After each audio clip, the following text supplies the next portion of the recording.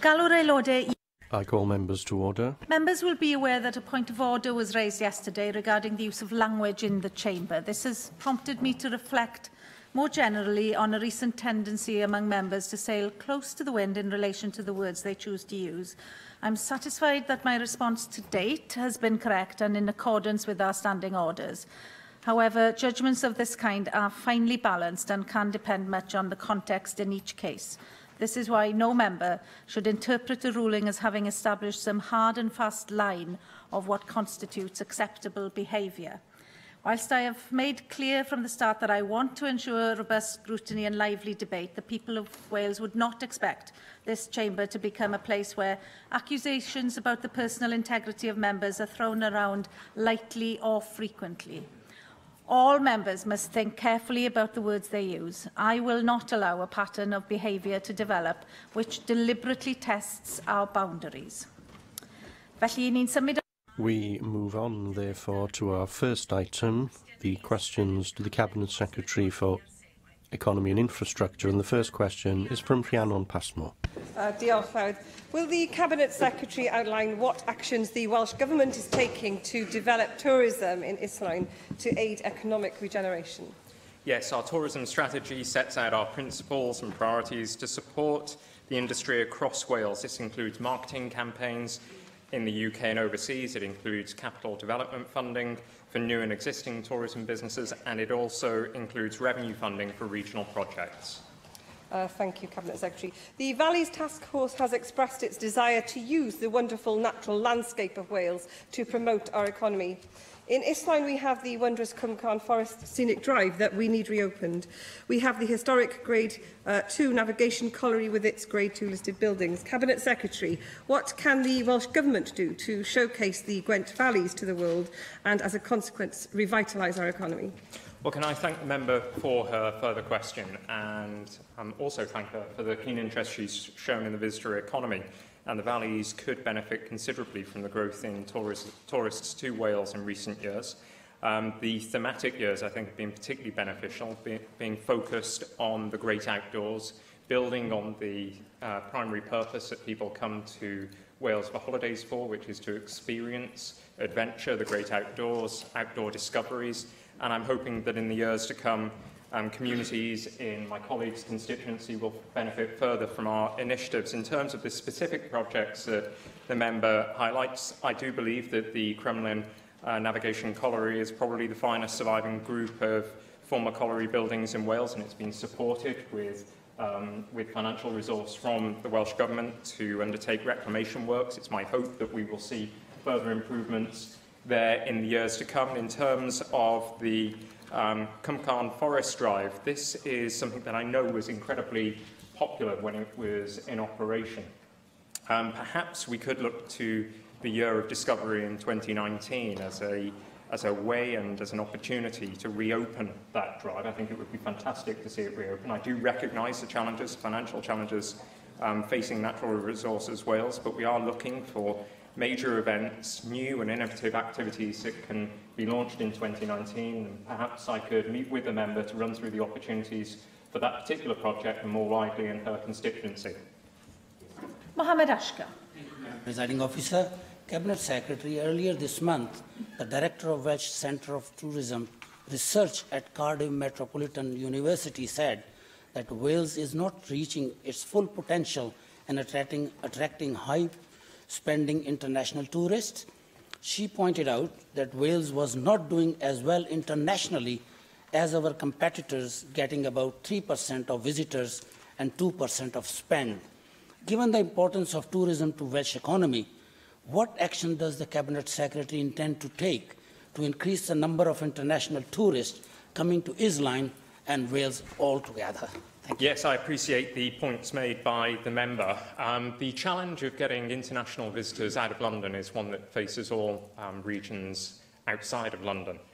Wales is not unique in that regard, but we have redoubled our efforts to attract visitors to Wales, and the results, I think, are quite impressive in terms of all types of visits. We saw an increase of 15% last year on the previous year. In terms of day visits, we've seen numbers increase to above 103 million last year. And in terms of international visitors, trips were up last year by 10.8% compared on the year before. In terms of spend, which is really what matters to businesses in the visitor economy, the sums that were spent increased by more than 8%. It's now a fact that when visitors come to Wales on day trips, they now spend more per head than is the UK average. But we don't want to rest there. We want to continue to attract more international visitors to Wales, and that's why we're increasing our marketing activities, making sure that we attend more travel expos abroad, bring in more tourism experts and travel writers on familiarity trips to get more people interested in the incredible offer that we have in our country. Question 2, Angela. Question 2, Angela Burns. Good afternoon, Cabinet Secretary. Will you outline the Welsh Government's plans to promote economic development in West Wales during the 5th Assembly?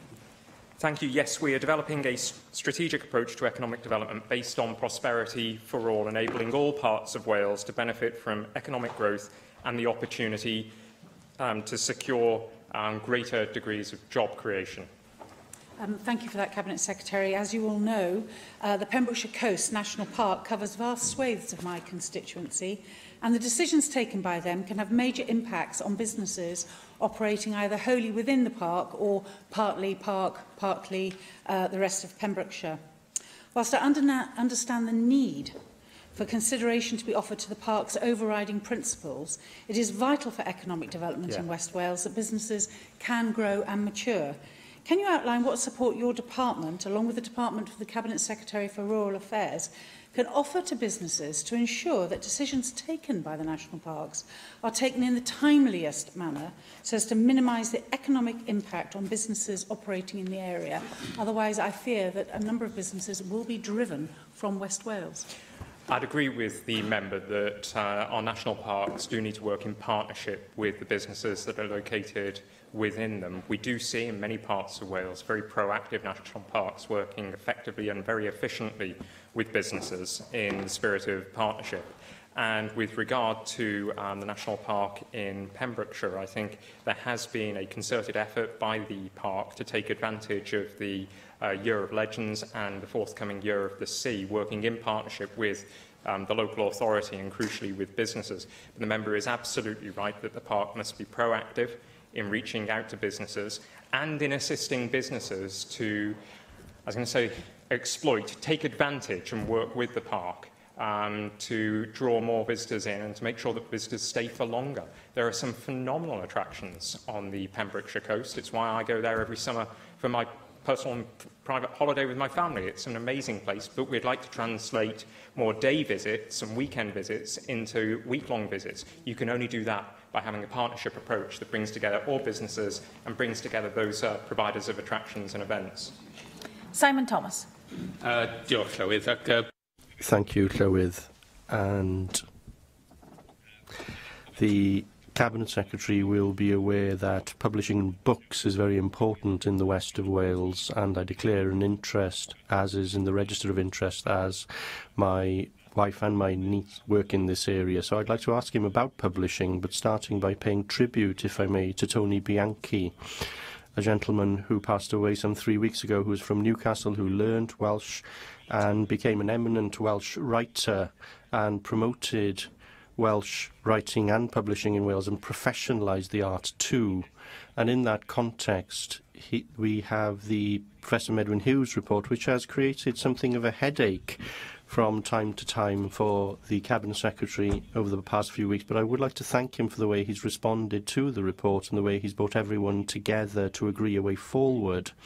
And can I ask him specifically whether he will ensure, as we are in a situation where the people who are impacted are seen to be criticised or in the report are raising their voices, will he also listen to those people who are slightly less vocal but do want to work with him and everyone in the area to secure a prosperous future for publishing in Wales? Can I thank Simon Thomas for his question? And Simon makes an important point that we should all behave responsibly and fairly when we respond to a report of this nature. But can I also pay tribute to Tony Bianchi and the incredible work that he produced and also his commitment to Welsh literature. His passing is very much missed, I'm sure, not just in my colleague's constituency and region, but right across the country and beyond, given the reach that his work had. I think in terms of publishing, the report was designed and is designed to strengthen literature and publishing in Wales. And now that it has been produced, I think it's important that all interested bodies work together to ensure that all interested bodies become strengthened in their respective areas and deliver better what they have been delivering well to date. The Arts Council, the Welsh Books Council, Literature Wales, they all have delivered magnificent events, services and activities and do an incredible amount to promote publishing. I want to make sure that these bodies go on strengthening and flourishing in the future. I'll call on the party spokespeople to ask their questions of the Cabinet Secretary. Plaid Cymru spokesperson Adam Price. Thank you, Llywydd. Cabinet Secretary, in November last year, you told the Economy, Infrastructure and Skills Committee that the First Minister has said he expects the economic strategy to be with him by the spring of 2017. Earlier this year, you said in plenary that you had to wait until the UK's industrial strategy had been published in January. On February the 8th, a government amendment to debate on the economy noted the Welsh Government's plan to publish a cross-cutting strategy to support economic growth later in the spring. The First Minister on May the 16th, in response to a question by David Rees, said, "We intend to publish our strategic approach to building prosperity for all before the summer recess." And finally, just a couple of weeks ago, Cabinet Secretary, on July the 3rd, at the External Affairs Committee, you said you would publish this strategy in this term. Cabinet Secretary, this is the last day of term. Where's the strategy? I'm pleased to be able to inform the member that the cross-cutting strategy, Prosperity for All, was approved by Cabinet this week. It has been completed. It will be published early in the autumn upon return of this Assembly. And over the summer, we will be engaging in extensive stakeholder engagement programme to further refine the work that may stem in action after the strategy has been published.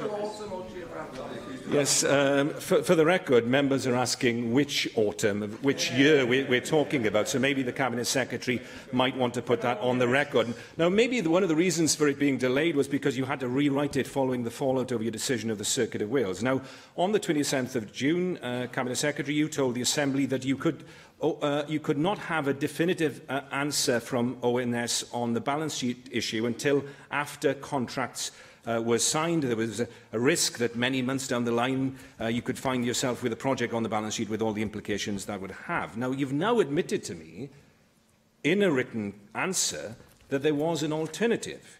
You could have asked for a provisional ruling from ONS. Why didn't you? Can I first of all thank the member for his good humour, this being the last opportunity that he will have in this current term to question me. Can I also thank him for the 12 months that we've had of grilling and probing and having me on the rack, during which time we have disagreed on a number of occasions, but I hope we have been able to agree on a number of subjects as well. I recognise the member's deep belief in the Circuit of Wales project, and I also recognise his disappointment that we were unable to support it. It would have been wholly irresponsible to have taken it forward on the basis of the risk that was presented. Provisional, and in terms of the point that the member makes, provisional advice on potential developments can be sought from the ONS, but that should only be when contractual documentation is in a near final form and following a decision in principle to offer government support.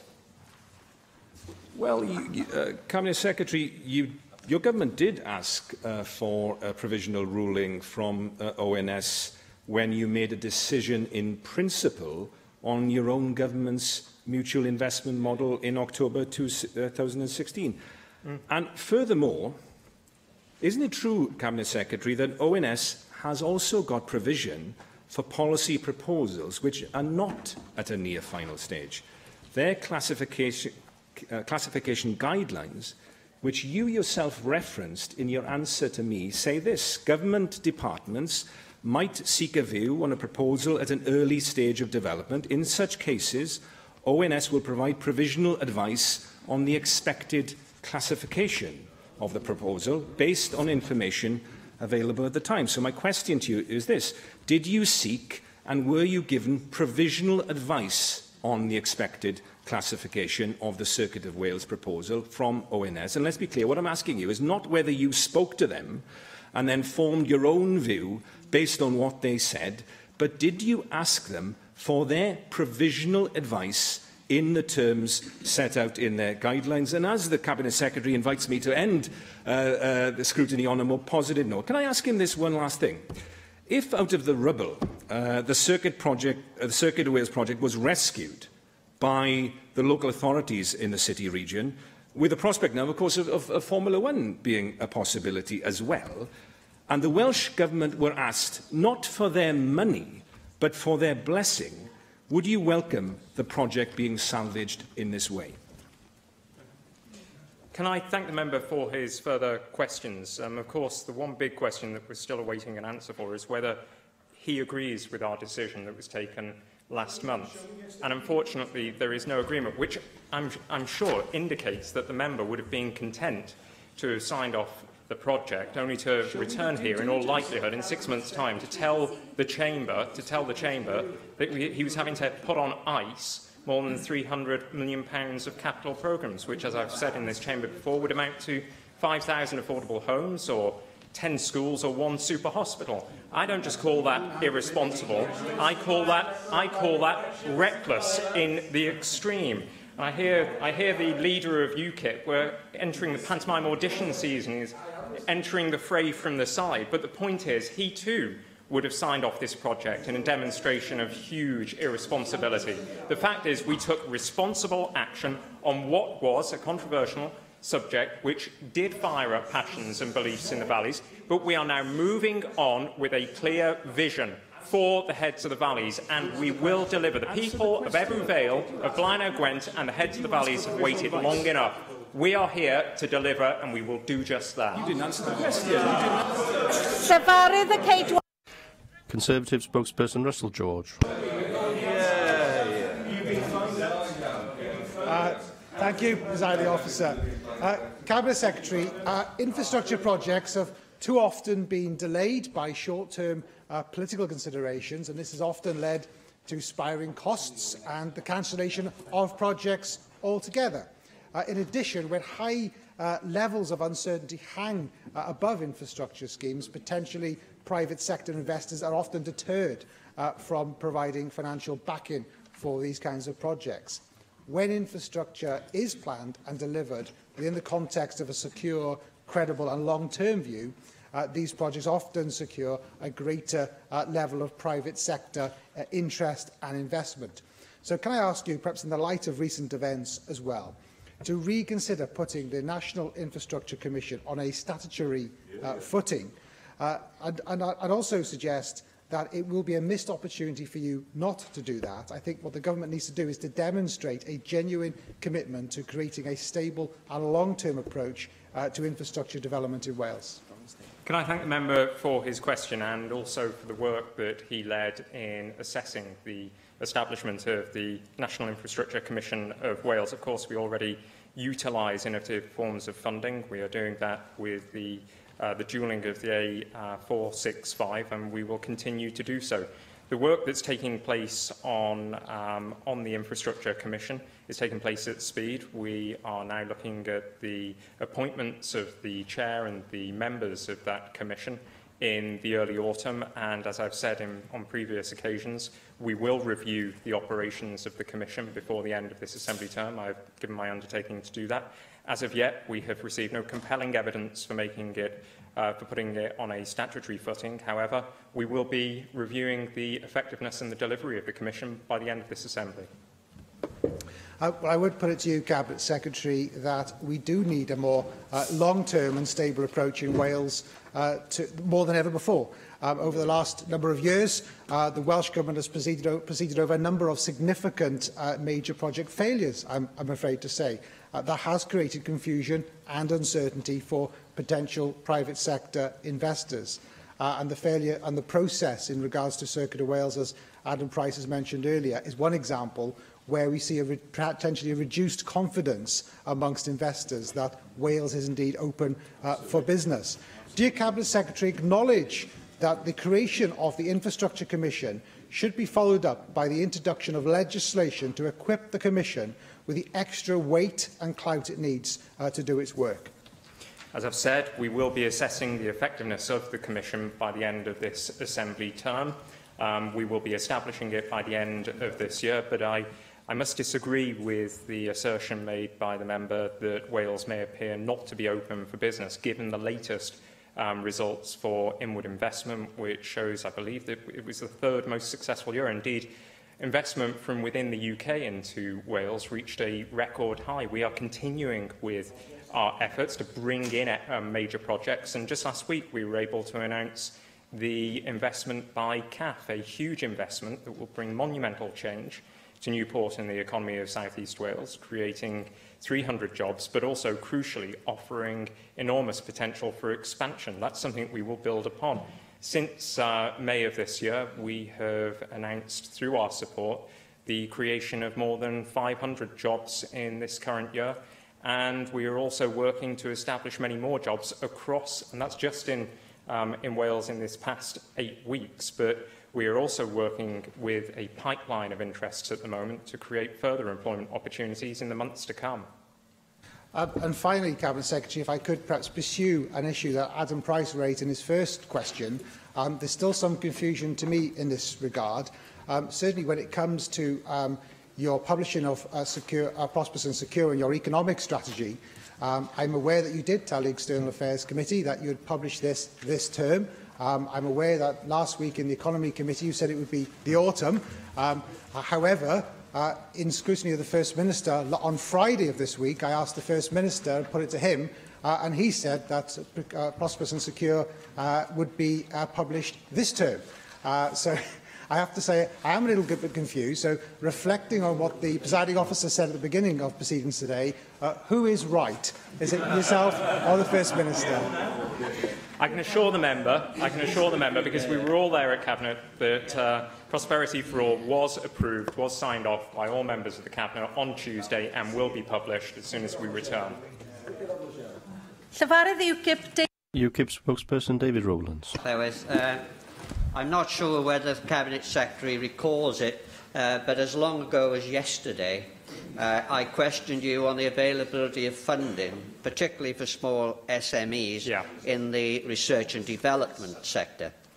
In evidence to the EIS Committee last week, you indicated that the Development Bank of Wales would be moving away from direct grants to repayable loans. Do you not think that this would present a particular obstacle to such companies, as these may not see the financial benefits of their research for many years? Well, there is a need to balance direct support in the form of grants with repayable loans, because repayable loans offer an evergreen approach that can recycle investments into other businesses. But I do take the point that the member raises, which is that repayable loans is not the answer, not the best means of supporting all businesses, and for that reason we will maintain other forms of direct support, be it grants or indeed advice through Business Wales and the Development Bank itself. Well, forgive me if I show some continuing frustration, Cabinet Minister, but my personal involvement with a constituent who is seeking funding for what seems to be a project which fits all the Welsh Government criteria, in that it involves cutting-edge nanotechnology, will have a hugely beneficial environmental impact and has massive growth potential. And yet, although some funding has been made available through his engagement with both Bangor and Swansea University, I have seen first-hand how difficult it is to access further funding to take this product to fruition. Surely, Cabinet Minister, if Wales is to succeed in its aspirations to become a world leader in this environmentally friendly technology, we have to have the funding processes which will allow this to happen. We do indeed. Research funding is absolutely crucial, and that's why we've been very clear that any research funding that could potentially be lost when we exit the EU is made good by the UK government. In terms of the specific company that the member mentions. It's not clear whether they have an account manager within Business Wales to support them, but I would gladly make contact with the company if the member can provide details of it and ensure that Business Wales are there to give support and to signpost the company to the best method of financing their product so it can reach market. Thank you. Question 3, Steph. Question 3, Steffan Lewis. Cabinet Secretary make a statement on Welsh Government plans for economic development in the South Wales Valleys. Yes, tomorrow we will publish Our Valleys, Our Future, a high-level plan for action building on the work of the Valleys Task Force. And in addition to this, we will continue to invest in infrastructure improvements, in skills and the general environment for business across the South Wales Valleys. Thank the Cabinet Secretary for his answer, and I'm sure he'll agree with me that the industrial and manufacturing heritage of the valleys is not something that should be confined to its past, but should be central to its future as well. And we've got particular challenges facing us in terms of R&D and productivity. And I hope that he won't underestimate the potential for Welsh Government to make meaningful interventions that can transform the economic prospects of that region. Last month, the Scottish Government announced that it was going to create a National Manufacturing Institute in Scotland based on the very successful Advanced Manufacturing Centre in Sheffield. The one in Sheffield has 100 private partners plus, and it supports very high-skilled and high-paid jobs in that region. So now that he's got a little bit more time to tinker with his economic strategy over the summer, I wonder if he will look into the merits of creating a niche manufacturing institute, and of course that should be located in the South Wales Valleys. Oh, I'm very pleased to say to the member that I've already done it. In fact, I announced last week that the Advanced Manufacturing Institute, based on the AMRC in Sheffield, which will be delivered with the University of Sheffield and universities in Wales, is being built. I approved the funding for the first phase of the institute just last week. It's also my vision that as part of the technology park that we'll be developing in Ebbw Vale, that we will see an Advanced Manufacturing Centre of Excellence configured there as well. The model of the AMRC is already proven. Institutions and businesses have access to £500 million worth of research equipment. That's why the model is so attractive. The AMRI in North Wales will build on that model, and I was also able to reveal that, according to the business case, the AMRI in North Wales will have an economic impact of up to £4 billion GVA in the next 20 years. I want to make sure that we replicate that sort of model of success in the South Wales Valleys. David Melding. Thank you, Presiding Officer. I look forward to scrutinising in this chamber Our Valleys, Our Future, because we certainly need a transformative vision for the valleys.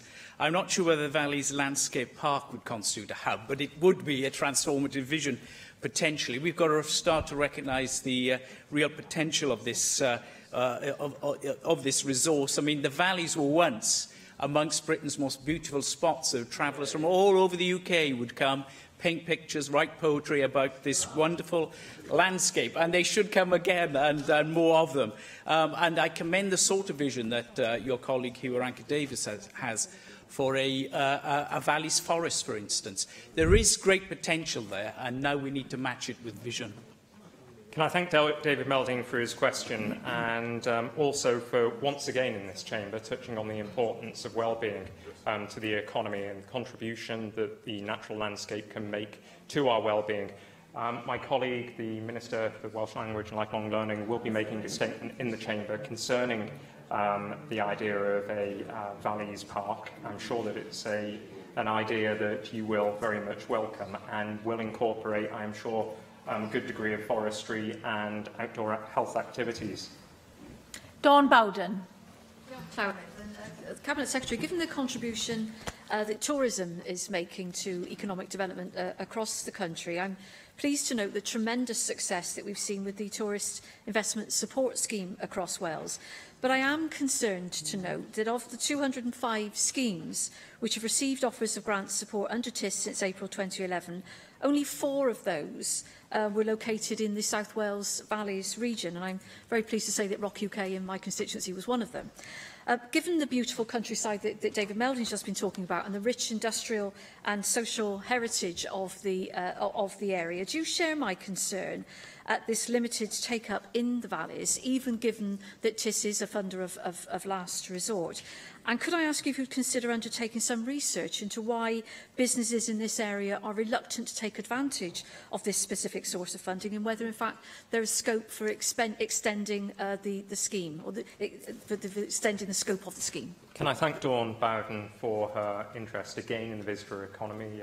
Dawn has recognised regularly in this chamber the value that tourism can make to communities in her constituency, and I do share her concerns about the number of projects funded through TIS that have actually been delivered in the communities that she's spoken about, and for that reason we've carried out a piece of work to understand why fewer businesses come forward in the valleys and in other areas of Wales. And as part of that work, we've also secured tourism funding from the Rural Development Programme, which will enable us to deliver a higher intervention rate to businesses, and my officials will be undertaking a scoping study and an engagement programme with a view of being able to develop more reputation-changing, interesting, innovative, creative tourism attractions in the valleys communities. I think the members already identified one particular attraction that has proven to be quite game-changing within a community. There are many others.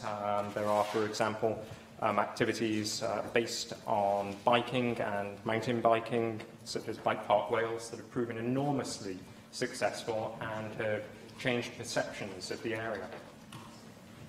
Question 4, Hannah Blythe. Question 4, Hannah Blythe. Cabinet Secretary provide an update on Welsh Government support for the hosting of major events in North Wales. Yes, this year we are supporting a range of sporting and cultural events in North Wales, including Focus Wales, Hijinks Unity Festival, Rawfest, the Good Life Experience and Wales Rally GB. We wish to attract more major international events to Wales and are in ongoing discussions with partners in North Wales to identify new opportunities.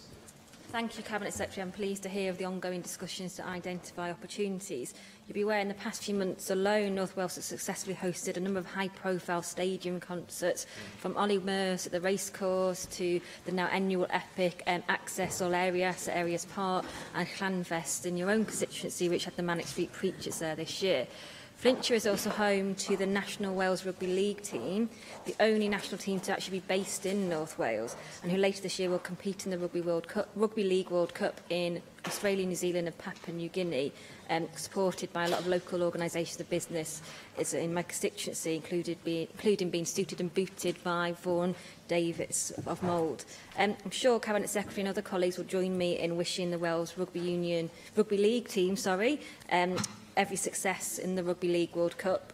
But I'm also aware from constituents and others that there's a growing public support for us to be able to host major events and teams in North Wales, along with the investment in infrastructure that is needed to expand our offer.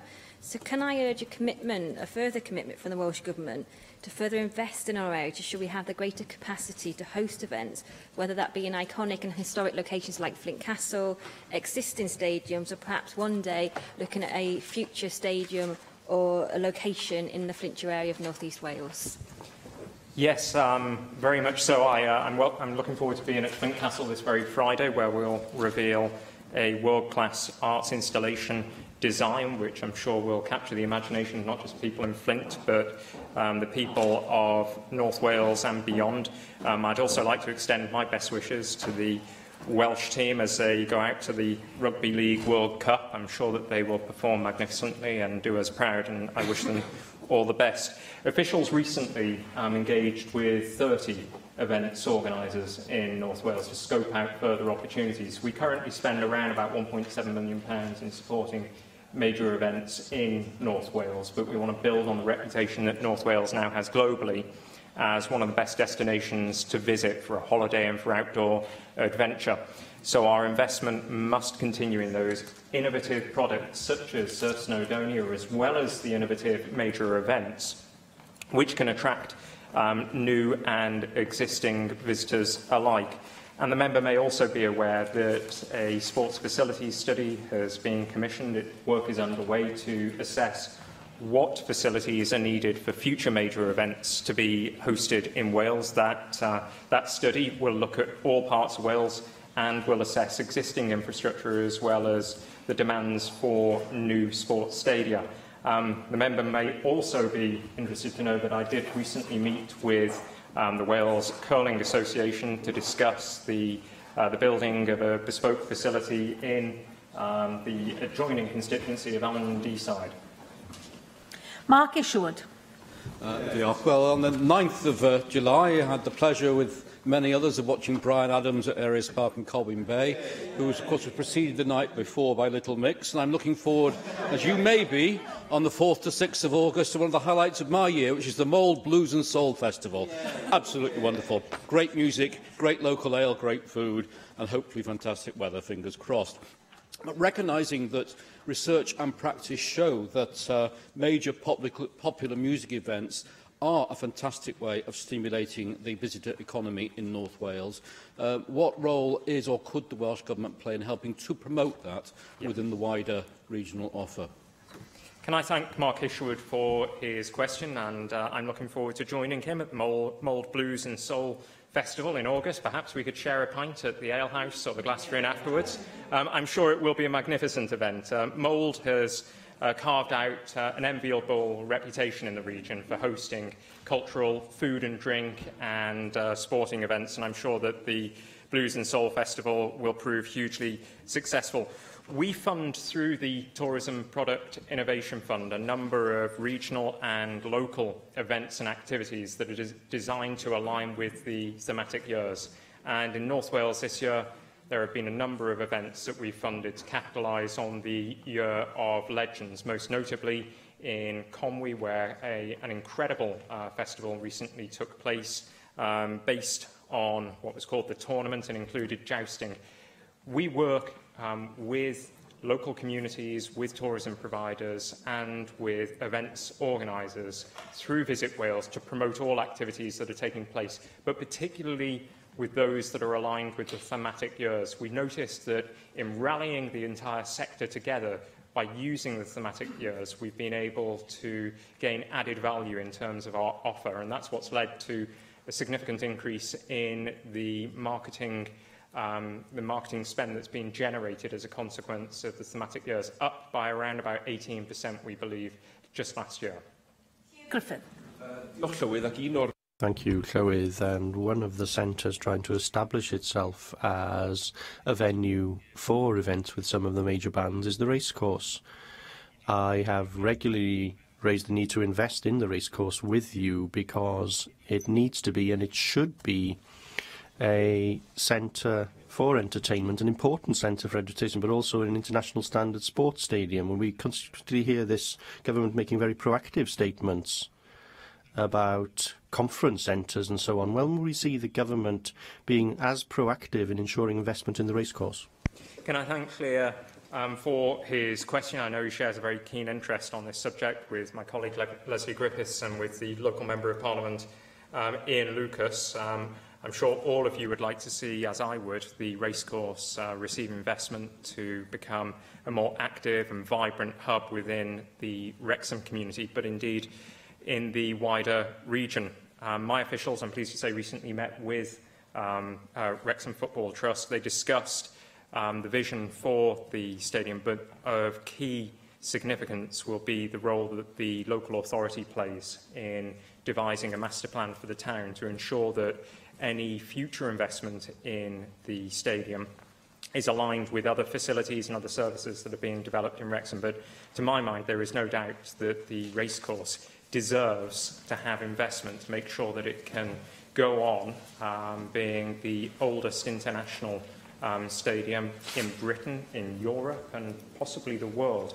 To do that, it will need further investment, and the further investment will only come as a consequence of a sound business case and a very clear vision, and that's exactly what, through my officials, we are now trying to draw together.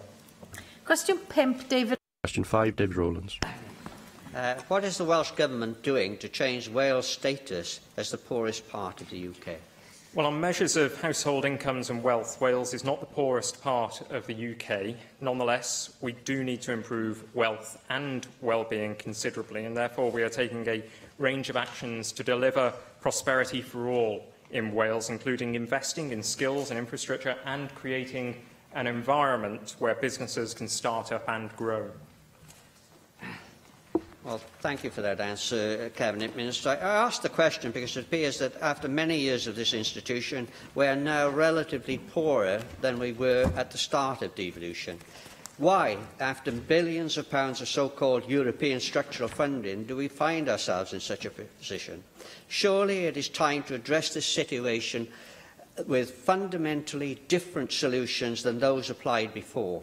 It is time for Wales to turn away from an economy dominated by the public sector to one which is a dynamic industrial powerhouse which competes with the best in the world. We have the resources, skills, hard-working, industrious population to make this happen. And I know the Cabinet Secretary possesses those very same attributes. So will he apply them to drive this new industrial revolution in Wales and put a stop to this endless cycle of poverty? Can I thank the member for his question, the keen interest he shows in this area and the passion with which he speaks about the need to grow wealth in the aggregate as well as at a community level, making sure that we spread prosperity more evenly across Wales. In terms of activities since devolution, well, Wales has had the 5th highest increase in GVA per head compared to the 12 UK countries and English regions. We've seen a record number of people enter into work. Unemployment is consistently at a very low rate. And we've seen the number of business births now rise to record levels. We know that there are we're just about touching on 100,000 businesses that are headquartered in Wales. But what we wish to see take place in the coming years is a move towards strengthening regional economies in Wales so that we can decentralise and deconcentrate investment.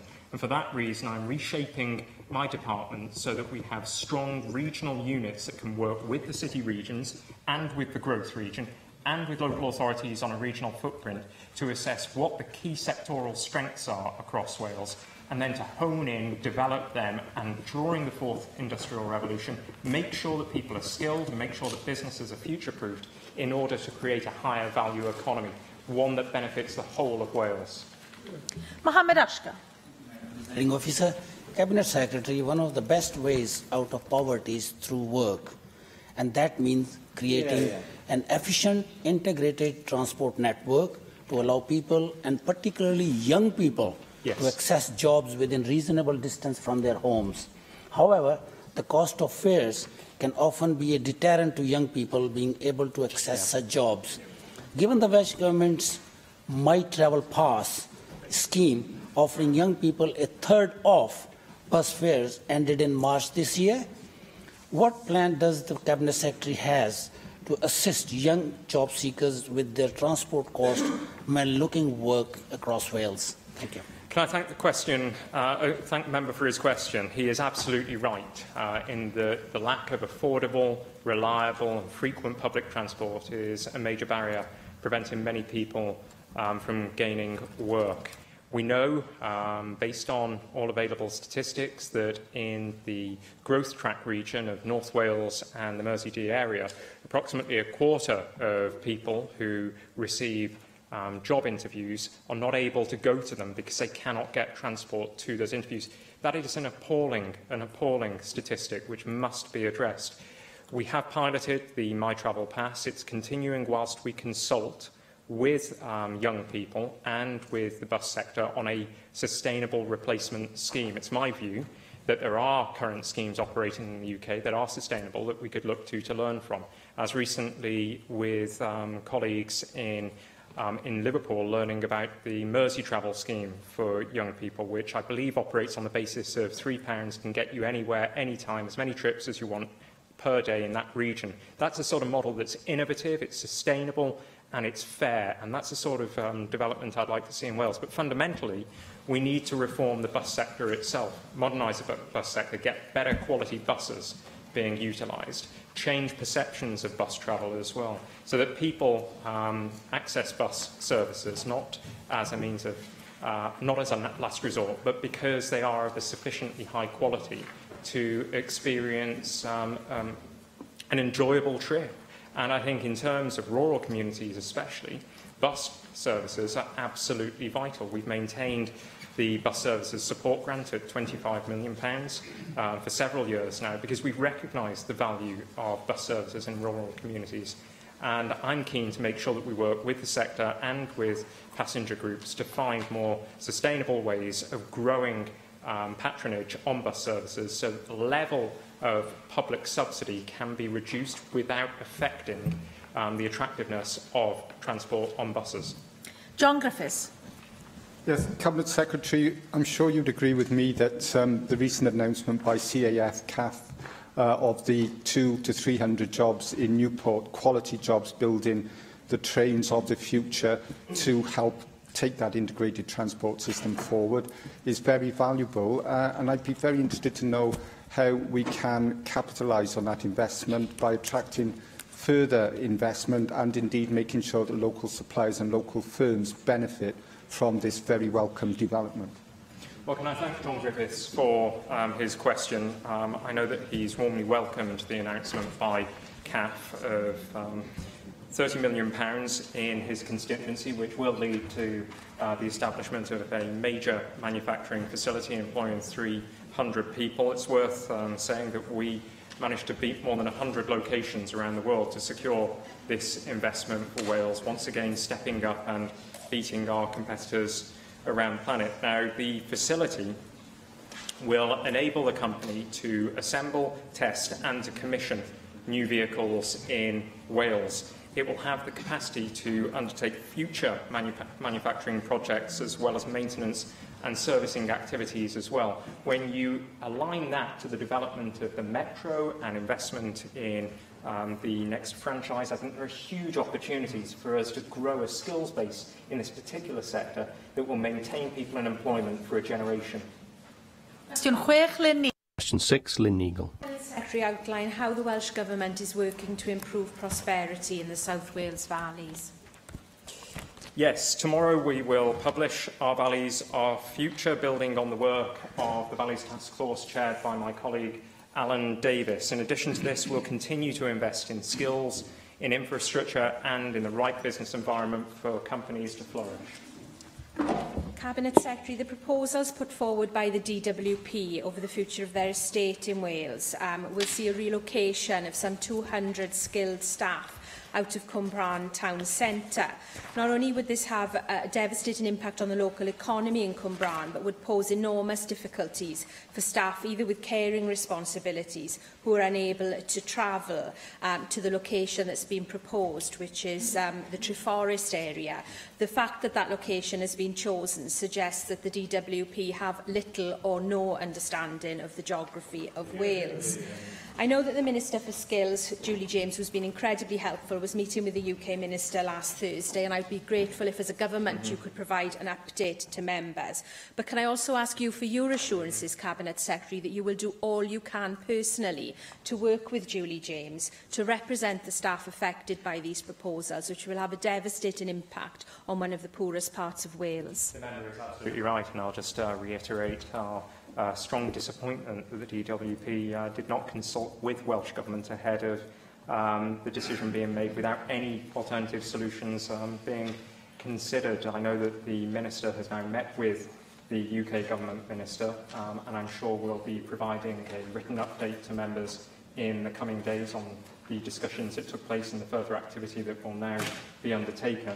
And I can assure the member as well that if any workers take redundancy, then we will offer REACT as a means of ensuring that people can get back into work without a lengthy period of unemployment. It's absolutely crucial that anyone affected by this who is left without work does not stay in unemployment for a long period of time, and we will help in every way possible.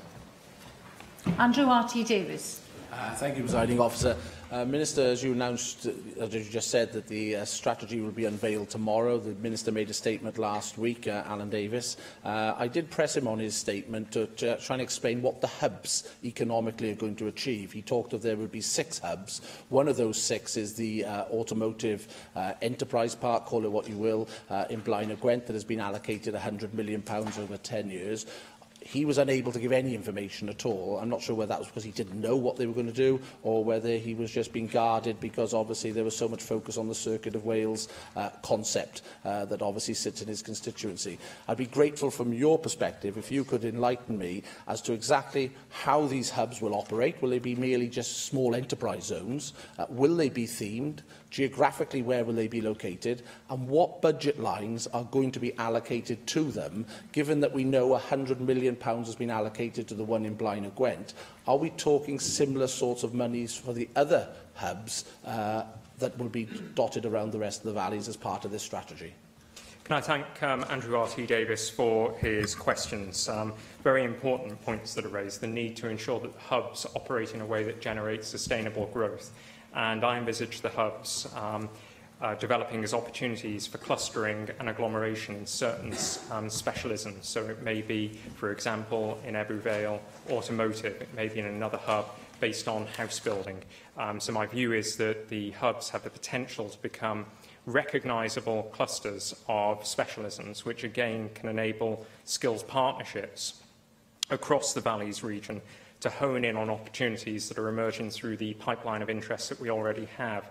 And the pipeline of interests that we already have will lead funding to be delivered on an on-demand basis. So any funding requirements will be drawn down from my department, potentially other departments, if it crosses subject boundaries.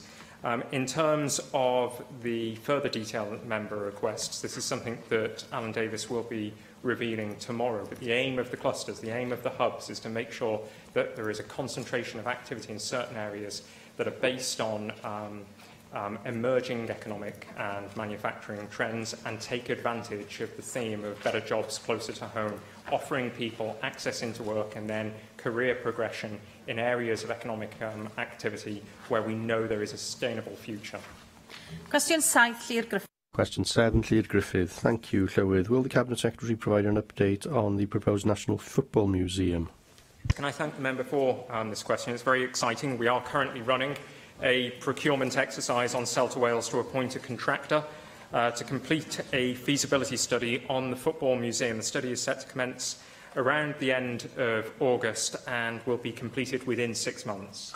Well, thank you for your answer, and I welcome, obviously, the commissioning of this study as a consequence of an agreement between the Government and Plaid Cymru, of course. But some people are asking the question whether there's a slight change in direction here, because the original commitment was to look into a football museum located in the north, whereas the feasibility study looks at a more general sporting museum, which potentially could be anywhere in Wales. Now, some people are worried that North East Wales might lose out. I just assure the member that the specification does state that the preferred location is in Wrexham or elsewhere in North Wales. I think it's well recognised that North Wales would do well to have a sports museum or a football museum, a specialist football museum. It could potentially complement the football museum that exists in Manchester. Given that it's a live procurement, there's a limited amount that I can say on this, but we have honoured the agreement that we reached, and I'm excited about this piece of work. I think it could produce a very, very enticing idea that we would be keen to deliver, provided the feasibility study makes it an affordable one. Mark Isherwood. Well, on a similar theme, and I've also had similar concern raised with me regarding the feasibility study, the procurement document you referred to, which does, I'm told, talk of being a sports museum in Wales, so I'm reassured by your comments. But do you agree it is important that what comes out of this ensures that the North East is recognised for its pioneering role in promoting what's become, well, for many, the national sport? Some might argue rugby union, but many others football. Recognising that this club started in 1872 is where the first international match was played in Wales, where the FA Association of Wales was formed, and home, of course, to one of the world's oldest football clubs? Yes, absolutely. Wrexham AFC have an incredible history that deserves to be recognised and promoted. I can also assure members, because I heard just on opposition benches then concerns expressed about whether this would be a National Museum of Wales or just a football museum. We will be engaging the National Museum of Wales in discussions and deliberations as part of the feasibility study. And in terms of Wrexham AFC and football as a whole is concerned, North East Wales has a very proud heritage in the sport. Many of us from that part of Wales would consider it to be certainly one of the national sports, probably the one that was most widely played by us when we were growing up, and we're keen to make sure that any investment in a facility such as this serves to inspire people as well as to capture the past and to inspire people to go on to be very successful in football in the future. Diolch i'r ysgrifennydd. Thank you, Cabinet Secretary. The next item, therefore, is questions to the Cabinet Secretary for Health, Wellbeing and Sport. And the first question is from Prina Bjorwerth. Thank you. Will the Cabinet Secretary make a statement on the number of patients referred for orthopaedic treatment in North Wales? Thank you for the question. There has been a significant increase in orthopaedic referrals in Betty Cadwallader over the last 4 years, and capacity has not met demand. The local health board is taking a range of measures to deal with the increase, including the use of various triage services, such as physiotherapists and GP practices and lifestyle and weight management clinics, in line with the recommendations of the Planned Care programme. Over 1,200 patients are waiting longer than a year for treatment in North Wales, and that is unacceptable. I hope that you would agree with that. A recent paper from the board on developing orthopaedic services emphasises the need for more training places in order to provide the necessary workforce to create a sustainable service that can meet reasonable targets. Isn't the statement that you made yesterday that there is no case for establishing a medical school in North Wales go entirely contrary to the spirit of that paper and runs contrary to what was said in the recent Health Committee report? Of course, a medical school cannot be established overnight, but your pledge to have more students spending more time in the north, as if it were some far-flung country, clearly isn't enough. So when are you going to show some ambition on this issue and set a target so that we can start to move towards it? Thank you for the follow-up questions. I do agree that long waits are unacceptable. There's a real challenge for Betty Cadwallader in actually delivering property capacity and demand within its services. We know that there's likely to be more demand as we move forward. That's why they have to take a range of measures. And the initial orthopaedic plan they had at board wasn't endorsed because there's still further work to do on it. There's a challenge here about a range of our services, not just specialist services, but elective services as well, in understanding how we use properly the capacity we have and in reconfiguring that capacity to make better use of it. I think the link that you attempt to draw between a decision over a medical school and the ability to recruit enough staff to work within a different model. I don't accept that there is a direct link in the way in which you try to present it. The decision that I announced yesterday was meeting the commitment that I gave to the Assembly to give that indication before recess, and deliberately done so before questions today to make sure there are opportunities to have this debate within the Chamber. But the Health Committee report did not say that there should be a medical school in North Wales. It made a number of points that I do take seriously about the case to be made to make sure that training across the country takes place and where those medical education places are actually provided. That includes a proper conversation with the two medical schools about where their students are housed and where they undertake their medical education. And as indicated in my statement yesterday, I do think there is a proper case to take forward to ensure that more people undertake medical education within North Wales. So there has to be a proper partnership carried forward between Bangor, Cardiff and Swansea universities and the National Health Service to make sure we do deliver more places for medical education to take place. And that must take place regardless of any expansion in numbers. Because if I were to try and tell you and other people this will only take place if there is an expansion in numbers of medical education, it would be the wrong signal to give. I think it's about our current cohort. We think about how we use how we provide the opportunity for more of those people to undertake their education in different settings.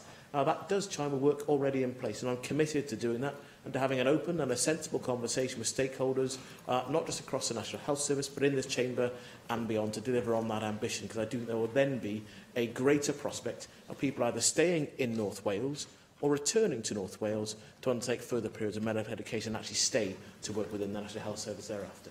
Janet Finch-Saunders. Thank you, and thank you to the member from Ynys Môn for raising this once again in this chamber.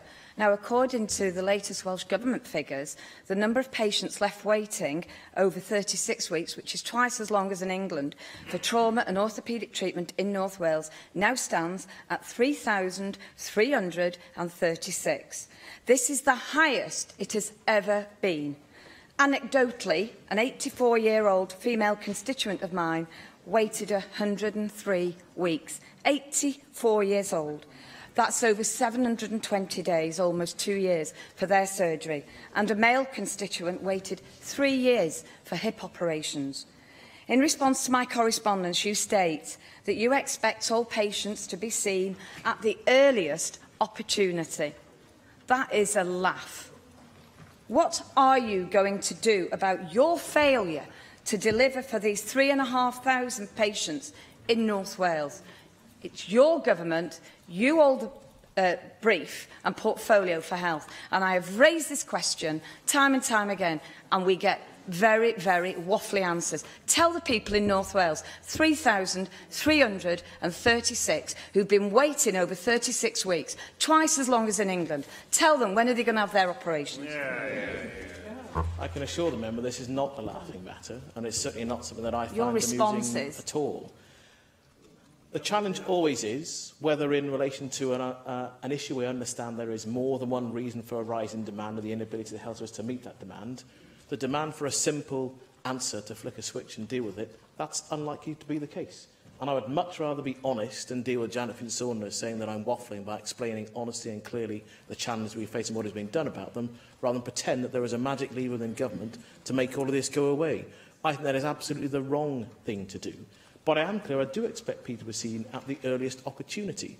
And that is why I'm very clear, not just to herself, but to other members in the chamber across other parties too, that I do think the waiting times within North Wales are unacceptable.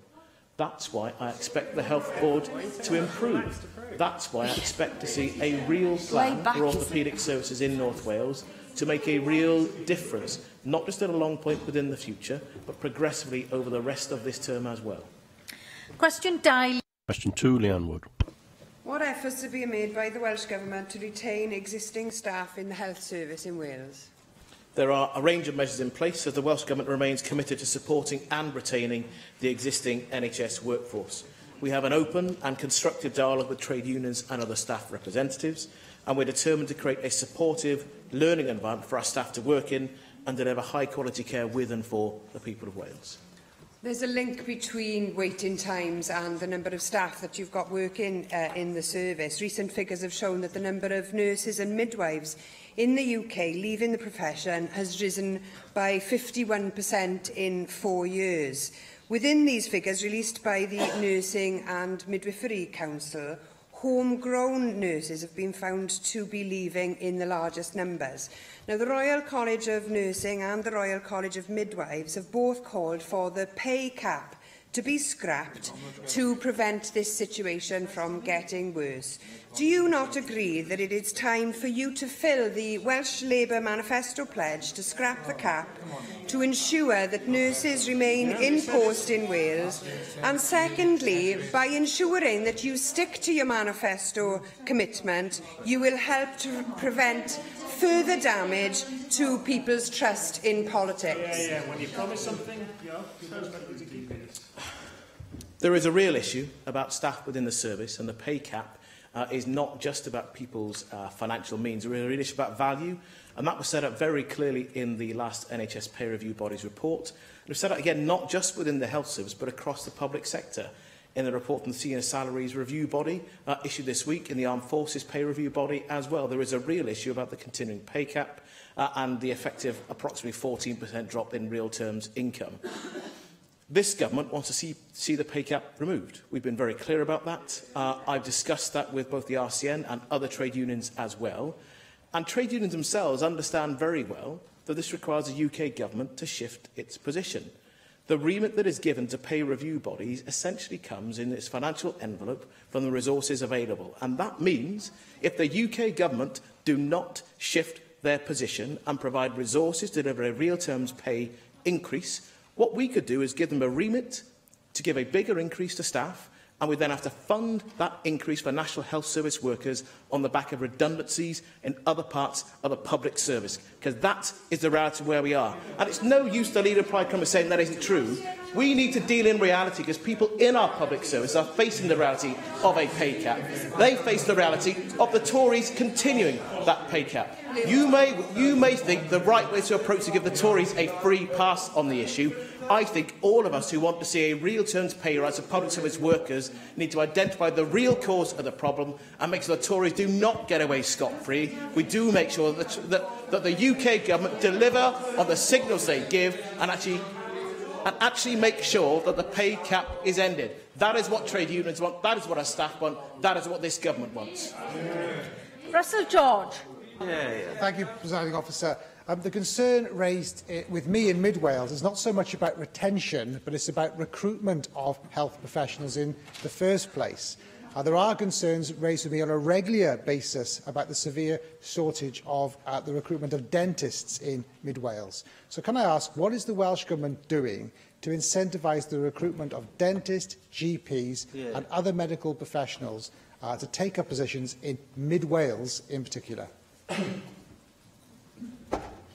Well, in terms of reviewing and understanding the recruitment across Mid Wales and in fact every other part of Wales, health boards themselves within their MTPs are supposed to be able to plan for the workforce. We are taking forward measures to more properly understand the needs of the workforce and our training and education requirements. That'll get taken forward with the introduction of Health, Education and Improvement Wales. That's part of the picture. But the general picture of recruitment is also affected by the issues we just discussed with the Leader of Plaid Cymru about the continuing pay cap. That is a real issue about how people are valued. The way in which our services work is also a particular challenge for us as well. To try to pretend there is one single issue to resolve all of these just means that a politician may have an easy answer to give, but will not deal with the issue that public servants face or that our communities face. The other aspect in the recruitment that none of us should forget is the onrushing juggernaut of Brexit. If we don't have a proper deal about what this will look like, those European Union staff who have already left, all parts of the service you refer to, those that are already considering leaving as well, that will make it worse, not better. And if we can't understand all of those issues have an impact in every single part of Wales, then we will fail to not just to understand the challenge, but actually have a proper answer to make sure we have a well-funded and well-resourced public health service, including, of course, the staff to actually undertake the work. Michelle Brown. Thank you, Presiding Officer. As has been pointed out in this chamber on numerous occasions, there's a nurse shortage in the NHS. This shortage has been getting progressively worse for years. And that's basically because both UK and Welsh governments have failed to ensure that there's sufficient nurse training places being funded to provide care for an ever-increasing population. What measures are you taking to increase the number of nurse training places in Wales? Well, I'm happy to confirm that this government has progressively increased the numbers of nurse training places within Wales. I announced in February this year another significant increase on the back of increases in the previous 2 years. If you went and spoke to the Royal College of Nurses or to Unison, as the trade unions representing the largest number of nurses in Wales, and they would recognise this government is increasing training places. In addition to the Train, Work, Live campaign we have introduced, working alongside stakeholders within the service. In addition to keeping the NHS bursary that we are proud to have kept, unlike the decision made across our border. This is a government that is serious about workforce planning, serious about working alongside staff representatives, and serious about having the staff to undertake the job to do. But that does require a different conversation about resources. And members from any party cannot simply point the finger at this government and say, make more resources available for the National Health Service, without then setting out which other part of public service and spending in Wales will have further cuts imposed upon them to do that. We already make incredibly painful choices to put extra resources into the National Health Service. I think our staff and our public deserve honesty in this debate, and that is what this government will do. Question Questions now from the party spokespeople. Welsh Conservative spokesperson Angela Burns. Cabinet Secretary, the interim parliamentary review on health and social care has highlighted that there remain significant barriers for good ideas and policies to translate fully throughout the whole of the NHS due to cultural resistance and a fear of failure. And there is a recognition, evidence-based, that a significant proportion of the public sector are often doing things without understanding what really works, and it stresses the need not to be afraid of failure but to learn from it, because this approach will allow for a far more innovative and open approach to change that can only have positive outcomes. Now, Cabinet Secretary, I'm sure you're aware that the Behavioural Insights team that works very closely with Westminster Government sets out to encourage the public sector to address change in a more similar way to the private sector. And what I was wondering, what I would like to know is, have you engaged with or considered engaging with organisations such as the Behavioural Insights team so that we can fully engineer effective and sustainable change throughout the Welsh NHS? Well, there is a serious point in the question that the member asks about our ability to change and reform public services by choice and understanding the choice that we'll be making in delivering a different service, rather than simply waiting for the service to be broken before we fix it. And I accept there are significant cultural challenges within every public service in there, including the health service. So part of our challenge is, as you correctly identify, looking at where that experience exists. We have work ongoing, and I am certainly prepared to listen to and for the service to engage with a range of different people, because actually delivering significant change in a large private sector employer isn't easy necessarily, and so there are insights for us to gain in the private and the public sector too, and that does not mean we surrender the values and the ethos of the service. We do need to understand how we deliver the change that is plainly required. Business process re-engineering is never easy to deliver, but the tactics of sort of nudge and leading and culture change are very well evidenced and have been used successfully in private and public sector. And I would urge the Cabinet Secretary to engage with organisations like that, because we can all learn, and there are good practices to learn from these kind of organisations. Now, whilst the Parliamentary Review team are also going to be working over the next few months to develop more of a detailed map to aid the identified direction of travel for the NHS and social care sectors, do you think that these sectors should continue with current plans for structural reform? And if you do, is there any government-led work to ensure that any divergence is minimised between proposed structural reform now and what the Parliamentary Review may say in the more longer term? This comes back to some of the conundrum that we discussed in actually setting up and agreeing the terms of reference for the Parliamentary Review. Not just yourselves, but the spokesperson of Plaid Cymru also raised the point about, will the review mean that you will stop doing things you need to do now and kick things into long grass?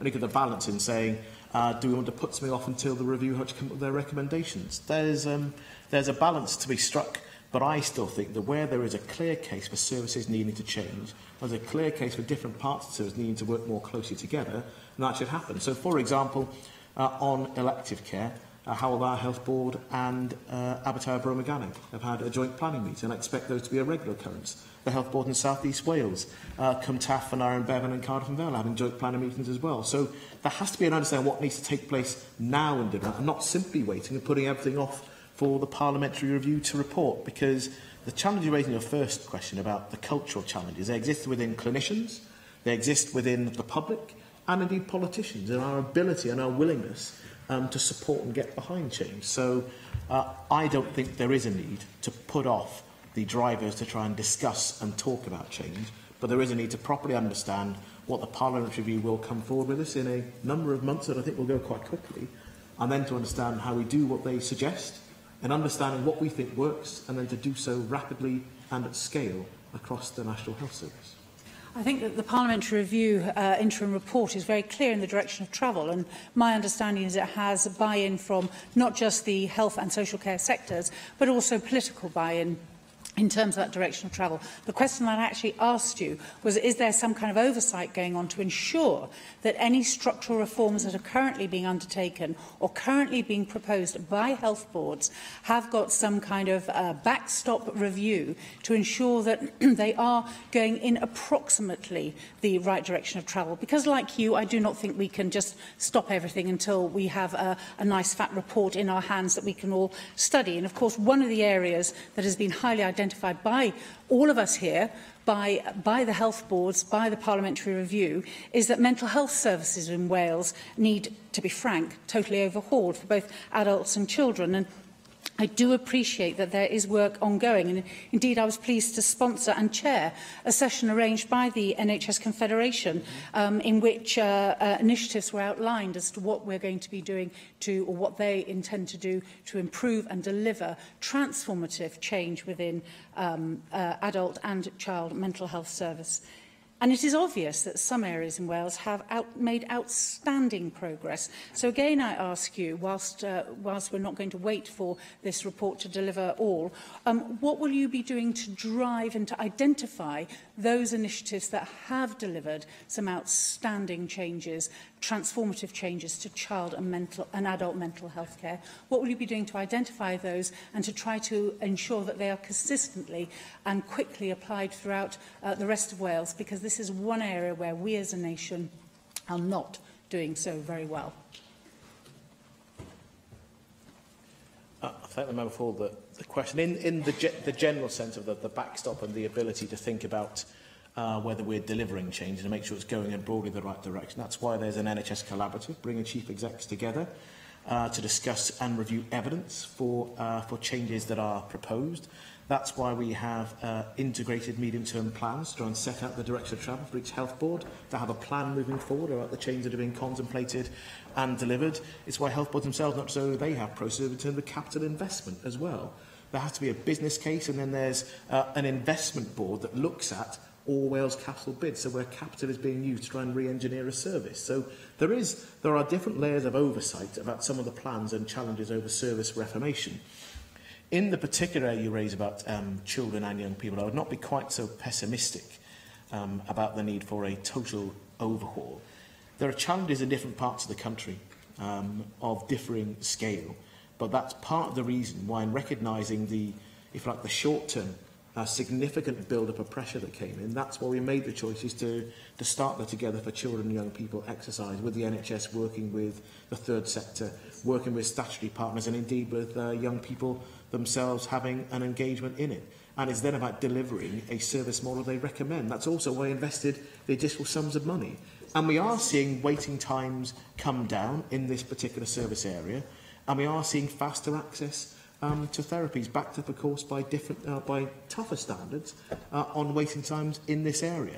But this is not a position where any of us should say we now have the perfect solution and the answer. The progress we've made is real. The reality is it is also real that there are still too many children and young people and their families who wait too long, and it's a constant process of reviewing where we are and what we need to do next. And that is already delivering transformative change within our service. But it isn't just the specialist end. It is about the broader services that wrap around families. And it is about, you're right, it is about the consistency of the ability to do that. That's why being reflective, having a national mechanism as well as a local mechanism to do so really matters. And it's also why we take the third sector and the voice of children and young people themselves seriously in designing and delivering our services. Llyfarydd Plaid Cymru, Rhina. Plaid Cymru spokesperson Rhina Piorbeth. On Monday, the Auditor General released a critical report about the behaviour of Cardiff and Vale regarding procurement and recruitment. Now, I understand that in response, NHS Wales's Chief Executive has written to LHBs to seek assurances about their processes. What's your hunch? Do you think this was a one-off? I think it is likely to have been a one-off, but part of the point about the Chief Executive writing to all health boards is to ensure that it has been a one-off. If there are other issues, then we want those to be uncovered and dealt with. Because the Wales Audit Office investigation revealed a picture that is simply not acceptable, not in line with the established processes and recommendations. And again, the Chief Executive's letter to every Chief Executive in NHS Wales makes very clear that we expect those standards to be strictly adhered to. The report itself highlighted what I think we're justified in calling nepotism when it came to procurement and recruitment. The Auditor General also noted it proved extremely difficult to obtain a clear position of the facts relating to the matters subject to audit. UHB officers and former officers provided conflicting and inconsistent accounts. There was a tendency for them to blame each other for the failings identified in the report. I could go on.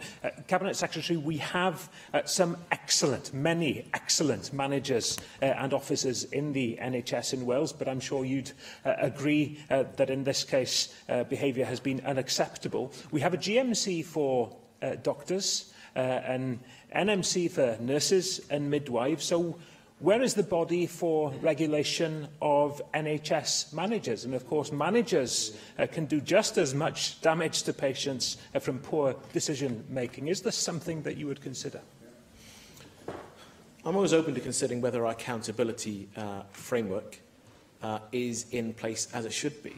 But this should work by the proper challenge of the board itself, those independent members, the non-exec members. And that's part of the challenge here in understanding what information was provided, how the information was not provided to the board. And I think the honest truth is that the people responsible for the choices in this particular report, as has been revealed by the Wales Audit Office report, which is an unusual step. It is unusual for a report to provide a like. So I do not think the Auditor General has provided a report like this before about NHS Wales. It's a bit more common in England, where procurement is a different beast. The challenge here is to make sure that we are clear about our expectations, clear about the accountability that must flow where people do get this wrong, and that is proper accountability. And I think actually the Health Board now, and I was encouraged by the response from the new Chief Executive, who again made clear that what had happened was not acceptable, won't be defended, and it's important there is confidence amongst the staff and the public about the process in place today and the expectation of behaviour today as well. You mentioned their accountability within the NHS and how the NHS itself seeks to better itself through its own governance. You have recently published a white paper on reforming NHS governance, and real concerns actually have been brought to my attention about some of the suggestions that are being made, certainly in relation to the replacement of CHCs with new arrangements, in particular the potential erosion of local knowledge and also a lack of assurance that there will be a continued real, strong patient's voice in any new proposals. But would you accept that a better way forward, perhaps, rather than reforming NHS governance now, would be initially to have an independent review of management across NHS Wales, highlighting and seeking to promote the undoubted good practice that we have, but whilst at the same time trying to root out the bad and using that as a basis for new legislation? Well, the white paper is a genuine consultation, so it really is open for people to express their views, and if they don't support the proposal, think about alternatives to improve the quality and governance and direction of the National Health Service. So this is not the government saying, we're asking you, but we've already made our minds up. It is a genuine consultation. On the point about whether there is now a case for an independent review of managers and management within the health service, I'd need to be persuaded that's the right thing to do. But if you think there is a compelling case to make, I'd be happy to consider representations that you provide on how that could add value over and above what we already have in place and over and above the professional expectations we could and should properly have for NHS senior managers and the operation of boards within the National Health Service. UKIP spokesperson Caroline Jones. Cabinet Secretary, the Second Wales Cancer Patient Experience Survey has once again highlighted the fact that many cancer patients still do not have a key worker. And while we have made progress, 14% of patients still don't have a key worker, and more than a quarter of patients said it was often difficult to contact the key worker. The survey also highlighted the benefits patients found in having a clinical nurse specialist, with the majority of the 81% of patients who had one stating that their treatment was greatly improved due to this. As a result, Macmillan Wales is calling for every person with cancer in Wales to have access to a clinical nurse specialist. Cabinet Secretary, do you support this view, and do you agree that the clinical nurse specialist should act as a key worker for Welsh cancer patients? We certainly want every patient where a clinical nurse specialist is appropriate to be part of their care to have one. The challenge about whether the clinical nurse specialist is the key worker, I think, is different, because for some people it need not be the clinical nurse specialist who acts the key worker, although in practice, in the great majority of cases, it is the clinical nurse specialist who undertakes that role. And there's been a significant improvement on people knowing who their key worker is. In the previous cancer patient survey in 2013, 66% of people knew who their allocated key worker was. In this survey, that's gone up to 86%. And again, this is a significant undertaking. Over 6,700 staff have given up their time to provide their view on a wide range of their own experience of cancer care. And it's as a result of this wide-ranging survey that we're able to understand the state of our current services, the areas where we've improved, and equally those areas where we still need to improve further in the future. Thank you for that answer, Cabinet Secretary. And staying with the Wales Cancer Patient Experience Survey, nearly a quarter of patients said that their GP didn't take their symptoms seriously before their diagnosis. In fact, 6% of patients stated they had to see their GP at least 5 times before being referred to hospital. As stated in the Cancer Delivery Plan, detecting cancer earlier makes it more likely that treatment can be curative, less intensive and less expensive. It is therefore vital that when someone presents with symptoms that could be caused by cancer, they are taken seriously. Unfortunately, we seem to operate in a model where we rule conditions in rather than out. We work up to the most serious rather than working back. So, Cabinet Secretary, what more can be done to improve early cancer diagnosis in primary care? I don't think the way in which you characterise the way that general practitioners approach their job is particularly fair. I do think there is a serious case, though, about improving the number and the quality of referrals. And this is a really big challenge for the health service, because the overwhelming majority of people referred in with suspected cancer are actually given the all clear. So we already have a significant undertaking where we're looking for the minority of people who are referred in who are then told that there is a form of cancer for them to be treated. And I think sometimes that's lost. It's also the case that the cancer referrals have gone up significantly in this last year. They're up 12% within this year alone. And it is about how we continue to improve the rate of referral, but also what the conversion rate is as well, because within health boards there are different referral rates, but also different conversion rates. And sorry for those who aren't aware, the conversion rate is the number of people who are referred in and then go on to be told that they have a particular cancer. That may be about the communities themselves. It may also be about the numbers of people and how and why they're being referred in. It's really important, again, that we have a properly reflective approach where general practitioners are able to talk to each other and other actors within the service to understand what is happening and the outcomes they're delivering for their patients. And I think it's got to be a properly reflective and supportive approach, as opposed to looking to say that there will be blame apportioned to GPs who are being told they're doing their job in the wrong way. I think that's unlikely to see the sort of reflective and positive approach that people want to take. And let's not forget, these are people who make a choice to go into medicine, to care for people, to help improve lives, and we need to help them to do their job, as well as being properly reflective on where that improvement is required. Thank you, Cabinet Secretary. And finally, less than half of cancer patients had the opportunity to discuss their needs, and only 18% of patients were offered a written care plan. Care plans are not only focused on healthcare needs, but they also pick up on emotional, financial and practical support. And less than half of Welsh patients were given information on financial support and benefits, or had the impact their cancer would have on their day-to-day life discussed with them. We need to improve the way we deal with the impact cancer has on the patient, not just on their physical health, but the broader aspects. So what is your government doing, Cabinet Secretary, to ensure that all patients are offered a written care plan which incorporates a holistic needs assessment? We set out clearly our expectations for improvement in the Cancer Delivery Plan. There's no dispute within the wide range of healthcare professionals in tertiary, secondary and primary care services of the need for improvement, or in the real value of having written care plans. And it is indeed because people see the whole person. So not just the particular direct impact of cancer in terms of treatment terms, and what that means for that person, their ability to work, their ability to live their life, to make different choices, and actually their prospects for the future.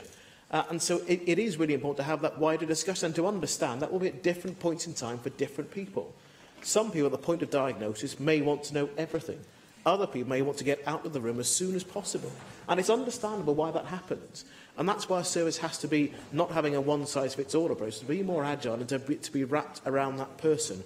And it also reiterates the need to have not just primary care and hospital-based care in a proper and constructive relationship with each other, but actually the real value of people in the third sector are able to support people in a different way, in a non-medicalised setting. But I do think that it's important not to lose sight of the fact that more people are being referred for cancer, more people are being treated for cancer, more people are treated in time for cancer, and more people have better outcomes. More people survive now than ever before. And actually the experience of care, 93% of people have a good experience of cancer care here in Wales. So more improvement required. I accept that completely, but let's not try and say that everything is bad here. We have many things to be very proud of. Question 3. Question 3, Julie Morgan. The Secretary provides an update on the extent of injuries caused by dog bites treated in Welsh hospitals. The latest published information for 2015-16 shows 525 hospital admissions across Wales for patients bitten or struck by a dog. I thank the Cabinet Secretary for that information. I understand from the Communication Workers Union that there have been 1,750 days lost by Royal Mail staff across the UK during the last year due to dog attacks, and there have been some terrible injuries to postal staff, including fractures, tendon damage and even amputations. So I'm grateful that we have those figures, those Wales-wide figures, because would he agree that having the figures from the Health Service will be a help in contributing to assessing the overall picture and informing the view of what actions need to be taken in order to address this growing problem? Yes, I do agree, and I want to pay tribute both to Julie Morgan and her constituent, Councillor Dilwar Ali, for the approach they've taken, not just in the individuals who affected his family, but actually in seeing a wider issue to campaign on and improve, both for members of the wider public, as well as, in particular, postal staff who are largely members of the CWU. This is not, if you like, a laughing matter where the postie gets a nip and that's just part of the job. Actually, this is a real and serious issue where people have real harm caused to them, not just physical harm, but actually someone's willingness and ability to do their job. And I know that the Postal Service spend a significant amount of time in trying to identify where there are likely to be dogs that are or are not controlled, and the ability to provide mail to that house and to make sure that workers are properly protected. So I'm happy that the Health Service provides information to help understand the scale and the nature of the problem, the cost of the public purse, the cost of the individual, and the improvement that all of us need to be a part of in making. And I know that politicians who wander around the country in elections have a small example of what postal workers undertake and the difficulties they face on a regular basis. Angela Burns. Indeed, Cabinet Secretary, you're talking to one of the politicians who suffered so only last May. I had a very bad bite on my hand, thanks to a random dog. Had outstanding service at Withybush Hospital A&E, who performed a lengthy but significant operation to repair my hand. But above all, I was able to return home, and for the rest of the week, I received a treatment 3 times a day from the acute response team. And indeed, numbers of my constituents have had the acute response teams respond to them. This is a time-limited acute nursing intervention to patients within the community to prevent them from having to stay within hospitals. And one of my constituents had septicemia and had the acute response team come out to him and look after him, I think 4 times a day, actually. Cabinet Secretary, could you just give us an overview about the acute response teams and what we might be able to do to promote their use throughout Wales, because they are a very good way of ensuring that people are not having to stay in beds, freeing up beds for other people, and in giving that community treatment in their homes where they want to be. But they wouldn't be able to stay there without such a great initiative as an acute response team, such as the one in Howdar. Well, it's a good example of the fact that within each of our health boards there are examples of real excellence, and the drives to have more care delivered closer to home, so people don't need to stay unnecessarily within a hospital setting. And again, the point that significant areas of activity that would previously been undertaken by doctors are now undertaken by different staff. And having a nurse-led intervention is a good example of that, and another example of the sort of reform we want to see in our service, delivered progressively, that isn't about bricks and mortar, but is about how we make better use of our staff in different settings. And I think it's what we need to develop an expectation within the public for, but I think there's a real desire amongst the staff themselves to design new models of care to do just that. Question 4, Mohammed Ashkar. Question 4, Mohammed Ashkar. What action will the Cabinet Secretary take to take to improve services for cancer patients in Wales in 2017, please? Thank you for the question. The Welsh Government's intentions were set out in November last year in the updated Cancer Delivery Plan for Wales. Through the National Implementation Group, there will be a focus on early diagnosis, and health boards will continue to prioritise cancer waiting times. Thank you very much for the reply, Cabinet Secretary. During the general election 2010, Labour promised to provide every cancer patient in Wales with a key worker by 2011. However, the recent Wales Cancer Patient Experience Survey found that 14% of respondents still do not have a key worker. Also, it is not mandatory for Public Health Wales to collect data on key workers. What action will the Cabinet Secretary take to ensure that this vital data is collected, and when does he expect that cancer patients in Wales will receive the level of care promised back in 2010?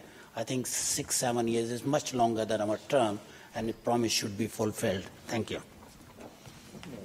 Well, in answer to the question from the UKIP spokesperson, I again indicated that from 2013, where 66% of cancer patients had a key worker on it, that's risen to 86% in the most recent survey. So significant progress, and yet more to do, as I previously indicated. Currently, the key worker information is held within the Cancer Information System, otherwise known as CANISC, and we do know that needs to be replaced. And so it should then make it easier to understand a range of these areas, rather than asking health boards to manually or to invent a different system to collect information on key workers. I'm interested in getting a proper approach to collect and allow us to interrogate that data in a meaningful way, not just about key workers, but on a number of other areas. So that work is being undertaken by the Wales Cancer Network and by officials across the government. So this is an area where I think we can be proud of the progress we've made. And as I say, and I regularly say, but we still recognise there is more for us to do. Dawn Bowden.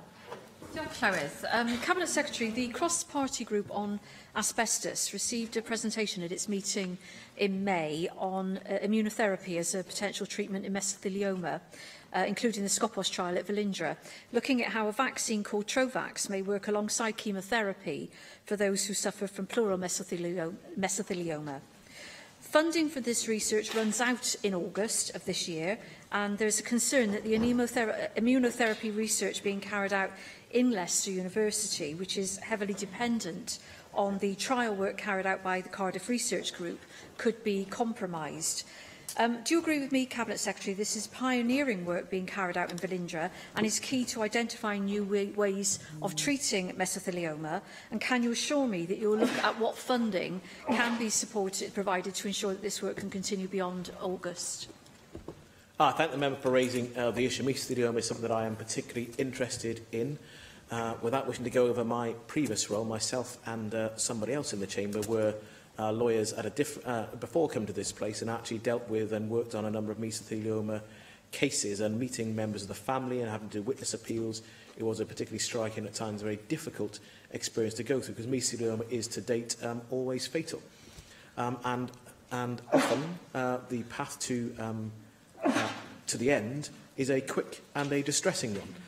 So I'm particularly interested in research to potentially not just extend life, potentially to save life as well.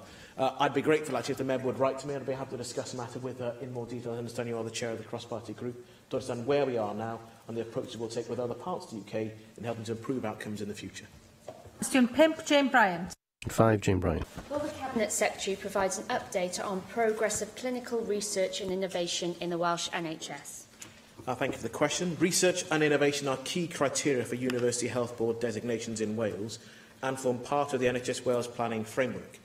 As a government, we've committed over £29 million in this financial year to continue our investment in high-quality research and technology-focused innovation within the NHS. Thank you, Cabinet Secretary. The Clinical Research Innovation Centre at St Woolas Hospital is an excellent example of investment by Aneurin Bevan Health Board, which allows researchers and staff to participate in groundbreaking research in areas including dementia, diabetes and cancer. Last year, over 17,000 participants participated in nearly 480 clinical research studies, which helps researchers develop new treatments and ensures that patients have access to those closer to home. What plans does the Cabinet Secretary have to work with the Centre, health boards and others to ensure that support and encouragement of patients, carers and staff fully embrace research and make it a core activity within the NHS in Wales? I thank the member for the question. I enjoyed my visits to your constituency to meet staff within the Aneurin Bevan University Health Board, and I was struck by the range of activity that was being undertaken. That's part of the £21 million that we fund through Health and Care Research Wales. The additional £8 million that I referred to in the 29 comes to the Efficiency Through Technology Fund.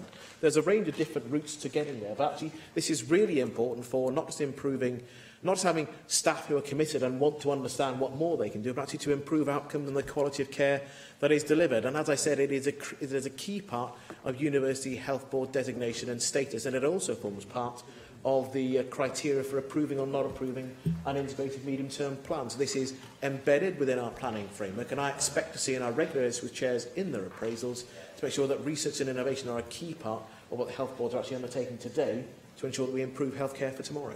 Nick Ramsey.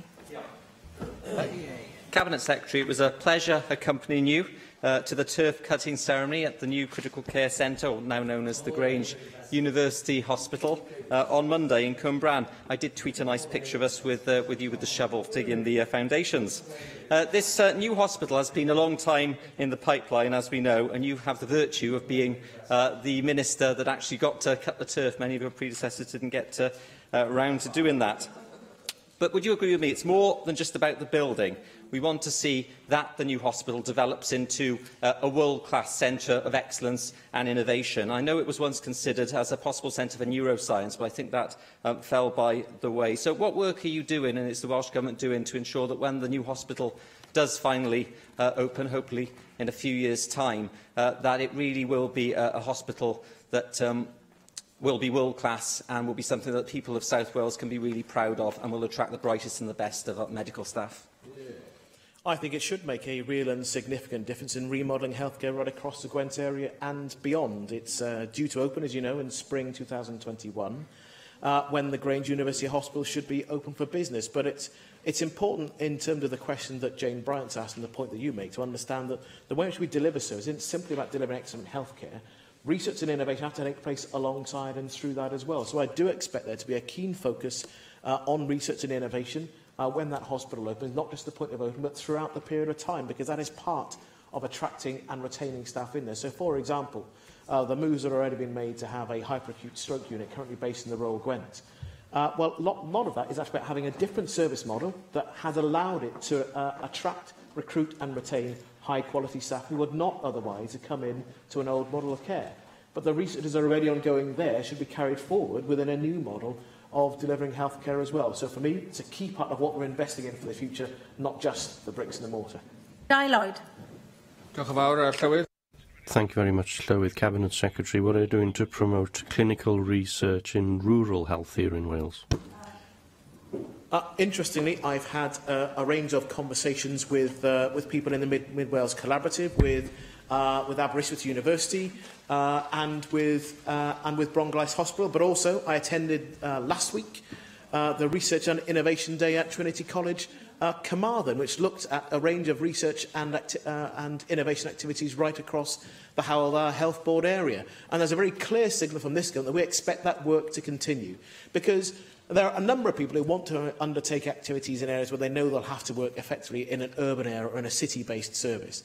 There are lots of other people who specifically want to work in rural medicine, and we need to make sure that our service doesn't just provide the services people who live in rural communities want to undertake, but that we understand what the best quality evidence is available about how to deliver that service safely and securely in a way that values the choices people make to live in rural communities to make sure they receive high-quality healthcare too. Question 6, Neil Hamilton. Question 6, Neil Hamilton. Will Cabinet Secretary make a statement on the current provision of general practices in Wales? Thank you. We are committed to high-quality general practice as a core part of a modern primary care service. Investment in general medical services will increase by £27 million in this financial year. This, together with the £40 million of primary care estates and our £43 million primary care fund, supports the ongoing provision of sustainable and high-quality general practice. Well, I'm grateful for that reply, but the Cabinet Secretary will know that the National Survey for Wales found that 39% of respondents find it difficult to make a convenient appointment to see a GP, and 62% overall were not satisfied with the service provided by the NHS in Wales. Since 2004, as a proportion of NHS funding, general practice has declined from 10% of the total to 8%. Admittedly, that's gone up recently. But the BMA say that in order to get to a satisfactory position, this should be 12% of what we currently spend on the NHS. So can the Cabinet Secretary give us an idea of what response he would make to the BMA about that figure? To be fair, this is the General Practice Committee of the BMA. I'm robustly confident that clinicians in secondary care would not wish to see a significant resource transfer between secondary and primary care, and that is an honest part of our challenge. As we increase money going into the health service, as I said, at a painful and significant cost to other parts of public spending activity here in Wales, when you think about how and where we'll invest that money, and the honest truth is that delivering services in secondary care is more expensive than delivering services in primary care. So even as we invest in trying to deliver more care closer to home, the example that Angela Burns gave earlier, that doesn't always have the same cost attached, for example, as the significant capital you need to invest in, for example, a new generation of radiologists. So there are honest choices to make here. What I'm determined to do is, as services move and are reconfigured, that funding is provided to make sure that service is properly and adequately resourced. I don't think it's helpful to try and stick to a percentage figure within the NHS budget as the aim and the objective. The aim and the objective must be to deliver the right care at the right time in the right place and with the right resources to allow people to do so. David Melding. Cabinet Secretary, when it comes to mental health services, there is evidence that good counselling services can prevent repeat GP attendances, and they have a proven track record of helping and managing and even alleviating mild to moderate symptoms. I do think this sort of innovation is something we need to see more of in the NHS, particularly if we want to retain more GPs, perhaps some of the older ones who are thinking about retirement, of which are quite a large number in Wales. This is just an example of how we can help balance the workload and use GPs at their best for the actual sharp end of the service that's required. I agree that we need to consider how we make best use of professionals within the service and outside the service as well.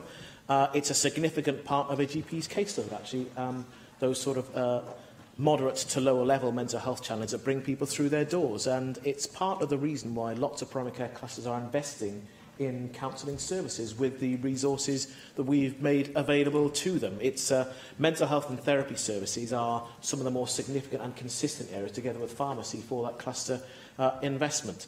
And it is about that general sense of well-being and how we actually address that as well. And sometimes that is not a medical intervention. So, for example, when we think about social prescribing, much of that is actually about improving mental health and well-being as an alternative to, if you like, a formal talking therapy or indeed medication. That's also why this government has recommitted in our programme for governments to undertaking a significant social prescribing pilot that we think will provide us with significant information on how to develop a system for the future should make a real difference to mental health and well-being. And obviously we'll look again to the Eurosur Practice Valley steps, which we think has made a real difference in this area already. Sian Gwenllian. The Dolwenith surgery in Penygroes is closing at the end of the month, and nobody will replace the GP who's retiring. He was the only one providing Welsh medium services in an area of 5,000 people where 3/4 are Welsh speakers. The Valley will have fewer doctors per head than the Welsh average, and yesterday, in a very poor statement, you said that you wouldn't be establishing a medical school in Bangor. How many other surgeries have to close? How many other locums will you have to pay a great deal for before you realise that a medical school is the only sustainable way of resolving the health crisis that faces us in North Wales? Well, I don't share the points that you make, and I think we could either have a conversation where we'll continue to talk about how we deliver more medical education training and more healthcare professionals in every part of the country that needs them, North Wales, Mid and West Wales and South Wales too, or we could go through a rather formulaic of you are responsible, it's all your fault and I'm disappointed. I don't think that gets us very far. I'm happy to have a row if there's a need to have a row, but I don't think this is the area to do that. I actually think that the decision that we made yesterday was based on a proper evidence base about the right thing to do. I am concerned about our ability to recruit, retain and attract people to work within the health service in Wales. That's why the incentives, for example, on GP training in North West and North East Wales, we filled those areas that were hard to recruit to previously. So I do take seriously the whole model of care that we provide, but I don't share the tone or the content of the remarks you make. I'm committed to delivering a proper health service for communities right across Wales, including North Wales, and I resent the implication and accusation that I do not care about one part of Wales. Diolch i'r ysgrifennydd Cabinet. Thank you, Cabinet Secretary. The next item is the topical question. Steffan Lewis. The Cabinet Secretary make a statement on the decline in safety in youth jails in light of the publication of Her Majesty's Chief Inspector of Prisons for England and Wales' annual report 2016-17. Thank you for the question. Whilst the Welsh Government takes safety of youth, young people in custody very seriously, responsibility lies with the Ministry of Justice and Youth Justice Board. I have previously visited Park Prison and will raise the issue the member raises with the UK Minister. I thank the Cabinet Secretary for his response, and I'm sure that he shares my horror at many of the findings found in this report. Indeed, Her Majesty's Chief Inspector of Prisons has concluded that not a single establishment inspected in Wales and England last year is safe to hold children and young people. Rates of self-harm have doubled since 2011. 46% of boys feel unsafe at their establishment. Assault rates were 18.9 per 100 children compared with 9.7 in 2011. There have been a decline in the conditions in which children are detained, and levels of violence are high, both assaults on staff and on other young people. We've gone beyond a crisis point, I think, and I acknowledge, as the Cabinet Secretary said, that this is not due to Welsh Government policy, but Welsh children are being put in danger and are being failed by the current regime. The Cabinet Secretary for Communities and Children is responsible for children and young people's rights. Article 19 of the UN Conventions on the Rights of the Child says governments must do all they can to ensure that children are protected from all forms of violence, abuse, neglect and bad treatment by their parents or anyone else who looks after them. Article 37 reads, children must not suffer cruel or degrading treatment or punishment. When arrested, detained or imprisoned, children must be treated with respect and care.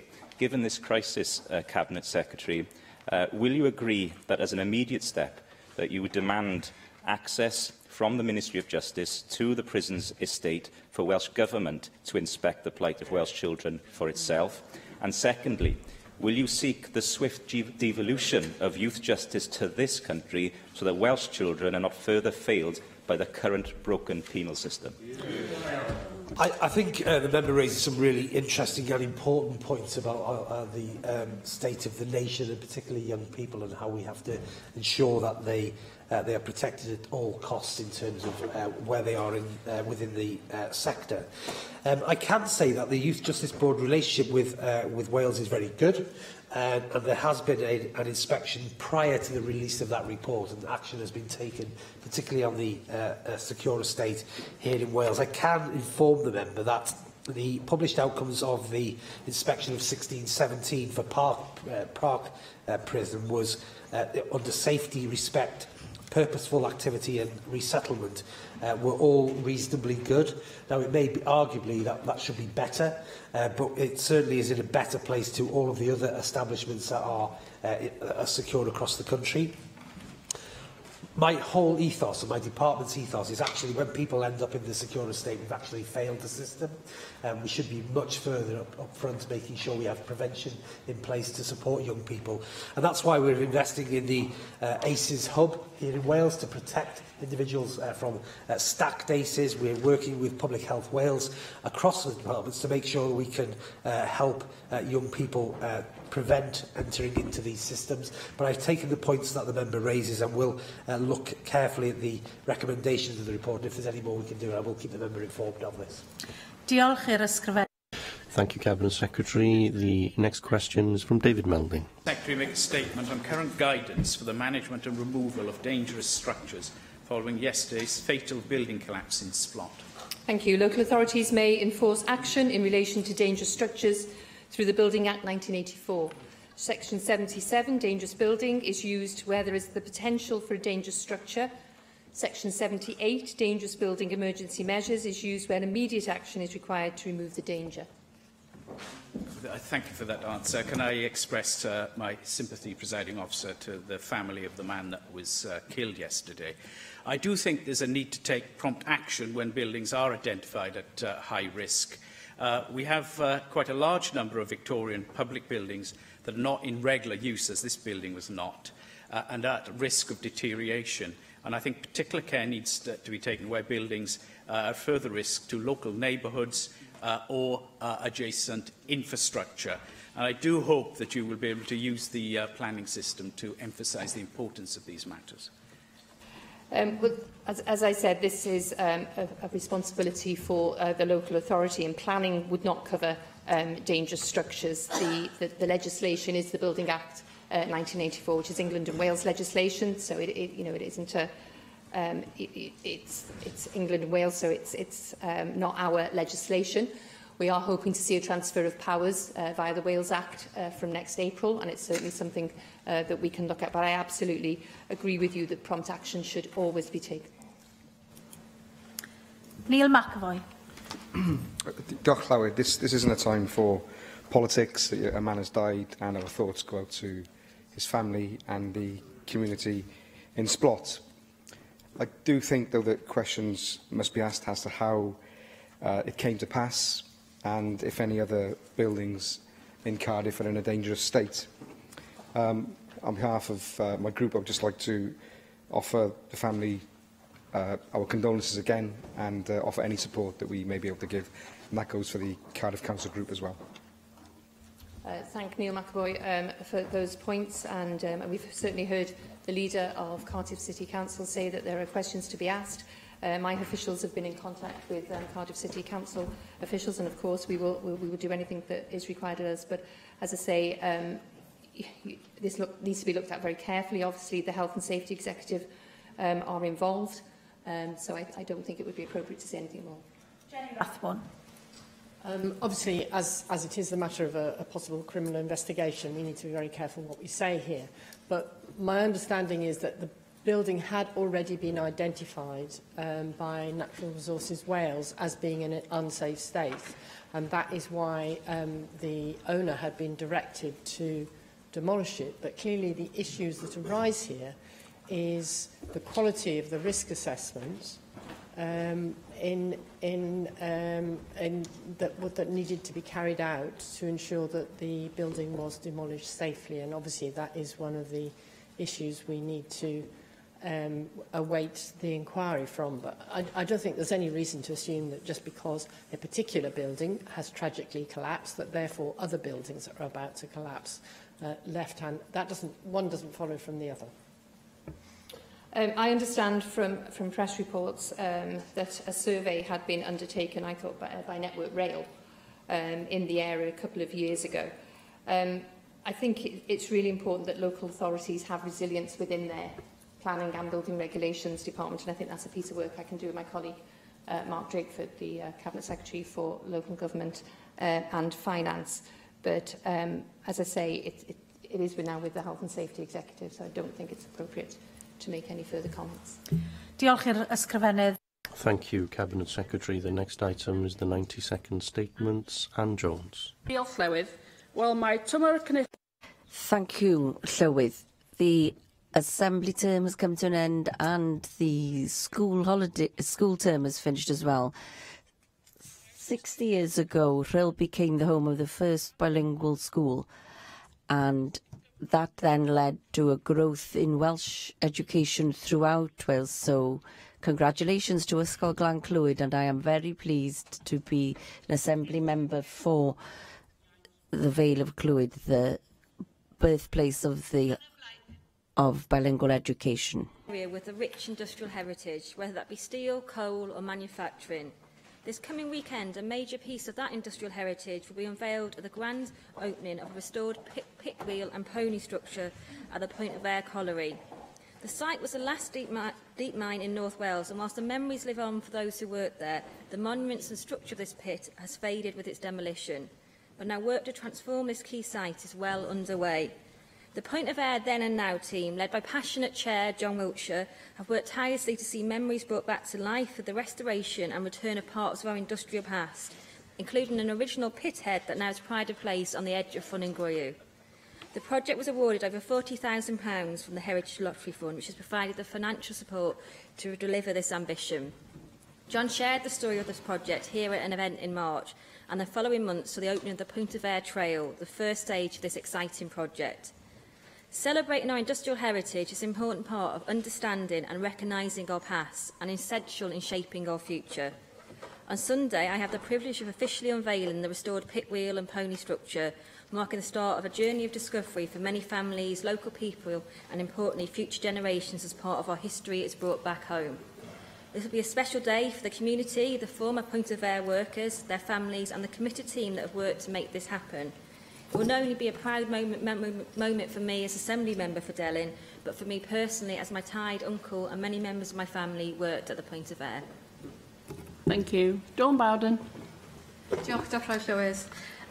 Last week, I was delighted to attend Vochrw Primary School's Red Kite Celebration Fair Trade Coffee Afternoon. The Red Kite project at the school is designed to develop the pupils to be ethically informed and to hold strong values about the environment and the nature that is around them. For the project, the school formed an eco-committee which came up with a range of ideas, including a pupil voice and ownership of the project, 3 school rules which were to be respectful, to be responsible and to be safe. And as part of this, pupils were encouraged to be even more respectful to wildlife both in and out of school, to develop their digital and real life skills and to promote Curriculum Cymraeg with the story of the red kite in Wales. The project gave pupils a realisation that nature is all around us if only we open our eyes. As they said, it is really special and we need to be responsible in looking after it now and for future generations.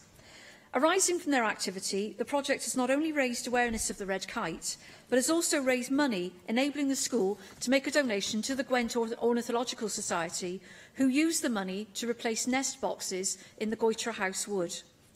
The pupils embarked on an intensive social media campaign to share their experiences of the project and provide information on the red kite, which is regularly seen in the area around Vochrw and in the wider Rumney Valley. The project received its well-earned recognition when it recently won the 2017 Young People's Trust for Environment's Better Energy Schools Award for the Wales and West region. Can I ask Assembly members to join me in congratulating Vochrw Primary School on its award and applauding their fantastic work on the Red Kite project and in raising awareness of the environmental issues amongst young people whilst at the same time developing their digital skills. Diolch. Thank you. Elaine Jones. 40 years ago to this week, in 1977, I left Ysgol Gynradd Llanwnen at 10 years old to go to high school in Lampeter. 49 years ago to this week, my fellow member Di Lloyd left Ysgol Llanwnen too, also to go to secondary school. This week, every child will leave Ysgol Llanwnen and the school will close its doors forever. The schools at Cwdnewydd and Llanwennog will also close their doors, and in September all the pupils will commence their education at Ysgol Dyffryn Cledlyn, a new area school. Over 400 years of education has been provided between the 3 schools, Llanwnen, Llanwennog and Cwdnewydd, to generations of children.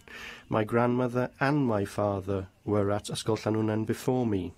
But this is no time for feeling disheartened, but rather a time to look forward enthusiastically for another century and more of education for children of the area at Ysgol Dyffryn Cledlyn. A fortnight ago, I walked into Ysgol Llanwnen to the sound of the children singing Mi Ganaf Fel Can Raderin, a song that I sung 40 years ago and more at the school. Therefore, yes, things do change, but some things remain. The buildings and the facilities do change, but the education, the singing, the play and the Welsh language go on. Thank you, therefore, for the excellent start to life that Ysgol Llanwnen, Llanwennog and Cwdnewydd gave to so many of us, and I wish Ysgol Dyffryn Cledlyn a long and happy life. Diolch. Now move on to item 5, which is a statement from the Chair of the Finance Committee on fiscal reform. Thank you very much, Deputy Presiding Officer, and I'm pleased to be making this statement today to share the lessons we learned from our recent visit to Edinburgh to discuss the Scottish experience of fiscal reform. During our visit, we met with representatives from the Finance and Constitutional Committee of the Scottish Parliament, the Scottish Fiscal Commission and Revenue Scotland. One of the main roles of the Finance Committee is to consider the draft budget and how fiscal devolution to Wales is going to impact on how we do this. Members will be aware that the revised standing orders and the associated protocol have been agreed in preparation for this year's budget, which will be the first to take place within our new funding arrangements. However, the committee is also considering a legislative budget process for the future. In Scotland, where there is already a legislative budget process in place, a budget review group was set up to evaluate the Scottish budget process, specifically looking at public engagement, in-year scrutiny, a fiscal framework, multi-year budgeting and scrutiny based on outcomes. The Scottish Budget Review Group members were made up of officials from the Scottish Parliament and Scottish Government, as well as external public finance experts, including leading academics and stakeholders with extensive experience of fiscal and budgetary arrangements. The group published its report at the end of June, and included a number of recommendations with the aim of improving financial scrutiny in Scotland. I hope that the Scottish experience and this report will be useful tools for us as we prepare to implement our new arrangements and as we go forward to consider a possible new process. The establishment of this group in Scotland demonstrates the importance of building expertise in devolved fiscal arrangements, and it is imperative that the same level of support from experts is provided to develop our scrutiny arrangements so as to ensure that they are robust and effective. Fiscal devolution and the changes in the Assembly represent an exciting and challenging time for Wales, and as a committee we have shown a great interest in the preparations for the establishment of the Welsh Revenue Authority. Given that Scotland has already established its equivalent organisation, which has been operating since 2015, we feel that it's important to learn from those experiences to ensure a smooth transition when the WRA is operational from April next year. We heard from Revenue Scotland about the importance of stakeholder engagement when developing the website and promoting its role. Extensive engagement with stakeholders when designing the interface for the online tax system led to a high number of digital submissions. The Cabinet Secretary has previously committed to ensuring that this interaction with stakeholders is part of the process, but it's still not too late to learn from the Scottish experience to ensure that any issues, however small, are ironed out before next April. We met also with representatives from the Scottish Fiscal Commission, which has been operating on a statutory basis since April this year. The Commission's responsibilities include producing independent forecasts for Scotland, including forecasts for tax revenues, expenditure on social security and onshore GDP. We learned that the Commission and the OBR will provide fiscal forecasts for Scotland, but that the Commission will be using data specific to Scotland rather than UK data that the OBR uses, which should make the Commission's forecasting models more accurate. Rather than establish such an organisation here, the Welsh Government has appointed a team from Bangor University to undertake scrutiny of its budget forecasts. It appears that the key lesson from Scotland is the need to develop Wales-level data that are specific and timely beyond the data provided at the UK level by the OBR. Personally, I also believe that we will require a body such as the Scottish Fiscal Commission, ultimately, as tax devolution is implemented. I note that the Cabinet Secretary has issued a written statement very recently indicating that the establishment of such a commission is one of the options he is considering. The Finance Committee will examine this issue as we scrutinise the draft budget. This work on fiscal devolution is an exciting time for the Finance Committee and the Assembly as a whole, hopefully, and we hope that we can learn from the Scottish experience to ensure that our scrutiny arrangements are as robust as they can be. Thank you very much. Nick Ramsey. Thank you, Deputy Presiding Officer.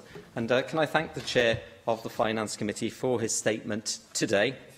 As one of the 3 members of the committee who visited Edinburgh, the only one who unwisely took the train and ended up taking a lot longer than everyone else. I found it extremely useful when I got there, particularly the meetings with the Scottish Parliament's Finance and Constitutional Committee, the Scottish Fiscal Commission and Revenue Scotland. I think it's worth stating as well that the Chair and myself, I think we were the only ones, also visited the Auditor General for Scotland, Caroline Gardner, who had an invaluable insight and oversight. Yeah, I've just reminded you of that. And oversight into the way the different organisations work together in the new fiscal landscape that is developing.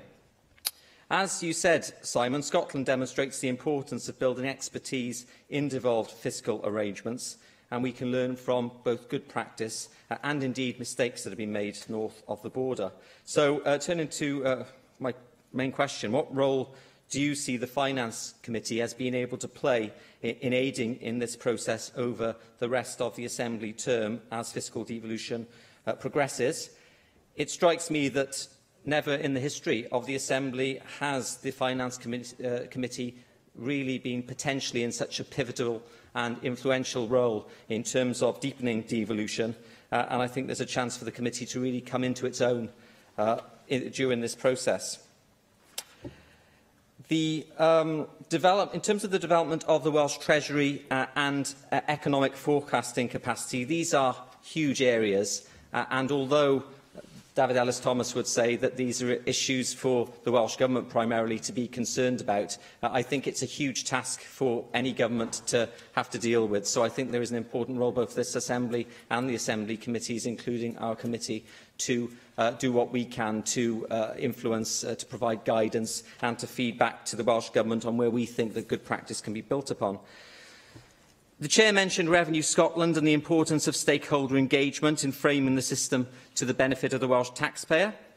Our committee has a wealth of experience in stakeholder engagement, so again can play a valuable role in engagement and pressing for what I think we need, which is a bespoke Welsh tax-raising framework that people in Wales can feel comfortable with and can be proud of.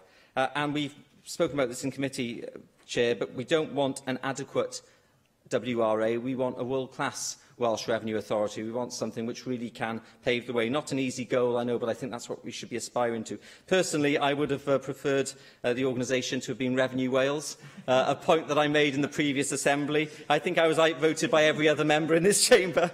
But I think that certainly looking at the way that Revenue Scotland has developed, then Revenue Wales can certainly learn from that organisation north of the border. Just briefly, Deputy Presiding Officer, and turning to the Scottish Fiscal Commission, I tend to agree the evidence that we took seemed to suggest that it wasn't necessary for Wales, or wasn't best value for money for Wales to necessarily go down the route of having a Scottish Fiscal Commission. However, we do need to make sure that the Welsh Government does have access to the best possible and timely data. It's not always been the case in the past, but in the case of fiscal devolution, it's going to be really important that we get up to speed on that area as quickly as possible. And I know that the Chair of the Finance Committee will say that the committee wants to assist the Welsh Government and the Finance Cabinet Secretary as much as possible in this process. Thank you. Simon Thomas. Yes, I thank Nick Ramsey. Can I assure him that I took the train back to Aberystwyth, so I'm sure I suffered alongside him, and a very pleasant journey it was as well. I think the key point that he was making around the role that the Finance Committee can play, one of the reasons he'll be aware that I wanted to bring this statement to the Chamber was that we want, in the Finance Committee, we don't want this just to be a debate in the Finance Committee. There's something that involves all Assembly members, and for everyone to be aware that this is a pace of change that we haven't seen for some, well, we've never seen before because we haven't seen fiscal devolution before, but the pace of change around our scrutiny of the budget, around the budget process itself, will be enormous in this next 2 or 3 years. And I think everyone needs to get across that. And that's one of the reasons, I hope, for bringing the Finance Committee's own deliberations out into the open, into the whole chamber as well. So we do have that important role to play. And I think our most relevant role at the moment is to look and examine very carefully what the lessons are in places like Scotland, what the lesson is of a legislative approach to budgeting, and to try and apply those to Wales. But I would agree with the point that he makes around a bespoke arrangement in Wales. I'm not, and I would not advocate, I don't think he does either, just copying from Scotland or copying from other parts of the United Kingdom or indeed other devolved legislatures elsewhere. We do want an arrangement that is bespoke for Wales and suits not only our scrutiny arrangements, but also ability of the Welsh Government to propose budgets that are based on the most available and best data and the best information possible. And in that regard as well, I would sort of take up his point really around where we go further forward. What we have in place, I would agree with him, is robust enough for the current arrangements. But as we have future devolution, I think the example of the Fiscal Commission in Scotland is an interesting one to look at and examine. We don't need it today, but maybe in 2 or 3 years, particularly perhaps in the next Assembly when we have fuller exercise of the income tax powers, when perhaps we had an election where people have pitched in an election debate around raising or lowering income tax. Then we do need a very clear pair of independent eyes on proposals coming forward from whichever government, whichever party they are. So I thank the member for his company in Edinburgh as well, but just to say that we did learn a lot there, but we also learned that though we sometimes look elsewhere and think that they're doing much better than us, when you get down to some of the detail, I think we don't do quite so bad ourselves either. Thank you. Steffan Lewis. Diolch, Deputy Llywydd, yn croesawu'n fawr. Thank you, Deputy Presiding Officer, and I warmly welcome the statement made by the committee chair. And as he said, I think it's important as we consider the changes that are to happen over the next few years that the work of the Finance Committee isn't restricted to that committee but is part of a national debate even outside the Welsh Parliament. Unfortunately, I didn't have the opportunity and the honour to visit our colleagues north of the border with the committee, but as a former Scottish citizen I follow developments there very closely. And it's clear, having spoken to fellow committee members who did go on that fact-finding mission, that it had been very worthwhile. And my questions today will focus mainly on participatory budgeting.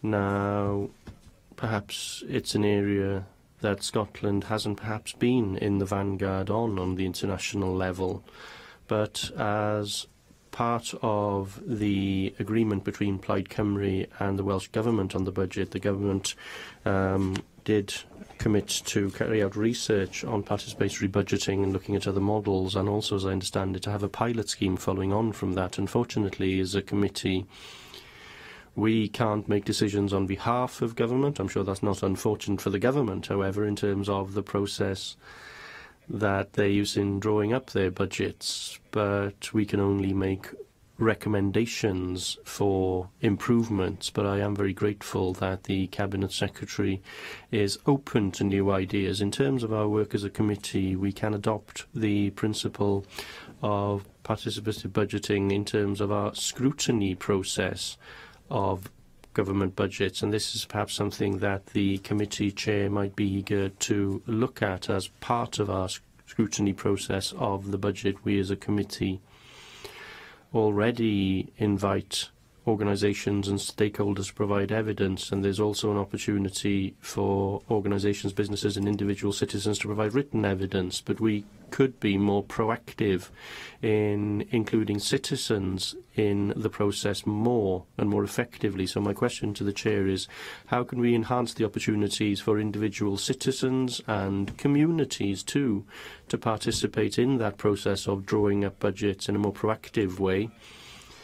In terms of good practice from other committees in the Assembly, for example, the Culture, Welsh Language and Communication Committee held a survey into what they should inquire into, with 2,700 people participating and voting for their preferred option from a list of different options. And this is important because given the pressures that we face in terms of the Assembly's budgets because of the way that Wales is funded at the moment, there are some major questions that we as a nation will have to face in terms of prioritisation of the block grant. Even with the partial devolution of some taxation, that block grant is central, and there are restrictions in terms of the options, and perhaps the model of participatory budgeting gives us an opportunity to have a real debate with the people of Wales on what the reality is, because many of them perhaps don't consider that once the funding has been passed from Westminster to the Welsh Government. And also on the issue of the Scottish Government funding Glasgow Caledonian University in leading on an evaluation process over a period of 2 years to look at the impact of participatory budgeting on communities and democracy, with a specific focus on the relationship between these budgets and equality. Now, would the Chair consider carrying out a similar study through the Finance Committee, perhaps looking at legislation in Wales related to equality and the well-being of future generations, perhaps? And just to echo what Nick Ramsey has said on the importance of data, as the nation matures as a democracy and as new powers are accrued and new fiscal powers are accrued, then it's crucial that we do have economic data in order to consider the link between fiscal policy and economic policy. So I'd appreciate the Chair's view on how we can enhance the data available at the moment. Simon Thomas. Well, diolch, sir. Thank you, Stefan Lewis. And first of all, just on that final point, I agree entirely that we need more timely and more appropriate data for Wales, which is more robust, in order to make some of the decisions that we ask the government to make, and then, in turn, the Assembly to approve. I hope that the process that the government has done, commissioning the Bangor University, will start on that, and he will know, as a member of the Finance Committee, that we're about to look at the draft budget ourselves, and we'll be inviting in a number of organisations and other people who take this overview of budgets, not just in Wales, but also more broadly internationally as well. And perhaps we will learn some good practices from that. What's important, I think, is that we are ready for the challenges facing us, particularly when income tax comes, and that we don't sit on our hands and think, well, this information will come already. We have to be in the vanguard.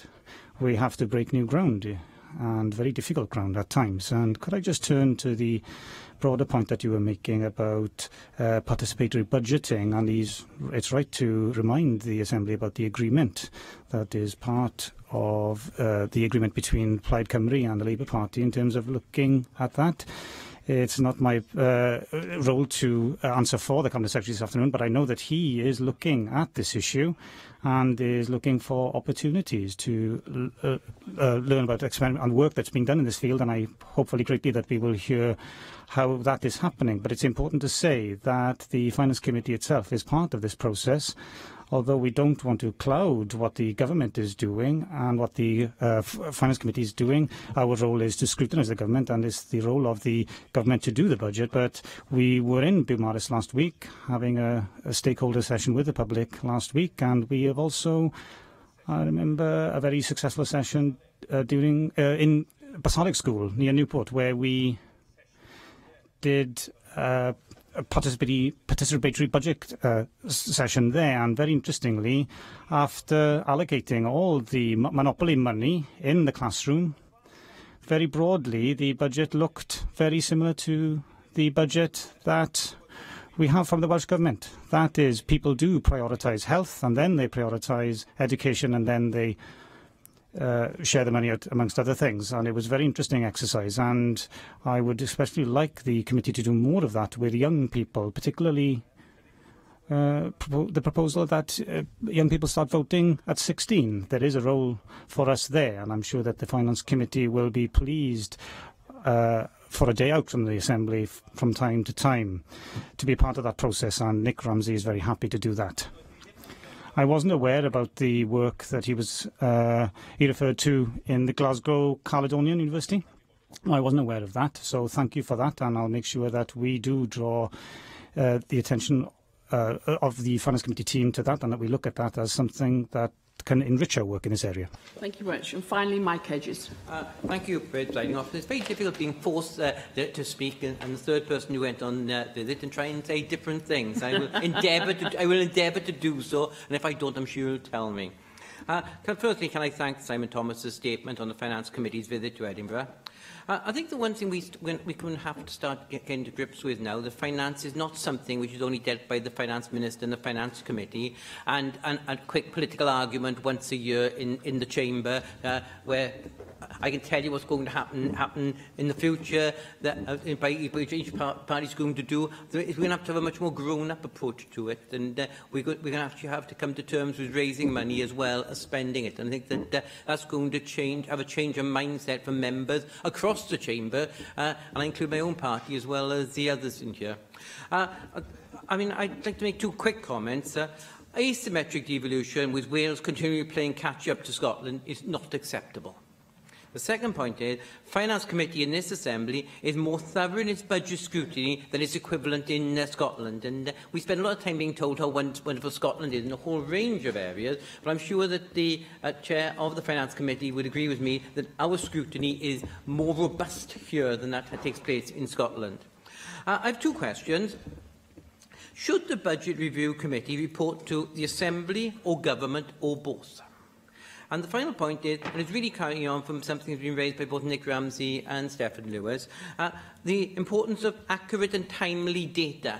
And does the Chair agree with me that it's really important that we do ensure that we get accurate and timely data? And as we get more resources allocated to us to be got from our own taxation system, it's going to be even more and more important to realise exactly how much money is coming in. Otherwise, we're going to be spending money without actually knowing we've got it coming. So this timeliness and accuracy, however it's done, and I'm not somebody who said it has to be done by a university, it has to be done by a group that's been set up, but this accuracy and timeliness, however it's got, is incredibly important. And does the Chair agree with me that that is probably the most important thing if we're going to start dealing with raising money, that we're going to need accuracy and timeliness in order to ensure that what we do, we get right?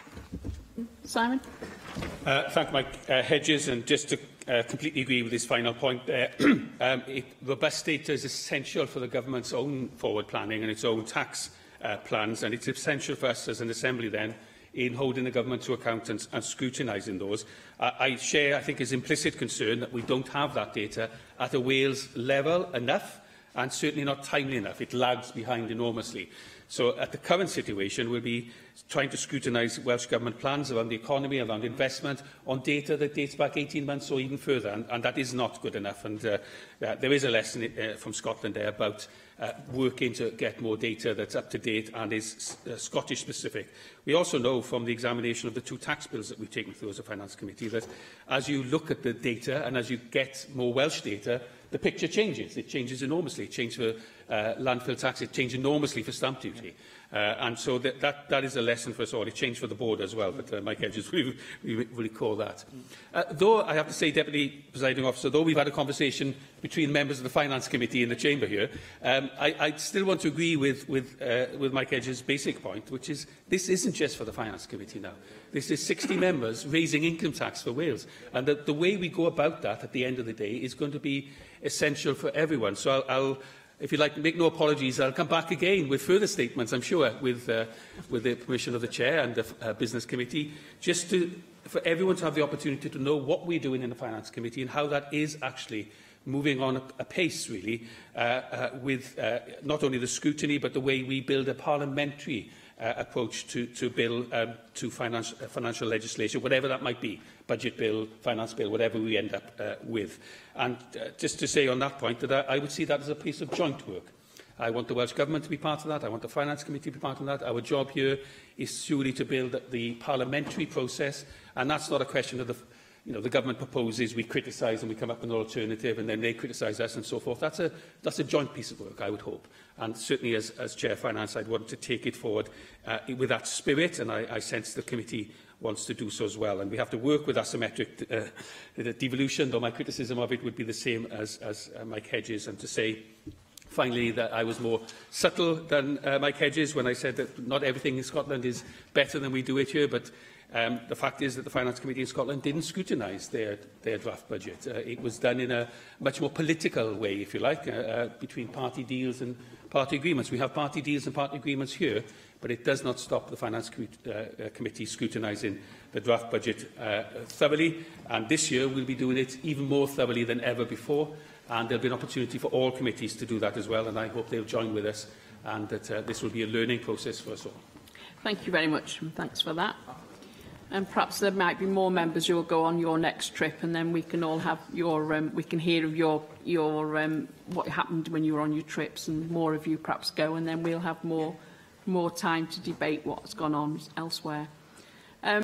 Item 6 then on our agenda is a debate on the report by the Public Accounts Committee on the Natural Resources Wales, scrutiny of the annual report and accounts for 2015-16, and I call on the Chair of the Public Accounts Committee, Nick Ramsey, to move the motion.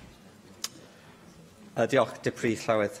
Thank you for the opportunity to speak today about the Public Accounts Committee inquiry arising from Natural Resources Wales Annual Report and Accounts 2015-16.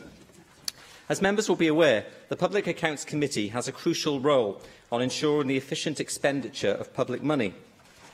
As part of this role, we routinely scrutinise the annual reports and accounts of publicly funded organisations, as well as considering issues of value for money and organisations' governance and audit arrangements. We had been due to consider Natural Resources Wales annual report and accounts for 2015-16 in autumn 2016.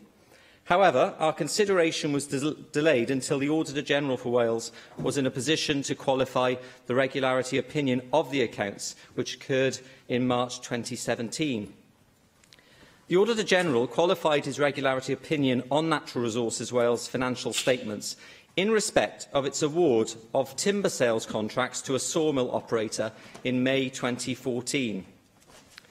Qualification of this nature is an unusual and rare occurrence, and a matter we believe should be brought to the attention of this Assembly.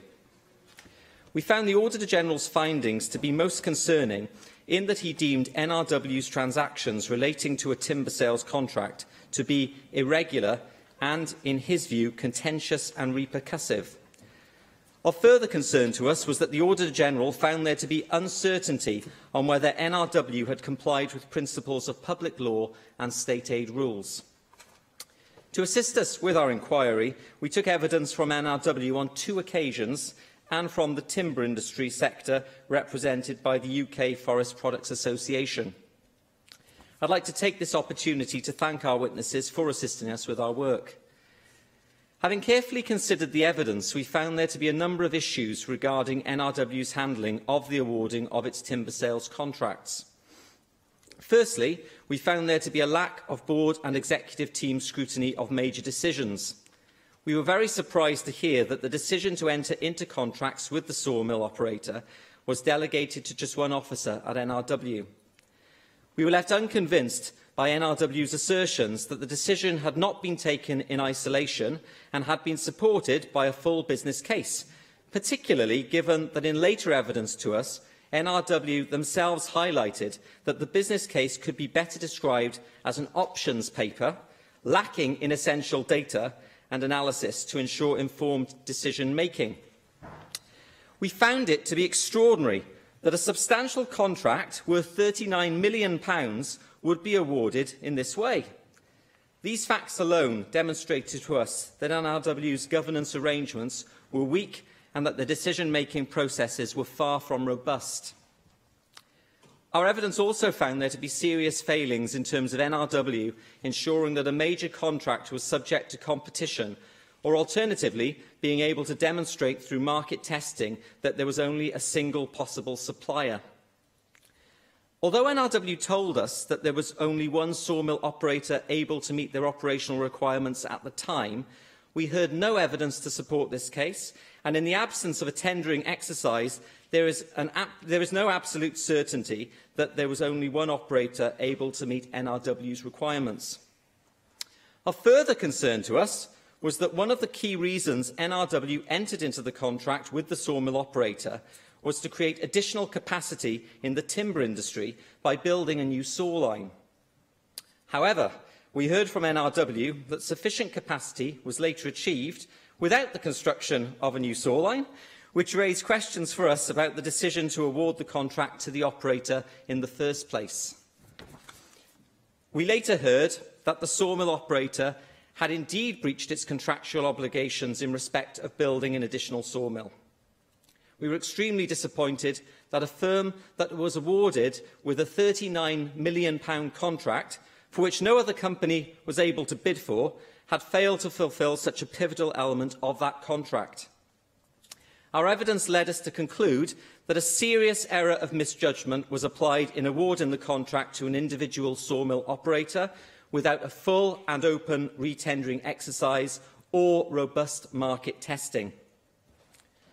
We heard that the Auditor-General had concluded that transactions relating to the timber sales contracts were contentious and repercussive, and that under the provisions of NRW's framework document and the provisions of the Welsh Government publication Managing Welsh Public Money, which constitutes ministerial directions, NRW was required to refer contentious and repercussive proposals to the Welsh Government. NRW did not refer these contracts to the Welsh Government and therefore acted outside the framework of authority to which it is subject. The Auditor-General also considered that there was significant uncertainty as to whether NRW complied with the principles of public law within the decision-making process for the contract awards and whether the award of the contracts complied with state aid rules. In view of this uncertainty, the Auditor-General was unable to positively affirm that the transactions which the sawmill operator conformed to the framework of authority which governs NRW. In evidence to the Public Accounts Committee, NRW informed us that it did not believe that advice on state aid was necessary at the time and that they had no awareness of state aid issues and neither sought advice on it. We were further concerned to discover that NRW's awareness of state aid issues was only initiated as a result of the Auditor-General's findings. Now, given that state aid is, or at least should be, a clearly understood risk for those responsible for the expenditure of public money, we found it unacceptable that NRW did not feel it necessary to seek legal advice on this matter. In light of this, we recommended that NRW review its delegation arrangements alongside its awareness-raising of state aid law, public law and the processes for awarding contracts. We also recommended that the findings of this evaluation are shared with the Public Accounts Committee to enable us to monitor implementation and progress against identified changes. As a committee, we believe that NRW could and should have ensured that there were good governance arrangements in place for its contracting process, and in failing to establish such arrangements, were unable to demonstrate how it acted lawfully or whether the contracts represented value for money. As such, we recommended that Natural Resources Wales undertake a full evaluation of its governance arrangements relating to contracting processes, clearly setting out lessons learned with specific reference to the timber sales contracts in question. We note that NRW's accounts 2016-17 were laid yesterday at the Assembly, and the Auditor-General has qualified his regularity opinion on these accounts for the same reason as the qualification of the regularity opinion on the 2015-16 accounts, the award of a series of timber sales contracts. The opinion on the financial statements is unqualified.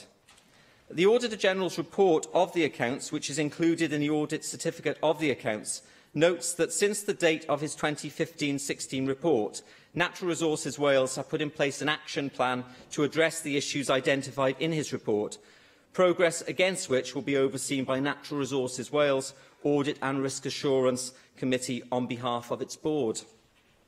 We're pleased with the actions taken by NRW since publication of the Auditor-General's report, and that NRW have fully accepted all three recommendations made in our report. We also welcome that NRW have provided us with a copy of an action plan showing how they intend to take forward each of our recommendations, including timelines. We note that these actions are due to be completed by the end of October 2017, and we look forward to NRW providing us with an update on progress in November 2017. Central to all our work is driving forward improvement in the efficient delivery of public services and ensuring value for money with regard to the expenditure of public funds. We hope that NRW will work to secure the necessary improvements to ensure its good governance going forward, and that the issues arising from its handling of these timber sales contracts are never repeated. We trust that the Cabinet Secretary for Environment and Rural Affairs will work with the new Chief Executive of Natural Resources Wales once they are appointed to ensure that this is the case. Neil McAvoy. I'd like to thank the Chair of the Public Accounts Committee, members of the committee as well, for the diligence this year, but also the Auditor General for shining a democratic light in some pretty dark corners. The Assembly year has ended as it began, with damning reports from the Auditor General into Labour Wales. In this instance, we're here to talk about the actions of Natural Resources Wales.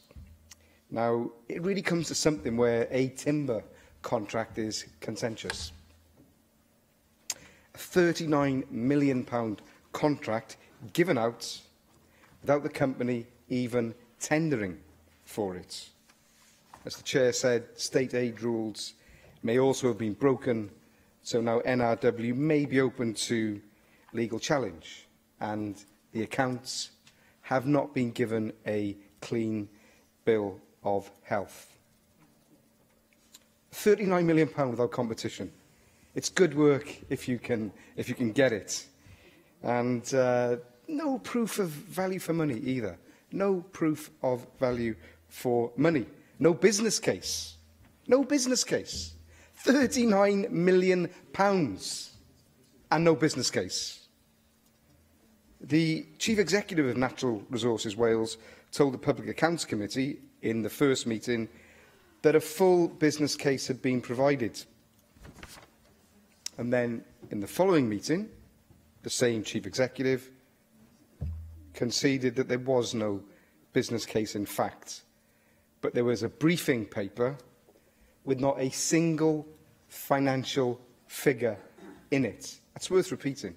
A £39 million contract given out with no business case and a briefing with not a single figure in it. And then suddenly we hear that the Chief Executive of NRW is riding off into the sunset and taking early retirement without questions being answered. It feels like I'm in this chamber every week almost, pointing out a new waste of money. Just a few months ago, the Chair and Deputy Chair of Sport Wales was sacked after the Deloitte investigation showed certain companies were given specifications for tender before other companies, and those privileged companies were then given the contracts. We've had the issue this week as well of the Health Board. Very, very similar things there. In introducing the debate, the chair of the committee said that he found this quite extraordinary, what had happened at NRW. Is the member saying that, conversely, in his view, he thinks this is fairly normal behaviour across the public sector in Wales? Well, it's extraordinary. But what is even more extraordinary is that it goes on all the time. The next thing I'm going to want to talk about is the Lisvane land deal. This is a similar culture that there is in this building and with this government. And I'm not alone in suspecting that criminal action may have taken place. And I want the South Wales Police to reopen the investigation into the Lisvane land deal, as do some police officers in private, none of whom are my acquaintances. I've given way once. No, not again. The First Minister won't comment on the Lisvane land deal because of some legal proceedings which are ongoing, but he did say that it was an episode that did not reflect well on those who were a part of it. Now, I hear colleagues in the chamber saying this isn't about NRW. What we're talking about here is the culture of this government and the culture of the Wales we live in. We're living in a one-party state, one facet of which is, in my opinion, incompetence or corruption. Now, what is destroying? You may not have been in the chamber when I made my deliberation earlier on, but I am guiding members to think carefully about throwing about allegations in this chamber and to think carefully of the words that you use. So if you weren't in the chamber earlier, I ask you to read the nature of my statement earlier and to carry on in language that is appropriate to this chamber. I think it's very appropriate, Presiding Officer, because I'll repeat it, in the opinion of many, this Labour administration is either incompetent or it's corrupt, one or the other. And it turned off and you are out of time. David Melding. Thank you, Presiding Officer. I welcome the Public Accounts Committee's report into the accounts of Natural Resources Wales, and specifically in respect of the timber sales contract. Given the scale of the expenditure of public money in this particular scheme, it is no surprise that a detailed scrutiny has followed and a very apt and focused report has been published. As we've just heard, the sum of money involved is very, very considerable at 39 million. I think it does lead us to ask questions, but I think they're more policy-focused than anything else, and that will be the tenor of my remarks this afternoon, Presiding Officer. Only a year after NRW was set up, several bodies criticised NRW's management of the forestry estate in submissions to various Assembly committees and their proceedings in the 4th Assembly, Presiding Officer. For example, in a submission that Wales Forest Business Partnership made, they complained there's a complete lack of transparency in NRW in this area, and that the private sector had to rely on, and I quote, hearsay and the published accounts. It was not an open channel of communication. And I mention these because it's quite clear that similar examples have been identified by the public or in the Public Accounts Committee's report. So I do think this is an issue for the scrutiny of the Welsh Government and the role they have played in the general policy setting and the organisational decisions they have made. Originally, when the Board of NRW was appointed by the Environment Minister, it did not include any representatives from the forestry sector. And the Forestry Commission Wales chairman, John Owen Jones, a respected former Labour MP, raised concerns that the forestry industry's voice would not be adequately heard in the new organisation. Again, this similar issue has been highlighted by the Public Accounts Committee's report. When they quote, well, I quote directly from their report, the Auditor General added his serious concerns about the very significant loss of forestry expertise within NRW, which was extremely worrying, end quote. So I do think we have to ask the Welsh Government, Presiding Officer, whether the organisational merger is on track and is to achieve its intended purpose. Back in 2011, when the details of the planned merger of Countryside Council for Wales, the Environment Agency and the Forestry Commission Wales was first announced, the Environment Minister said that the move would ensure more sustainable and effective management of our natural resources. Now, I grant you, 3-1 was never going to be easy, a very, very challenging situation for the management team at NRW.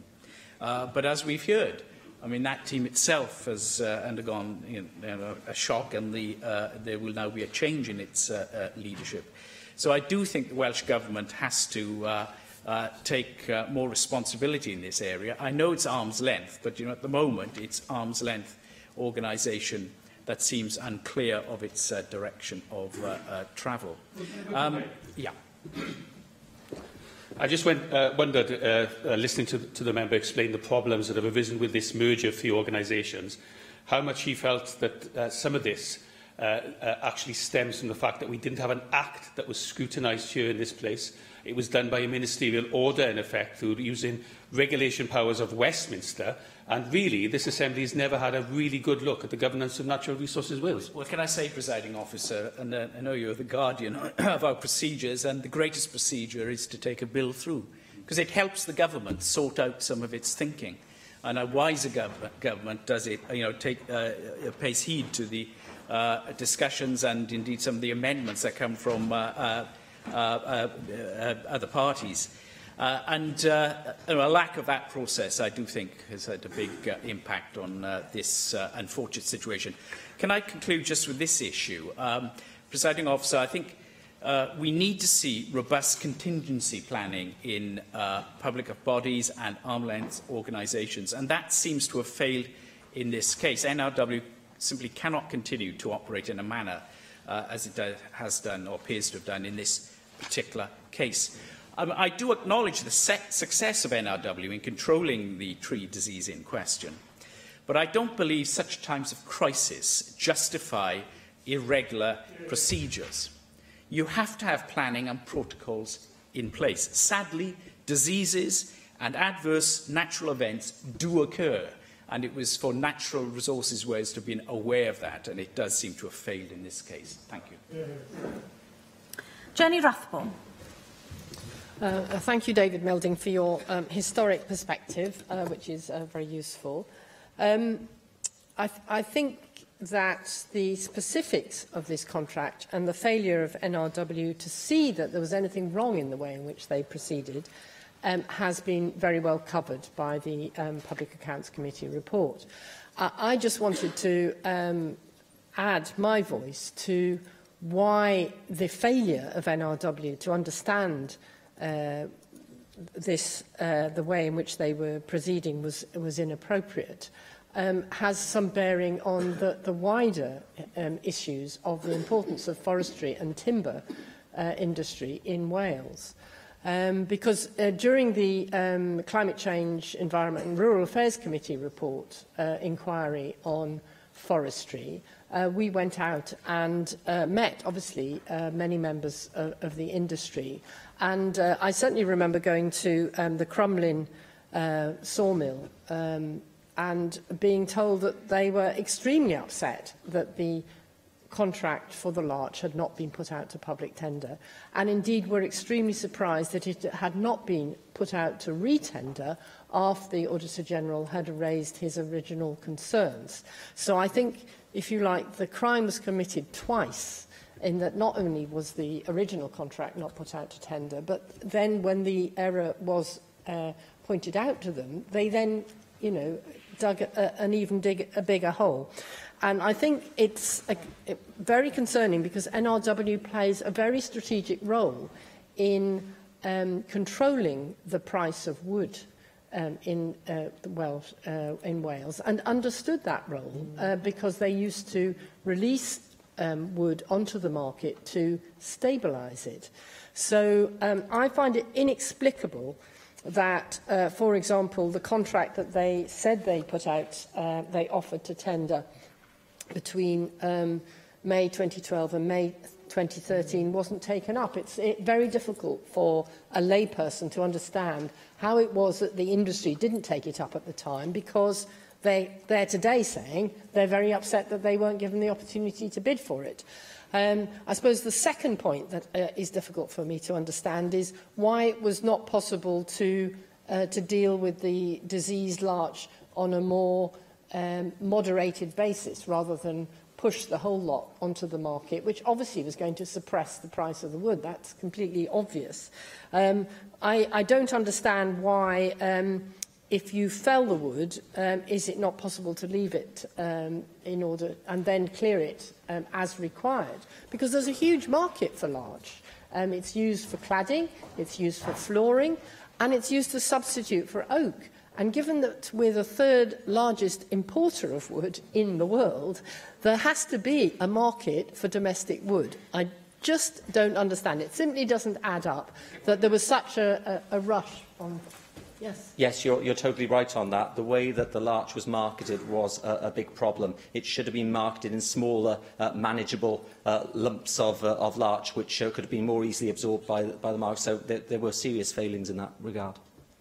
So I just simply wanted to add my concern to the way in which this contract has been handled and the delay in NRW putting its house in order, if you like, because the initial evidence-giving sessions with the Chief Executive NRW is of somebody who's in denial that there was a problem. So I'm glad to see the action plan that has now been produced as a response to the latest PAC report does put in place the action required.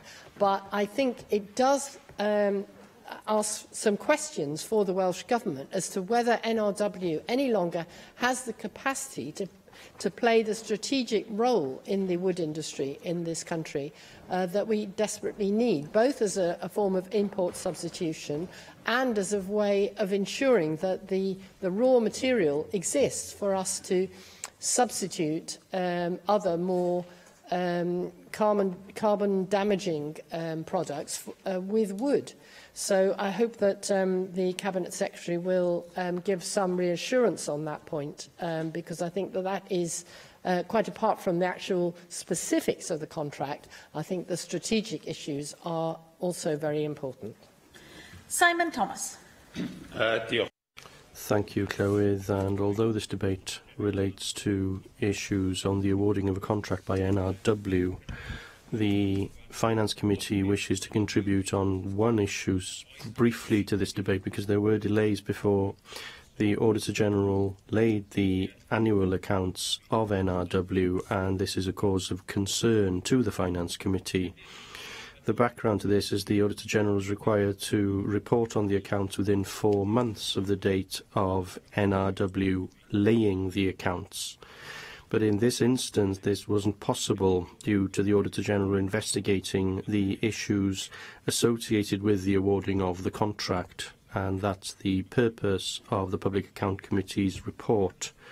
On this occasion, the Auditor-General didn't meet this statutory deadline in terms of laying his report on the accounts. This situation has highlighted the lack of provision for the Auditor-General to request an extension to the statutory 4-month deadline should any issues arise with the audit of accounts. This situation is not unique to NRW. In fact, in recent years, the Assembly has passed various pieces of legislation establishing bodies such as the Welsh Revenue Authority, Social Care Wales, Qualifications Wales, which includes this 4-month statutory deadline with no provision whatsoever for extension. We believe as a Finance Committee that this is a clear oversight in Welsh legislation. I've written, therefore, to the Chair of the Constitutional Legislative Affairs Committee and the First Minister regarding the establishment of bodies generally by the Welsh Government. This is particularly important when bodies are created through establishment orders, as was the case with NRW, rather than primary legislation.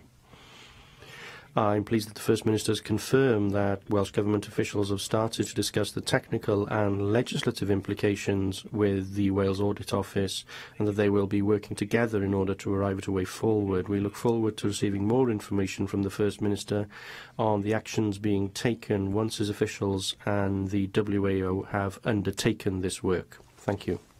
I call on the Cabinet Secretary to reply to the debate. Diolch Llywyd, and thank you for the opportunity to respond on behalf of the Welsh Government on the Public Accounts Committee report on Natural Resources Wales Scrutiny of Annual Accounts 2015-16.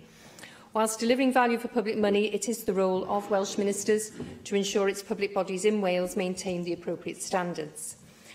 We need to be robust in our scrutiny, and indeed the PAC in undertaking this scrutiny of Natural Resources Wales accounts has highlighted the importance of robust governance for public bodies and how proper process must be followed.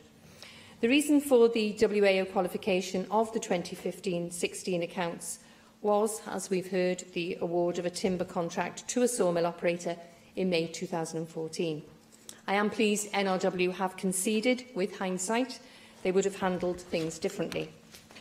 The recommendations within the PAC report are primarily a matter for the Accounting Officer and Board of NRW. NRW have assured me they have already put in place an action plan to address the issues raised by the Auditor-General for Wales. The Welsh Government's role will be to support NRW in the work they need to undertake to ensure robust procedures are in place for the future. Prior to the PAC scrutiny, the First Minister had already commissioned Welsh Government officials to review the governance arrangements for arm's-length bodies in Wales. Much work has already been undertaken, and I've been interviewed by the official leading the review. As an arm's-length body, NRW is governed by a robust framework agreement, which reflects the principles set out in managing Welsh public money. During their PAC appearance, NRW requested a more precise definition for the terms novel, contentious and repercussive in their current governance framework. This request was made specifically to address the WAO recommendation that the contract was novel, contentious and repercussive, and hence they should have submitted their proposals to their sponsoring department in line with the current governance framework. I understand as part of the current arm's-length bodies review, consideration will be given to providing greater clarity around these issues. David Melding asked, was the purpose of NRW on track? And I think it's worth reflecting that since the creation of NRW, they've had to deal with many unique issues, and that includes the outbreak of P. Ramorum across the Welsh Forestry Estate, the worst storms in living memory over the 2013-14 winter period, the implementation of the Wellbeing and Future Generations Act and the Environment Act, which have impacted on their purpose and day-to-day activities, and see the organisation take on additional statutory responsibilities. Yes?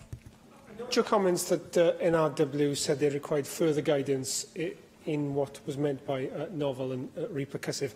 I found this argument entirely unconvincing in the committee, and it seemed clear to the committee that what they were proposing was so obviously falling outside of the accepted understanding that it was hard to understand that was a serious argument. And it spoke to a broader arrogance of the leadership team that not only did they legally challenge the Auditor General's advice before it came to committee, but gave a performance utterly lacking in humility.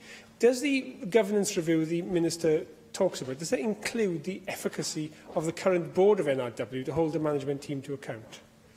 Well, as I say, the First Minister had instigated this review prior to PAC scrutiny, and I mentioned that I'd been interviewed by the official responsible for the review. And obviously, NRW is a very large organisation and such a body within my portfolio. So obviously, I have had discussions around the issues that you've raised in the Chamber.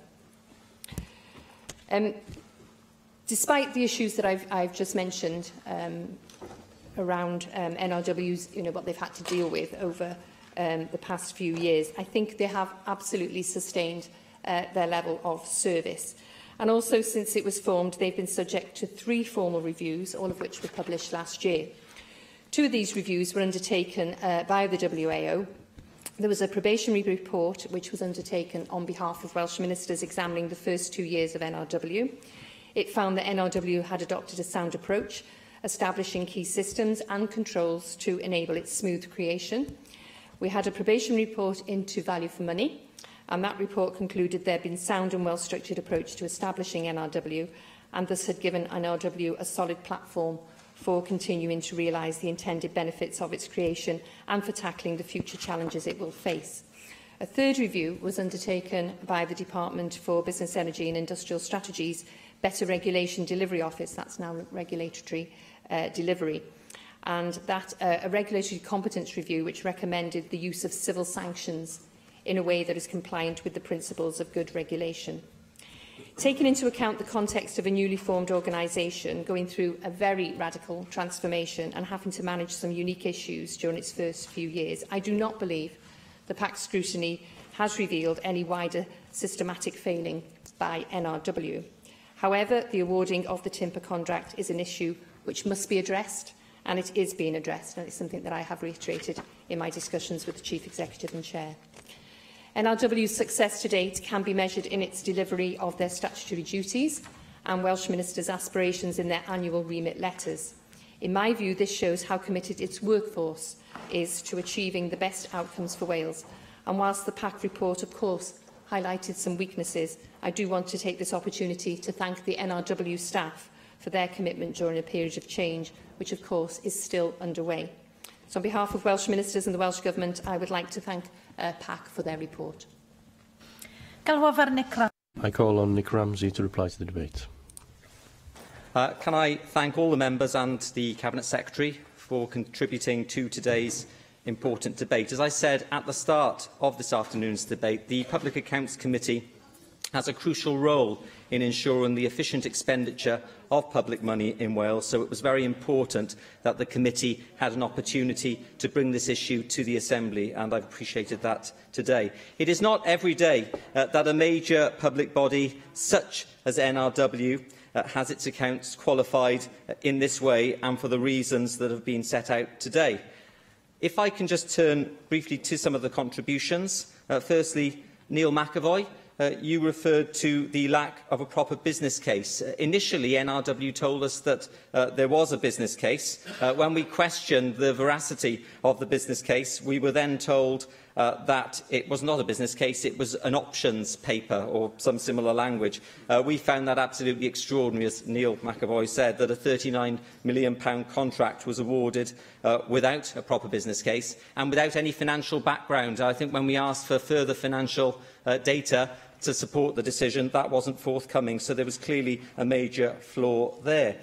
David Melding took the wider view and questioned the whole merger process which ended up in the creation of NRW during the last Assembly and the merge of the previous three separate bodies into that. And you questioned whether that process had actually worked and whether this problem that we're discussing today actually highlighted a major flaw in the way that that process had happened, and whether when you merge together separate bodies in this way, it will almost inevitably lead to wider problems. That's probably a debate for another day, but I think it was important that you brought that perspective to the Chamber today.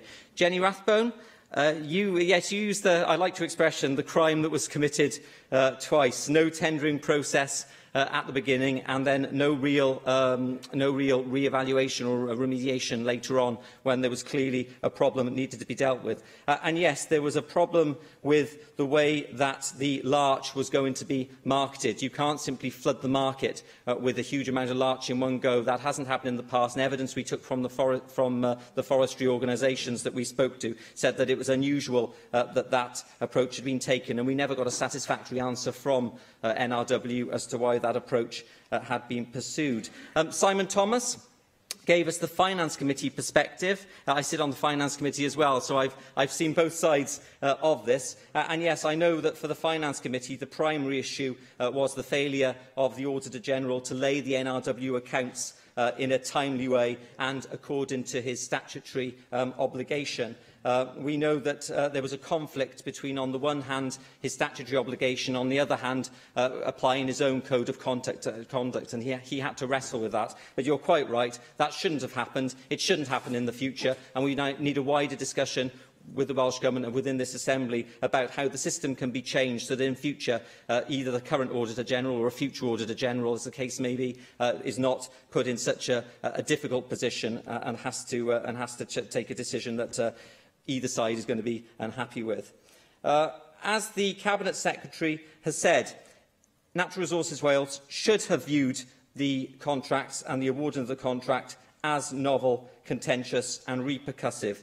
It was very hard for the Public Accounts Committee to see why a recognition of the contract awarding as being novel, contentious and repercussive hadn't happened. There was some flaw in that process. And Lee Waters, where you referred to a broader arrogance. Yes, that's a very strong term, I know, but I think that you said that for the right reasons. And NRW certainly showed in the evidence that they gave to us that whether it was a broader arrogance or a complacency, I'm not quite sure how you would describe it, but there was certainly a problem with the attitude, I thought, in the way that they felt that we considered the sale of the larch to have been dealt with and the contract to be awarded. £39 million at the end of the day is not a small amount of money, and it's something that really does need to be done with a proper business case and a proper strategy behind it.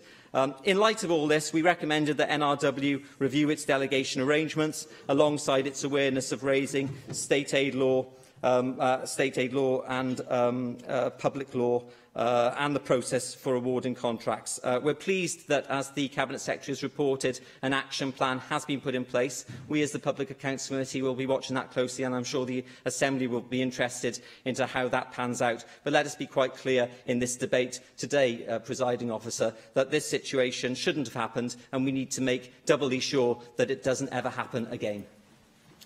A question you.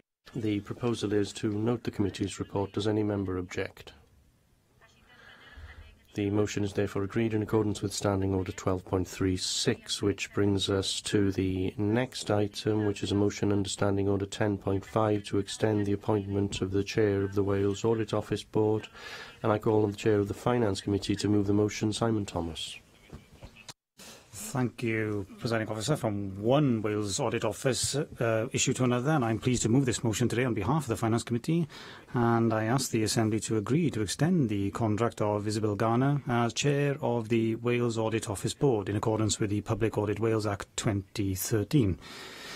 Isabel Garner has been Chair of the Board since her appointment in October 2013 and has made a valuable contribution during her time in post. That appointment was made for 4 years in the first place, with the Act including a provision for extending the appointment. The committee believes that there is merit in extending Isabel's contract, particularly as the organisation of the governance arrangements of the Wales Audit Office under the Act is still relatively new. The committee proposes that her contract is extended for a period of 3 years. I'd also wish to draw the members' attention to the committee's report on the appointment of the non-executive members and chair of the Wales Audit Office Board, which provides further details on the recruitment process, including the appointment of Bill Richardson, Alison Gerrard and Stephen Burnett as non-executive members. I ask the Assembly to agree the motion. Thank you very much. Mark Reckless. Diolch, Glyth, and it's a pleasure to respond to the penultimate motion of the term. Given the importance of the Wales Audit Office and its board and robust governance, I think it's important we give this consideration. I am pleased that the Finance Committee hasn't just nodded through the reappointment of 3 members and a chair. The legal provision for the members is that they're allowed 2 appointments only, and it specifies a fair and open recruitment process, and it's welcome that the Finance Committee did take note of that and put that process into action. I understand it's now completed, and only 1 member has been reappointed, and then only for a 2-year term. But I think we all want to put on record our thanks to those members who are retiring.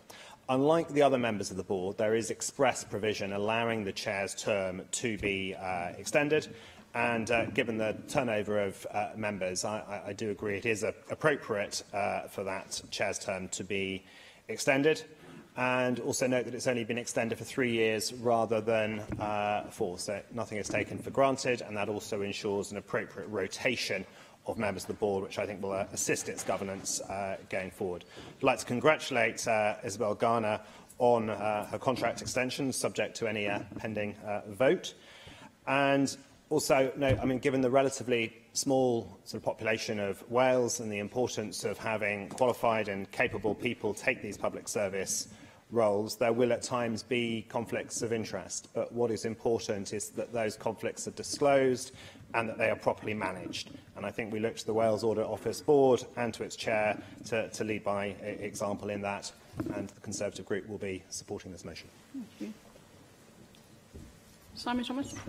Yes, I may respond briefly to Mark Reckless's comments, and firstly to say that I would agree. Of course, we want the Wales Audit Office and the board to be the gold standard in public accountability and public governance in Wales, and as a Finance Committee I can confirm what Mark Reckless said. We appointed 3 members, or non-executive members of the board, through an open recruitment process, and in doing so, in fact, 1 member was reappointed, but 2 new members joined the board. And I'd like to put on record my own thanks to those members who have served the board for 4 years and are now not been reappointed, but have served well.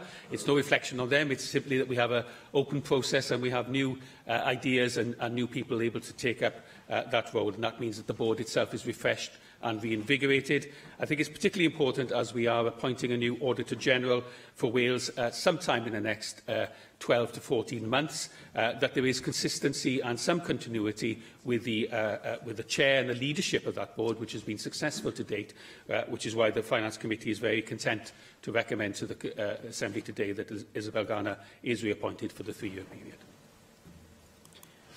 Thank you very much. The proposal is to agree the motion. Does any member object? No, therefore, in accordance with Standing Order 12.36, the motion is agreed. We now move on to the UKIP debate on Brexit and rural areas. I call on Neil Hamilton to move the motion. Neil. Thank you, Deputy Presiding Officer. I see from the number of empty seats in the chamber today we've reached the dog days of summer, but we are left at least with the cream of Assembly members to listen to this debate. And the essence of this motion is localism and devolution. And that's what the Brexit process enables us to extend. But I want, before going on to the motion, to address the amendments. I don't know why the Conservative group always has to delete everything in our motion and then put down something which is almost identical. This kind of predatory behaviour of gobbling up our motion is most reprehensible, I think. But there is nothing that we can disagree with in the Conservative amendments, apart from the words delete all and replaced with. And of course, I do understand that Plaid Cymru has a different view about the EU withdrawal bill from us. But I do think, for reasons which I explained yesterday, that those fears are misplaced. The First Minister chided me yesterday as having changed my view in some shape or form, that as a result of Brexit, all the powers currently enjoyed in devolved areas by Brussels shouldn't come to the Assembly. I still believe that very strongly, and I do repeat what I've said many times before, that Wales should not be a penny worse off as a result of leaving the EU. In terms of public funding, and therefore that every penny of what the EU now currently spends in Wales should be added to the Welsh Government's block grant, so that we can then, as an Assembly, decide on our priorities. And, of course, this is vitally important to rural areas in particular, because agriculture and the environment are those areas of policy where there is greatest scope for devolution from the European Union.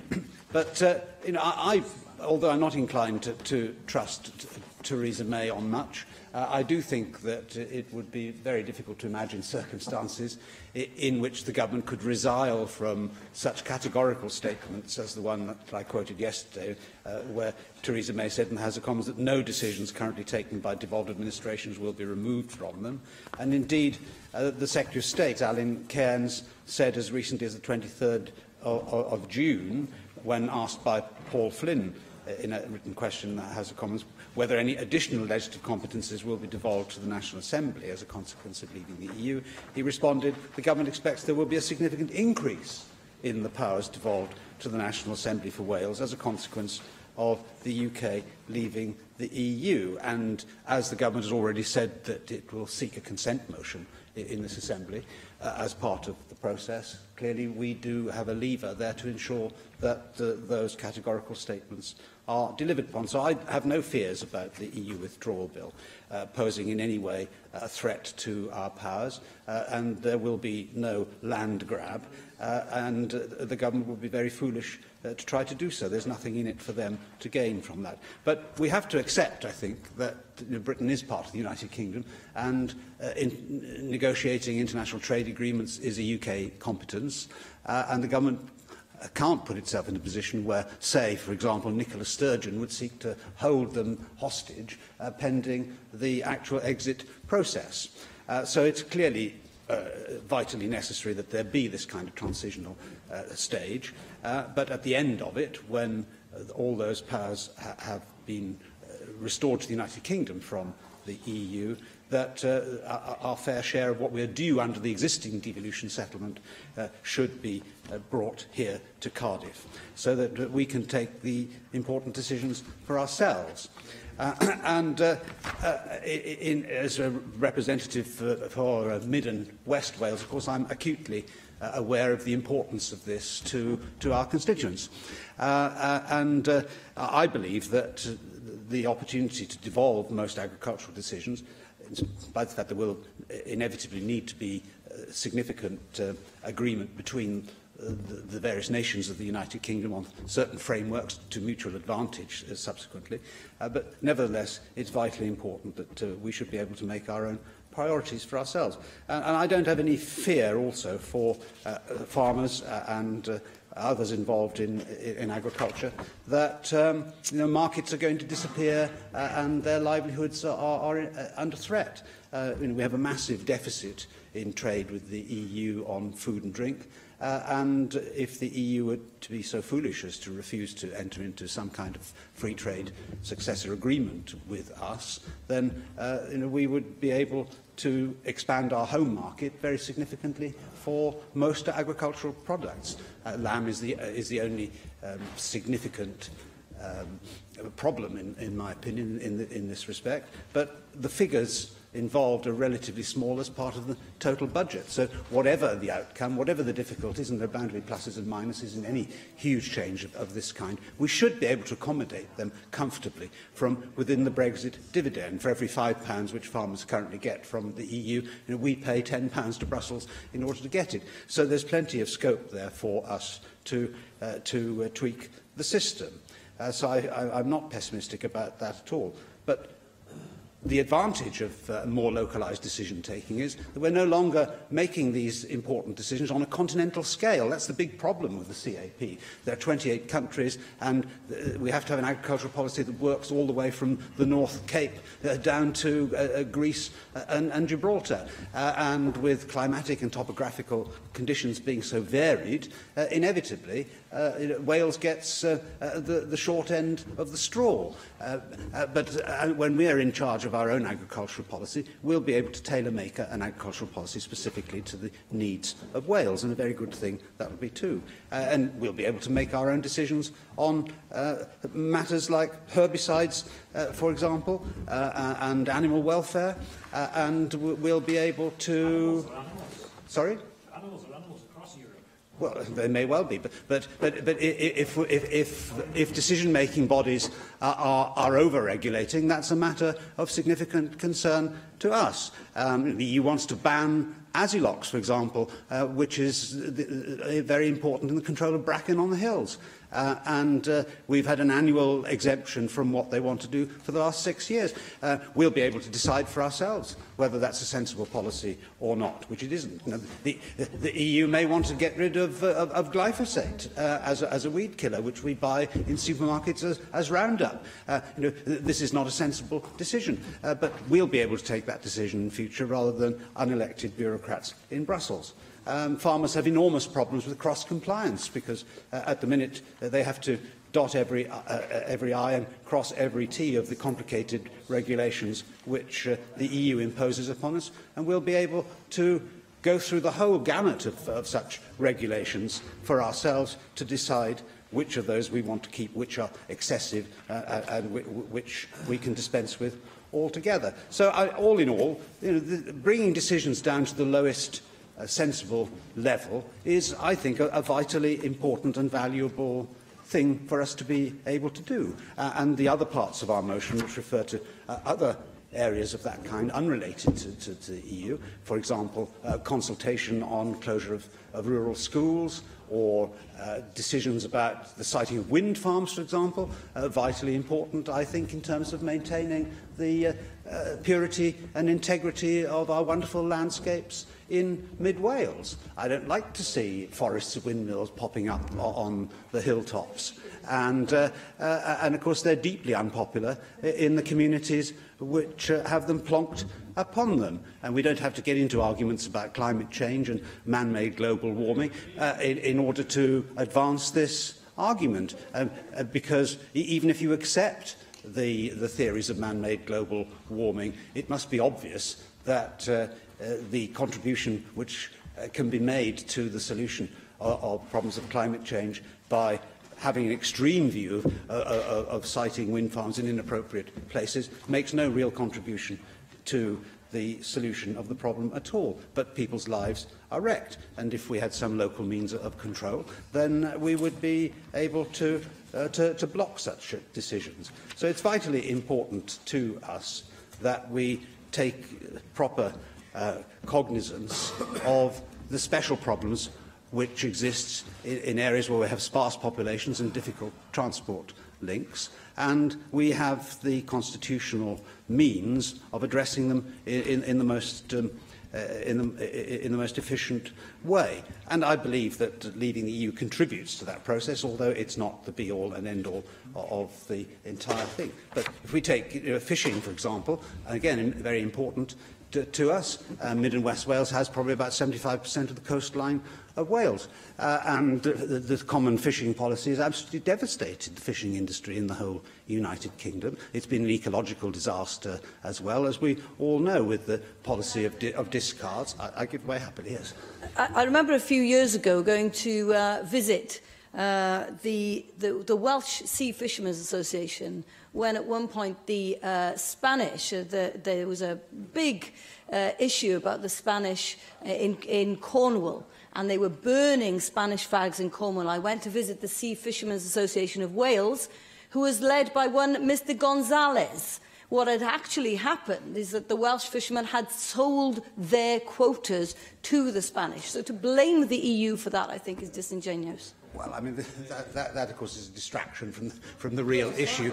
That before 1973, the EU had no effective fishing waters, and as a result of our joining, the CFP was cobbled together in order that British waters could be plundered, the result of which has been that our fishing industry is now substantially smaller than it was 40 years ago. The number of fishermen is down by 40%, and the number of vessels is down by 28%, and we've lived through an ecological disaster in the North Sea and elsewhere, which is widely recognised. I'm not going to take a second intervention, I'm sorry. Well, the member can make her own speech, and I hope she does. But it does give us the opportunity to revive the Welsh fishing industry, and not just inshore fisheries, of course, which are not affected by the CFP, but to go further afield. I don't think you'll find many people involved in the fishing industry that think that the common fishing policy has been the boon that some members seem to think it is.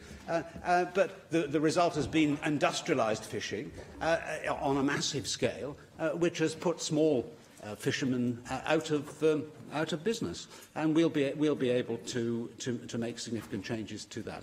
So there are many reasons why we should support this motion, but as I said right at the start, this is all about bringing down decision making to the lowest possible level, so that ordinary people can feel they have a real role to play in the processes by which their lives are to be controlled, and representative bodies such as this, elected by the people, ultimately bear the full responsibility for taking those decisions, and we are accountable to the people. That doesn't happen at the moment. Thank you very much.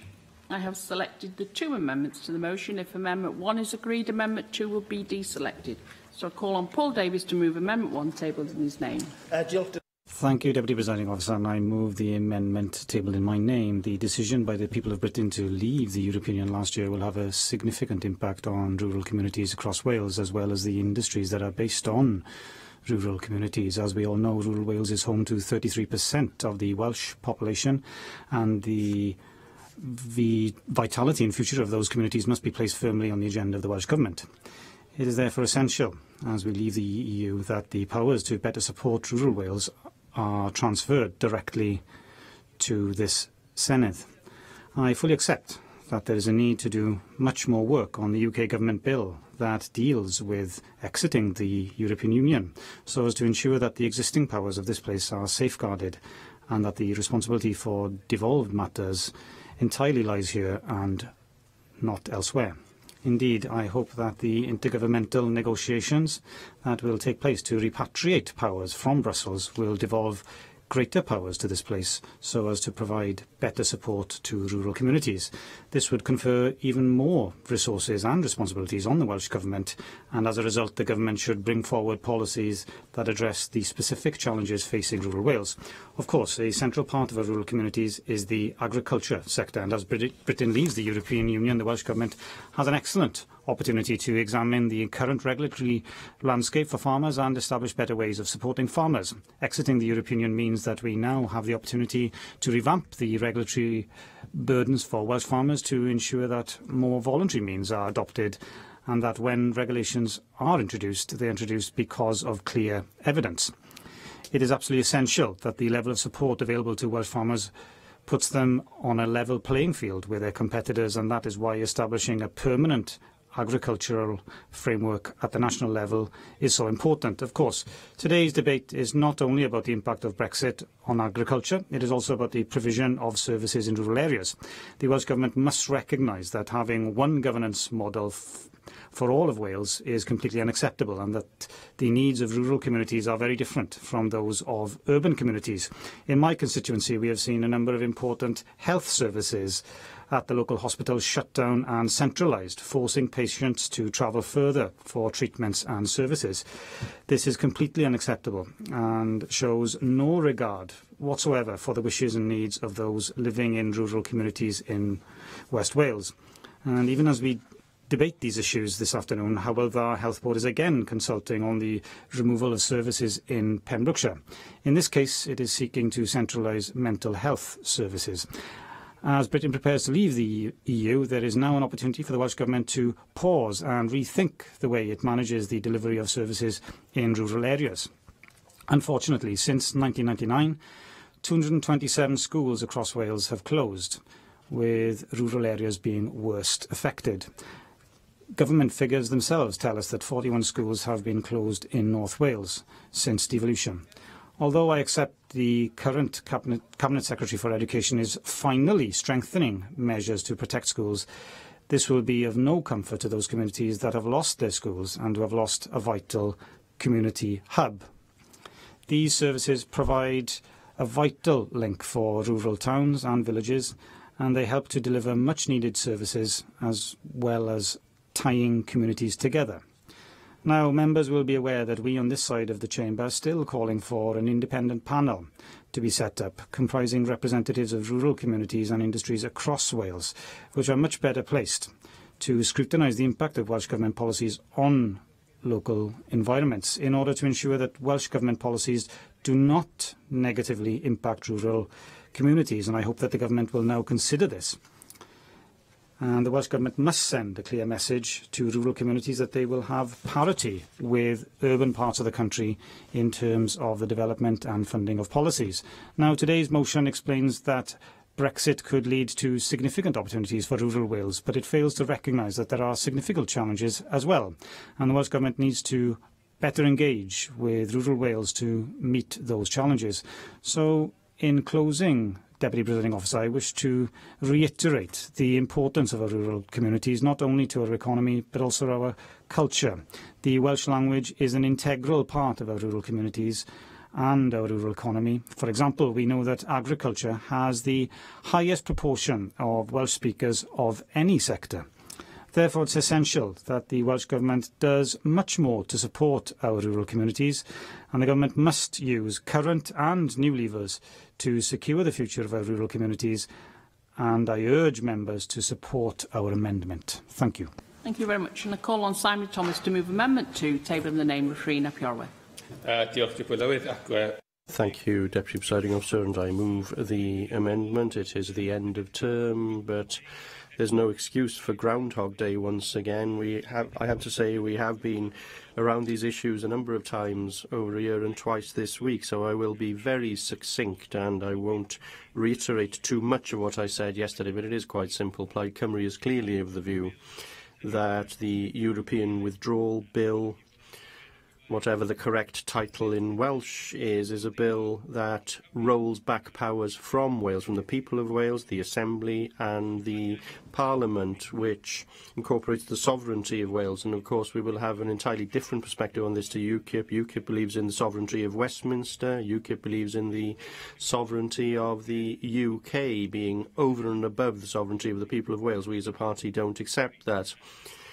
We don't accept that as a party of independence for Wales, but we also see this as an entirely cynical move by the Tory party, that they are using a vote in one referendum to overturn the decision that they didn't like in another referendum. So in 2011, there was a referendum result which wasn't 52 to 48%, but was 67%, 66 to 67% at least, in favour of this Parliament legislating in fisheries, agriculture, environment, health, education and so on too. And the fact that this bill now, and the fact that the Conservative government in Westminster now wishes to use the excuse of Brexit to hold the devolution process back, is one of the most cynical things that I have seen recently, certainly since 2011. And if there was any doubt, that the Conservatives weren't willing to do this, and if we could join Neil Hamilton in believing the fine words of Theresa May, we saw just last night with the trade union bill that it was the Conservatives' intention to overturn any bill passed here that they don't agree with or aren't content with. It is utterly anti-democratic, and it clearly shows that they are using the European Union withdrawal bill in that same way. Now, I have listened very carefully for over a year to Neil Hamilton, and I've been waiting for the florid rhetoric to disappear and for some ideas to be brought forward as to what the future of agriculture is after Brexit and after we have left the European Union, but not only the European Union, but according to his aspiration, leave the single market, the customs union too. So what is the vision? I have seen nothing of that vision, just a pipe dream. That's all I've seen. And today we were given some insight into that nightmare. The lands of Wales wash with chemicals, the lands of Wales being totally overused. And what's the only thing he's proposed is the use of herbicides on our hillsides, not any sort of future for our farmers who are sheep farming on the hills or suckler cows and markets worth millions of pounds. It's no sort of vision at all. And I can go to the Royal Welsh in Llanelwedd and else we can speak with any sort of credibility. I wish him luck if he tries to do that. I will stick to my views as an Assembly member who represents the same region as him, but also as an Assembly member for Plaid Cymru. And we believe most strongly that we need to retain that relationship with the single market for farmers and to retain that relationship with the customs union. And more importantly, we need to safeguard the environment that we have, the clean environment that supports food of the highest quality and animal welfare of the highest standards. And that is particularly true of Wales, and the Welsh language is part of that too.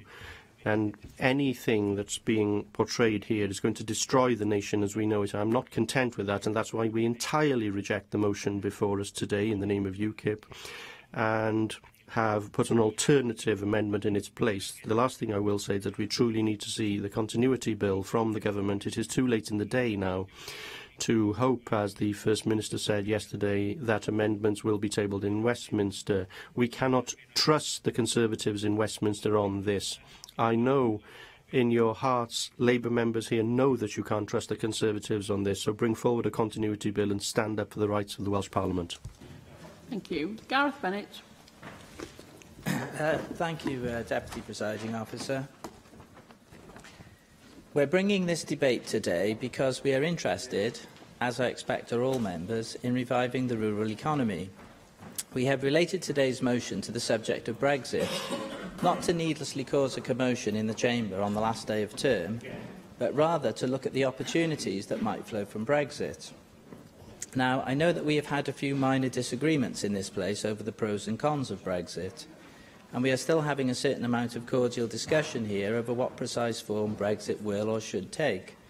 Well, I don't want to go into the form of Brexit too much. That is, I feel, a debate we had yesterday, as Simon Thomas alluded to some extent, and one that will probably resume once we get back here after the recess in September. And the debate will probably be going on for some time after that. What we perhaps can agree on is that some kind of Brexit is going to happen, so we need to think about what opportunities Brexit might offer us, and how some of those opportunities can aid the rural community. In addition to opportunities flowing from Brexit, there are also levers that already lie within the legal competence of the Assembly that can be used to help the rural economy, and also powers that have recently flowed into or are about to flow into the Assembly due to tax-raising competence.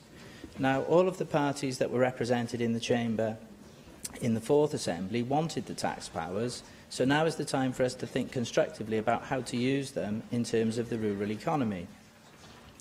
One crucial element in all this is housing.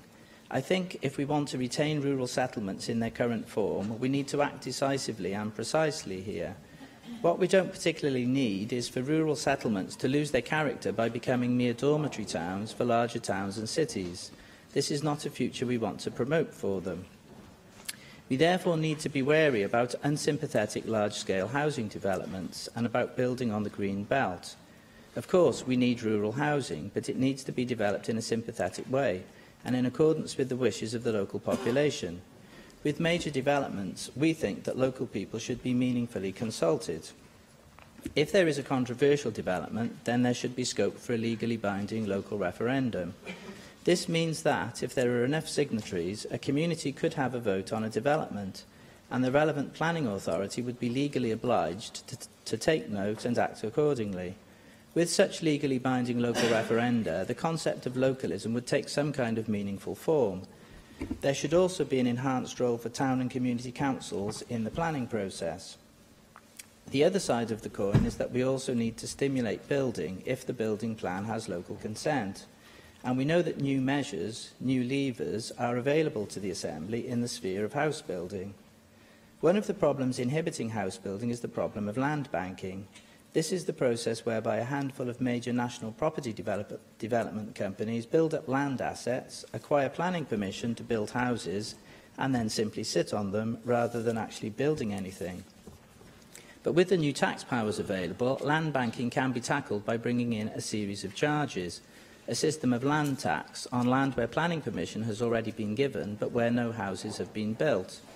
This could begin after, say, 3 years and then rise year on year until the first shovel cuts into the turf. Now, Finance Minister Mark Drakeford has already hinted at action in this direction, and we in UKIP feel that we should be moving in this direction, and the Welsh Government should be empowered to take this forward. Now, in this instance, the powers are coming to the Assembly from Westminster in the form of tax-raising competence. Other powers may devolve as a result of Brexit. For instance, once we are out of the EU, we will no longer be governed by the EU's procurement rules. Procurement is another lever that can be used to drive economic development. Public sector bodies in Wales must be encouraged, by statute if necessary, to award public sector contracts to local companies. This might entail making the tendering process easier. We need to look at the rules and regulations post-Brexit and ensure that some irrelevant regulations are ditched so that smaller firms, which tend to proliferate in rural areas, are allowed to tender for contracts. It might be that we need to bring in clauses so that a certain number of public sector contracts are allocated to Welsh firms, and particularly to Welsh SMEs. This is another tool which might be used to aid the rural economy. In the rural high street, we need to encourage concepts like co-location, so that shops, pubs and perhaps post offices can all reside in the same place. We can also use powers over business rates to help rural businesses. Post-Brexit fisheries policies could help to revive formerly thriving Welsh fishing ports. Now, we have touched on that earlier, and I think this is an issue which possibly needs a debate of its own when we come back next September. But there are certainly opportunities there. Another crucial factor is the availability of broadband in rural areas. We note that the Welsh Government has consistently missed its targets on the provision of superfast broadband in the rural areas, so more needs to be done there. Are you winding up, please? Yeah, certainly. All in all, there could be a more promising future for the Welsh rural economy if only we see the coming years as a period that could bring with it some upheaval, certainly, but also a large element of opportunity. Thank you. Very much. Lynyd Morgan. Can I thank UKIP for yet another debate on Brexit? I'm afraid that as the resolution stands, it's full of inaccuracies and once again demonstrates UKIP's lack of awareness about how the EU actually works. It paints this idealistic utopian vision of the future in Wales for a land full of milk and honey where those pesky outsiders can't tell us what to do and they'll stop ordering us about. So here we go. Paragraph 1A stipulates that Welsh people will have more control over their own lives and will stop those unelected EU technocrats from ruining everything. Well, that could be true. A woman alone in a desert has absolute total control of her life, but it's not much value and it's not much of a life. That's the kind of control that Neil Hamilton would like to see in Wales. But with the publication of the repeal bill, now called the EU Withdrawal Bill, we know that Welsh people will actually have a quieter voice than the one we had when we were allowed a seat at the table in a rotational system when agriculture and other devolved matters were discussed in Brussels. And what about this ridiculous line about unelected technocrats in Brussels? The Commission only has the power to propose laws. It's the Council, the elected governments of the EU, overseen by elected members of the European Parliament, who decide if these laws pass. But to be fair, he probably isn't aware of that because a lot of the UKIP MEPs don't even bother to turn up to those committees where those decisions are made. Right, let's move on to paragraph 1B. Let's move on to paragraph 1B. Brexit will create more prosperity for agriculture and the rural community.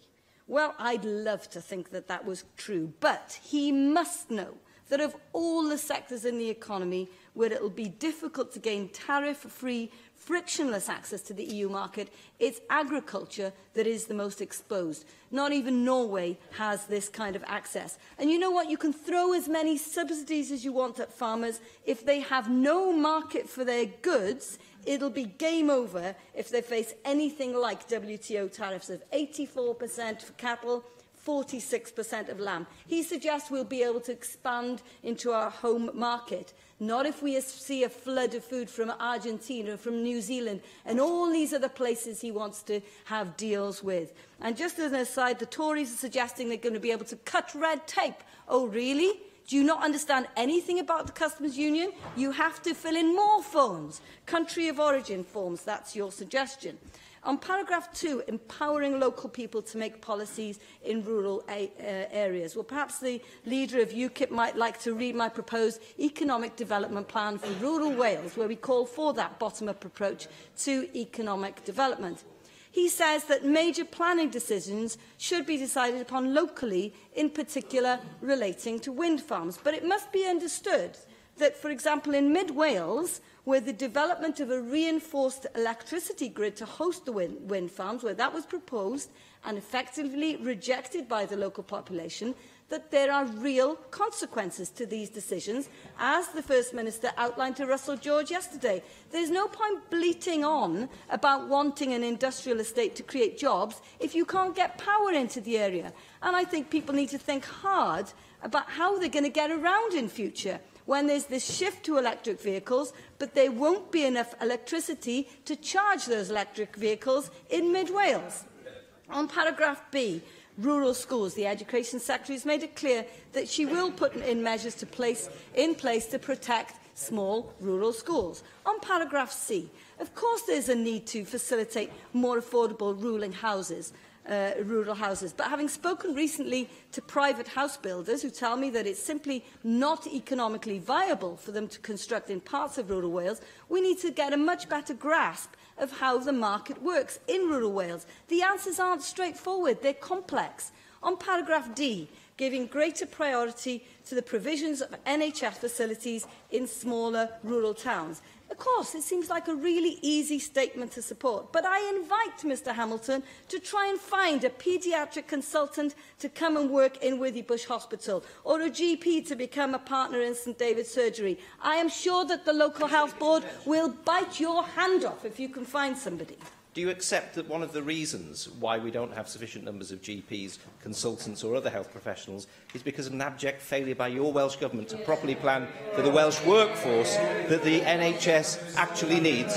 No, do you know what I... No, you don't. No, do you know what I tell you what... Let me tell you, the situation is worse now because the kind of messages have been sent out by people like Neil Hamilton and his ilk to those people who are supporting our NHS, who are supporting our care workers. They are people who are here from the EU and they have been they feel now that they are unwelcome because of Mr Hamilton and his ilk. I think this resolution is typical of UKIP, full of glib, easy answers in a very sophisticated and complex word. They've made promises they can't keep, and they won't be kept. They have led the people of Wales and the United Kingdom up the garden path, and I predict that he will be safely miles away from Wales in his lovely house in Wiltshire if we fail to gain the promised agreements he's made when the whole edifice comes crashing down, if we fail to get the kind of agreements that he predicts are so easy to get. And now call on the Cabinet Secretary for Finance and Local Government, Mark Drakeford. Diolch yn fawr, Dipwyr Awydd. Well, yesterday I heard the leader of UKIP refer to soldiers emerging from the jungle to refight battles already long concluded. I assumed he was referring to today's motion, with its sad and tired derogatory opening references to unelected technocrats in Brussels. Does anyone really believe that cheap name-calling can form the basis of a successful negotiation with 27 other European countries? Does anyone really believe that abuse can form the platform from which we can build a successful future for Wales beyond the European Union? Now, Dipwyr Awydd, it's not a message which the movers of this motion are keen to hear, but it is a simple fact that Wales' receipts from the CAP and from structural funds form a far larger proportion of the UK's allocation than our Barnett share would ever do. The EU funding through the Rural Development Programme alone is worth around £500 million in the current round and was worth over £300 million in the previous round, and it has made a real difference to people and communities across Wales. Along with EU structural funds, these have provided hugely useful services and vital incomes to many in our rural communities. Now, as Eluned Morgan so ably illustrated, this is a motion written by Pollyanna with a dash of help from Mr Micawber. It's ironic, indeed, to be debating it today, the day after the publication of an authoritative report. I recommend it to UKIP members, A Food Brexit, Time to Get Real. And this report, written by Professor Tim Lang, the leading food expert in the United Kingdom, together with Professor Terry Marsden from Cardiff University, concludes that leaving the European Union poses serious risks to consumer interests, public health, businesses and workers in the food sector.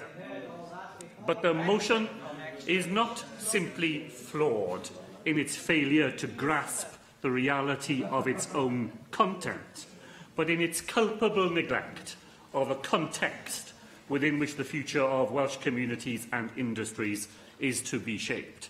It does not even, Dipwyr Awydd, call on the UK government to guarantee replacement funding for Wales at its current level, let alone those promises made of a post-Brexit funding bonanza made by the movers of the motion. The motion does not even call on the UK government to respect the boundaries of devolution, so that this National Assembly can continue to respond to the particular needs of rural communities in Wales. And this, at a time when those abilities are under such direct attack. It is difficult to take a motion seriously which does so little to take things seriously itself. By contrast, this government both continues to make it clear that the UK government and those who led the campaign to leave the European Union must guarantee that every single penny which flows to Wales from the European Union must flow directly to Wales in the future. And in our recent Brexit and devolution policy document, we set out our thinking on how new constitutional arrangements can be developed. It is intended as a constructive contribution to the important debate needed across the United Kingdom, and which is particularly important in rural areas. We will continue to press the UK government to engage in a discussion on using this document as a starting point for developing any frameworks that are needed post-Brexit on the basis of consent and agreement and not on imposition. And the messages we have from stakeholders in rural Wales are very clear. Here in Wales, agriculture is not only very different in nature from other parts of the United Kingdom, but so is the role it plays in our communities and in our society. From the management of our water to tourism, and as Paul Davis set out very clearly in his contribution, in the future of our culture and our language as well. We need to build on Wales's reputation for high-quality produce, which is founded on our high standards which protect human health, ensure animal welfare and support vital environmental action. These standards are the key for our future competitiveness in a global marketplace, and there are opportunities there for farmers to diversify and exploit growing markets in areas like energy. Now, let us be clear, Dipra, that the approach the UK government has taken to the withdrawal bill would see us lose the ability to deliver an approach that rectifies the shortcomings of the CAP and design a better, more tailored approach for Wales. Instead, on the one hand, the withdrawal bill locks us into an outdated framework, and on the other, it removes our ability to bring forward reforms, leaving us to face Brexit with both hands tied behind our back. Now, I listened carefully to what Paul Davis said when he spoke about the withdrawal bill, and I take what he said this afternoon to be a constructive contribution to the way that we can think about these issues in the future. Very different, I thought, to the contribution of the mover of the motion, who, with typical insouciance, just regards the withdrawal bill as something that none of us here needs to worry our heads about. As we have said, this government has been clear that we acknowledge the need for common UK approaches in some areas of agriculture, particularly where this is important for trade and for the internal functioning of the UK market, but these must be collectively developed and agreed to ensure that they work for the whole of the United Kingdom and not imposed on us from London. These are the important issues at stake for Welsh communities today. It is why, Dipra, the government will oppose the motion itself, but support the amendment proposed by Plaid Cymru and explained so very clearly here this afternoon by Simon Thomas. Let me very briefly turn to some specifics of the motion, Dipra, to put on record the actions being taken by this government to support all rural communities. As far as planning is concerned, we have developed our national planning policy to take account of local needs in rural areas, and in particular to address issues around the potential for greater use of our rural areas to generate renewable energy, while addressing issues around visual impacts and amenity on neighbouring communities. Where housing is concerned, bringing forward more affordable housing in rural areas is a priority for the Welsh Government, which is why we commit to providing funding for rural housing enablers in taking Wales forward, and we have already seen successful projects across Wales, including Gwynedd, Ceredigion, Monmouthshire and the Vale of Glamorgan. We will continue to fund and work with local authorities, housing association and the rural housing enablers to ensure more affordable housing is delivered in areas of real need. You heard already from Eluned Morgan how the Education Cabinet Secretary is supporting rural schools and allowing communities to have greater scope for decision-making in relation to those schools, consulting recently on strengthening the school organisation code in respect of presumption against the closure of rural schools. And in health, my colleague, the Cabinet Secretary for Health, continues to work closely with rural areas to tackle the very real issues which are faced by services in remote and rural areas and the challenges that Eluned Morgan set out in recruiting staff to work in those localities. Let me be clear that we are addressing the specific needs of public services across rural Wales. It's clear that the benefits of the European Union, particularly through single market access, high social and environmental standards and significant levels of funding cannot be easily maintained after we leave the European Union, and that there are big challenges for rural Wales, which we will work with our rural communities to help them to face those together. By contrast, the only contribution to Welsh agriculture from the movers of the motion here will be the industrial-scale manufacturing of pie in the sky. But if the future was left to them, then the taste of that pie for people in rural Wales will be very bitter indeed.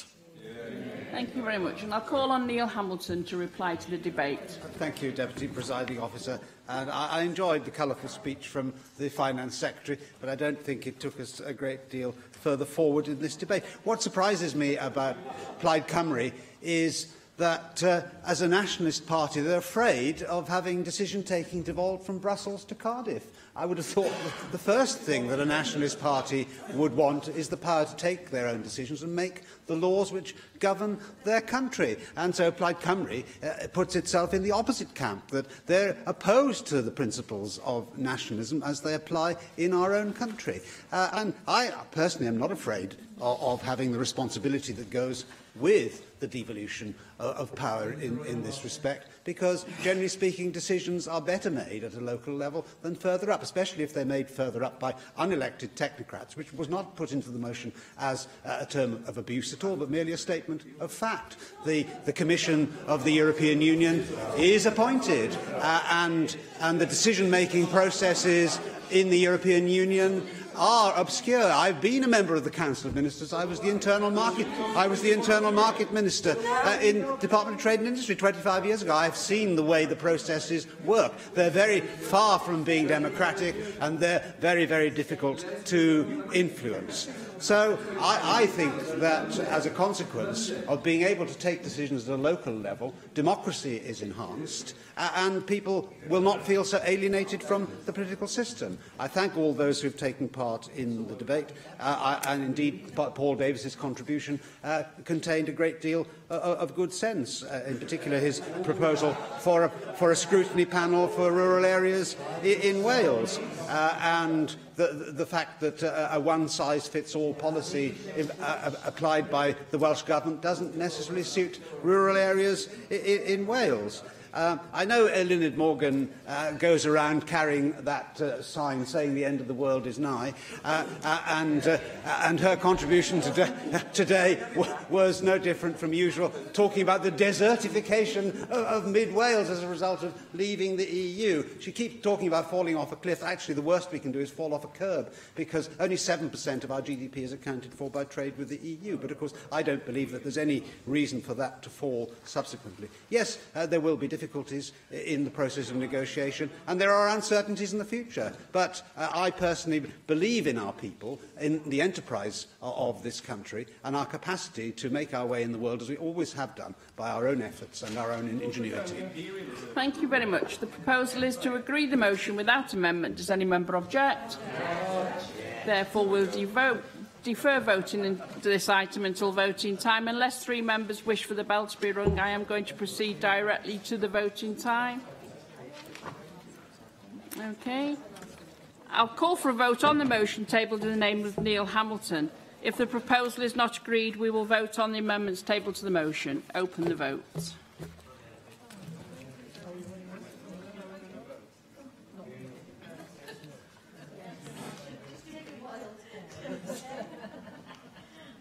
Close the vote. For the motion 5, no abstentions, 46 against. Therefore, the motion is not agreed. We now go to vote on the amendments. If Amendment 1 is agreed, Amendment 2 will be deselected. So I call for a vote on Amendment 1, tabled in the name of Paul Davis. Open the vote.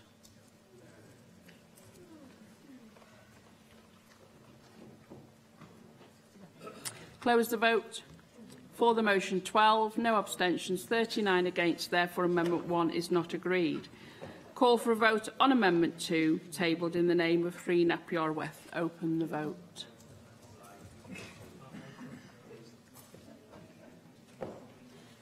Close the vote. For the Amendment 35, no abstentions, 16 against. Therefore, Amendment 2 is agreed. And now call for a vote on the motion as amended. Open the vote.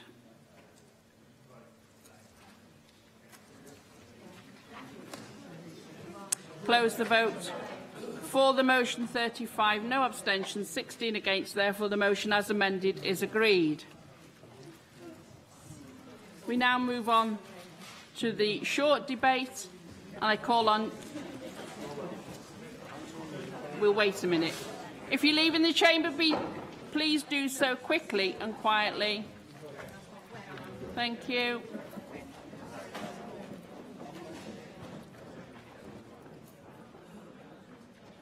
Right, we'll now move to the short debate, and I call on Darren Miller to speak to the topic he has chosen. Darren. Diolch, Deputy Lewis. I want to confirm that I've given Simon Thomas, Jenny Rathbone and Joyce Watson a minute each of my time. This week is Gamble Aware Week. It's 7 days where betting shops across the country are spreading the message to not bet more than you can afford to lose. But I'm afraid that their message is just not hitting home. Thanks to poor public policy decisions from successive governments of all colours, gambling has never been easier than it is today. No longer are you required to venture into a local betting shop to take a punt. You can now bet on the telephone, via a computer, a mobile phone, or even your smart TV. And with almost 400 betting shops and around 1,500 fixed odds betting terminals in Wales, it's easy to see how people can quickly get sucked into a gambling spiral which gets out of control. Gambling, of course, is nothing new. It's been around for a very long time. But excessive gambling is on the rise, and Wales seems to have a bigger problem with it than other parts of the United Kingdom. In fact, the figures are stark. Gambling Commission surveys have estimated that around 1.1% of the Welsh population are problem gamblers, around 34,000 people, with an additional 118,000 at risk of becoming problem gamblers. And you're more than twice as likely to be a problem gambler if you live in Wales than in England, and a third more likely than if you live in Scotland. It's estimated that more than £1.6 billion is staked annually on fixed odds betting terminals alone. And that's more than an average of £1 million per machine here in Wales, around £675 per head of the adult Welsh population. It really is eye-watering. And of course, these machines are so quick that it's absolutely possible to bet around £100 every 20 seconds. Research, in fact, has shown that it's every bit as addictive as a Class A drug, and it's no wonder that they've been called the crack cocaine of gambling. What's even more concerning, though, is that there's a growing body of evidence which indicates that unscrupulous businesses are locating these machines in deprived areas. More than a third of betting shops with these machines are in the poorest communities across Wales. These are the areas where there's underinvestment and high unemployment, and making a quick bet and a big win, no matter what the odds, seems an attractive prospect. But the people placing these stakes are very often the ones who can ill afford to lose them. But we know that gambling is not a route out of poverty. In fact, it's a route to breakdown, relationship breakdown, health breakdown, and financial breakdown. But thanks to our digital age, even after the betting shops close and the casinos have closed, gamblers can still continue to take their chances online. Online gambling isolates and hides gambling addiction, but it's also on the increase. More and more people are gambling behind closed doors and in secret. It's gambling which is happening all around us constantly. Slots can be played in meetings, they can be played in the school car park while waiting to pick the children up from school, and they can even be played on shift breaks. and it makes it harder to know about those people who need help and for others to be able to reach out to them before it turns into a crisis. Some, of course, are underage gamblers. We know from the Gambling Commission that the people most at risk of problem gambling are those between the ages of 16 and 24. People with their whole lives ahead of them are in danger of losing everything. The Gambling Commission's Young People and Gambling 2016 report suggests that there are hundreds of child problem gamblers here in Wales. And if you combine that with the fact that 65% of teenagers under 18 have already admitted addiction to their mobile phones, I think it's very clear to see that there's a very real public health crisis which is brewing and playing itself out in young people's pockets right now. Often, the money used to gamble is taken out on credit. Many gambling addicts are caught in a catch-22 situation of escalating debt, which they then try to repay through gambling more. Life savings are being wiped out, and credit card limits are being exceeded. Gambling is no respecter of persons. It can affect people from any part of the social strata and all walks of life. But don't just take my word for it. I want us to take a few moments to look at the screens to listen to some of the experiences of Sarah and Joseph here in Wales.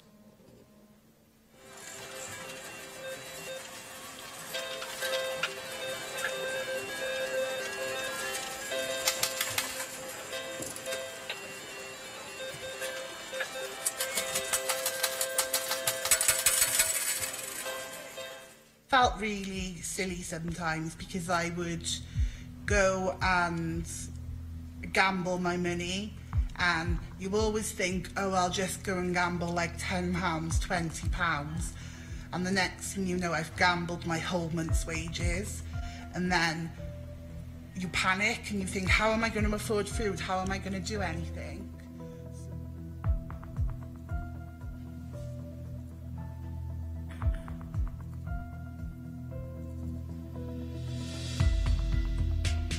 You know, I had to try and ask people for help, like my parents, and then they'd ask, well, where's your money? So then you'd have to start saying, I don't know, I lost it, or I didn't get paid on time. I lost everything, yeah. I lost my flat, I lost everything. I was in countless amounts of debt. I was with payday loans, sold all my stuff, my personal items. I mean, I was even selling bags of clothes, old clothes, to cash for clothes and that, just to get some money, just to get food in. You know what I mean? And even with that spare money I had left over, I'd go and gamble it to try and win more money. Looking back at your life, what have you lost? At least 50,000, and I'm only 24. If I had £1 million, I probably would have spent that £1 million gambling. According to the regulator, the Gambling Commission, Joseph falls right into the age bracket that are most likely to have a problem with gambling. More men will have an issue than women, but we don't know how much of a problem it is here in Wales, because there are no official statistics. So you can see, we've heard from Sarah and Joseph, gambling isn't a game, it's a very real problem. They're paying a high price for it, and they're not the only ones. You may have heard about Cardiff postal worker Colin Chapman, who was arrested just last week for stealing parcels worth £40,000 in order to fund his gambling addiction. Or you might even remember Willie Thorne, the former UK snooker champion, who went bankrupt after gambling away more than £1 million. But of course, it's not just money that's being lost. People are losing their homes, they're losing their marriages, they're losing their health from stress, and they're losing their place and purpose in society. And I'm afraid some have even lost their lives. On the 31st of March last year, 18-year-old Omar Abbas from Cardiff put on his work uniform and he said goodbye to his parents and left home. But unfortunately, it wasn't a day like any other. Less than 2 weeks later, he was found dead. He'd taken his own life after struggling with thousands of pounds worth of debt. He'd maxed out his overdraft, he'd taken out credit on his credit cards, and even though he'd confided in close friends that he was depressed and had occasionally thought of taking his own life, unfortunately, they were unable to prevent it from happening. And I think his story, his death, should be a wake-up call to us all. Excessive gambling is trapping people into an addictive cycle of losing and winning and losing and losing and losing. And as we've heard, it can lead to an incredibly tough emotional, financial and mental health problems. But the majority of addicts struggle in silence. Many people who struggle with gambling don't reach out for help until they've hit a crisis point. And recent research suggests that just 1 in 10 people with gambling problems actually do seek formal help. But unfortunately, all too often, the help that they need isn't always available to them. Now, thankfully, people are beginning to wake up to this public health time bomb, and I was very pleased to hear from the Chief Medical Officer at the recent Beat the Odds conference that there is some work that he's been doing on this subject. And we were also hearing, of course, about the excellent work of the Living Room here in Cardiff and North Wales-based CAIS, who are helping to raise awareness of problem gambling and helping to develop services to support addicts, and it's beginning now, I think, to pay some dividends.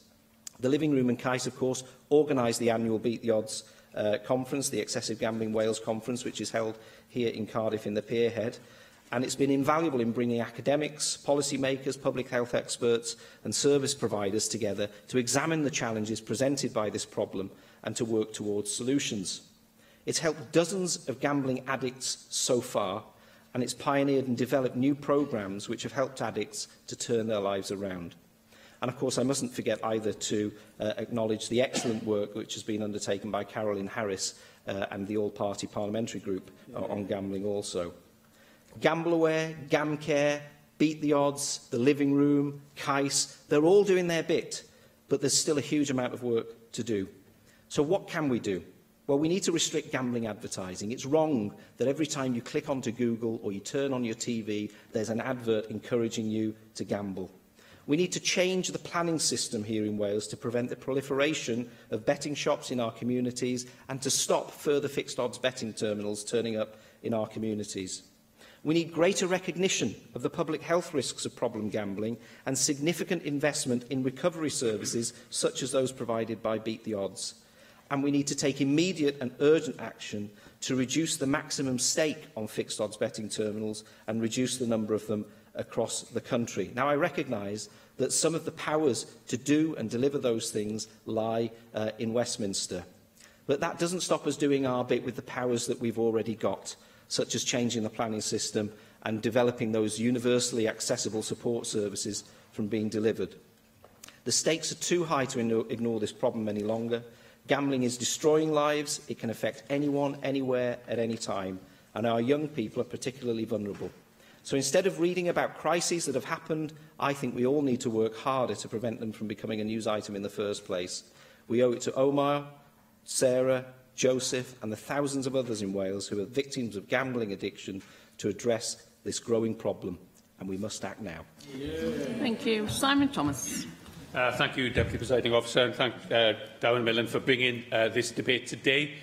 We would not tolerate the promotion of addictive substances such as alcohol and tobacco in modern society the way we have tolerated, due to the lack of regulation, gambling. And we must treat gambling as an addictive pastime in that sense. We're not talking about banning, we're talking about regulation, and we're talking about a real approach. And I look forward to hearing from the government, if not today, but very soon, how they will learn the limited powers they'll get over fixed odds terminals to try and address and set the right tone. Because one thing we can do here is set the tone of debate and the tone and approach on gambling, rather than this acceptance that we have at the moment of modern society that gambling is somehow a normal thing to do and something that particularly is rewarded with an element of glamour around it, which I think is particularly concerning. We don't have Welsh figures, but Living Room Cardiff estimate there are 114,000 people at risk in Wales, and excessive gamblers and those who have a real gambling disorder number 12,000. This is a serious medical and social problem that I hope we can address. And finally, if I may just say so, I'd like to thank Winford Ellis-Owen for his work. He's retiring this week. Diolch yn fawr iddo fe am y gwaith mae fe wedi wneud. Thank you very much for his work in this area. I'd just like to pay tribute to Winford Ellis-Owen, whose life was nearly completely wrecked by prescription drugs and alcohol. And he used that insight into what addiction involves and the lengths that people will go to promote the cause of the need to tackle addiction in gambling. So I think it's really important that we respond to the work that has been done by Winford Ellis-Owen and others by ensuring that we bear down on addiction, which is absolutely wrecking people's lives. I've met constituents who've gambled away the proceeds of 2 houses and a private business, who cannot even dare to get the bus into town because they know that they will stop off at one of these fixed odds betting terminals. I think we must change the panning laws so that the presumption where there is an application for yet another betting business, that presumption will be on refusal unless we can prove, or it can prove, that it will do no harm. And that is my big ask to the Minister today. Thank you. Joyce Watson. I'd like to thank Darren for giving me time to speak in what is a really, really important debate. And the issue of gambling that I want to focus on is football games. I am a huge football fan, and I've noticed recently that I cannot watch a football game without being bombarded on the TV in my sitting room to bet on the next outcome. Whether somebody's going to score a goal, whether it's going with the right foot, left foot, it doesn't really matter. The point is, it is absolutely aimed at the age group that you have just identified as those having the worst problem or the most significant problem with gambling. And it is invasive. And I think, you know, when we look at preventing gambling, we need to also look at preventing it happening on our TV screens when we're actually trying to promote a healthy style of living, that is, taking part in sport, being completely ruined by offering an alternative to an addiction that people will find virtually impossible to get out of. Thank you very much. And I call on the Minister for Social Services and Public Health to reply to this debate, Rebecca Evans. Thank you. I'd like to thank Darren Miller for bringing forward this debate today and for all members for their valuable contributions. And I'm really pleased to see that there is cross-party support for addressing the issue of problem gambling in Wales. Whilst we know that many people participate in gambling activities without any apparent problems, we also know that for some people, gambling becomes an addiction, which leads to harmful health and social impacts. And I think Darren has shared with us some very powerful stories today, the stories of Sarah, Joseph, Omar and others. Whilst the prevalence of problematic gambling is low, the health and social impact is significant, and it disproportionately affects more disadvantaged people who are 5 times more likely to develop problem gambling. The impact of gambling on individuals includes the inability to function at work, financial problems which can lead to homelessness. The harm from gambling to the wider society includes fraud, theft, loss of productivity in the workforce and the cost of treating this addiction. It's estimated for every person with a gambling problem, a further 6 to 13 people will be affected, and this can include family members, friends and work colleagues. I can assure you that as a government we are working across portfolios to identify the actions that we can take to reduce the prevalence of problem gambling and limit the impact it has on the health of people in Wales and our wider society. Although the regulation and licensing for gambling is not devolved to Wales, the Wales Act does provide for Welsh ministers and the Assembly to have new powers in relation to fixed odds betting terminals, and we'll be exploring this further from April 2018 when we expect the full provision of the Act to commence. The Welsh Government's national planning policy seeks to sustain and enhance vibrancy. Yes, of course. We know that this responsibility is coming to the Assembly as of next year. I hope the Government aren't waiting to do some of the preparatory work that might be required to put the safeguards in place. That seems to be a consensus around this chamber because, as I said, we know the scope of the responsibilities that we'll be inheriting come April next year. So can you confirm that the Government is undertaking that preparatory work so that you can hit the ground running when you do get those responsibilities? Yeah, I think my statement there was probably poorly worded, because I do reassure you that Government is looking across all of our portfolios in terms of what we can be doing, as I said, to prevent people becoming addicted to gambling in the first place, and then to lessen the impact that it might have. The Welsh Government, we have a planning policy seeking to sustain and enhance the vibrancy, viability and attractiveness of our established retail and commercial centres, and the effect of a proposed gambling use on health or crime and disorder are material considerations at a local planning authority level, where they may take into account these issues when determining a planning application.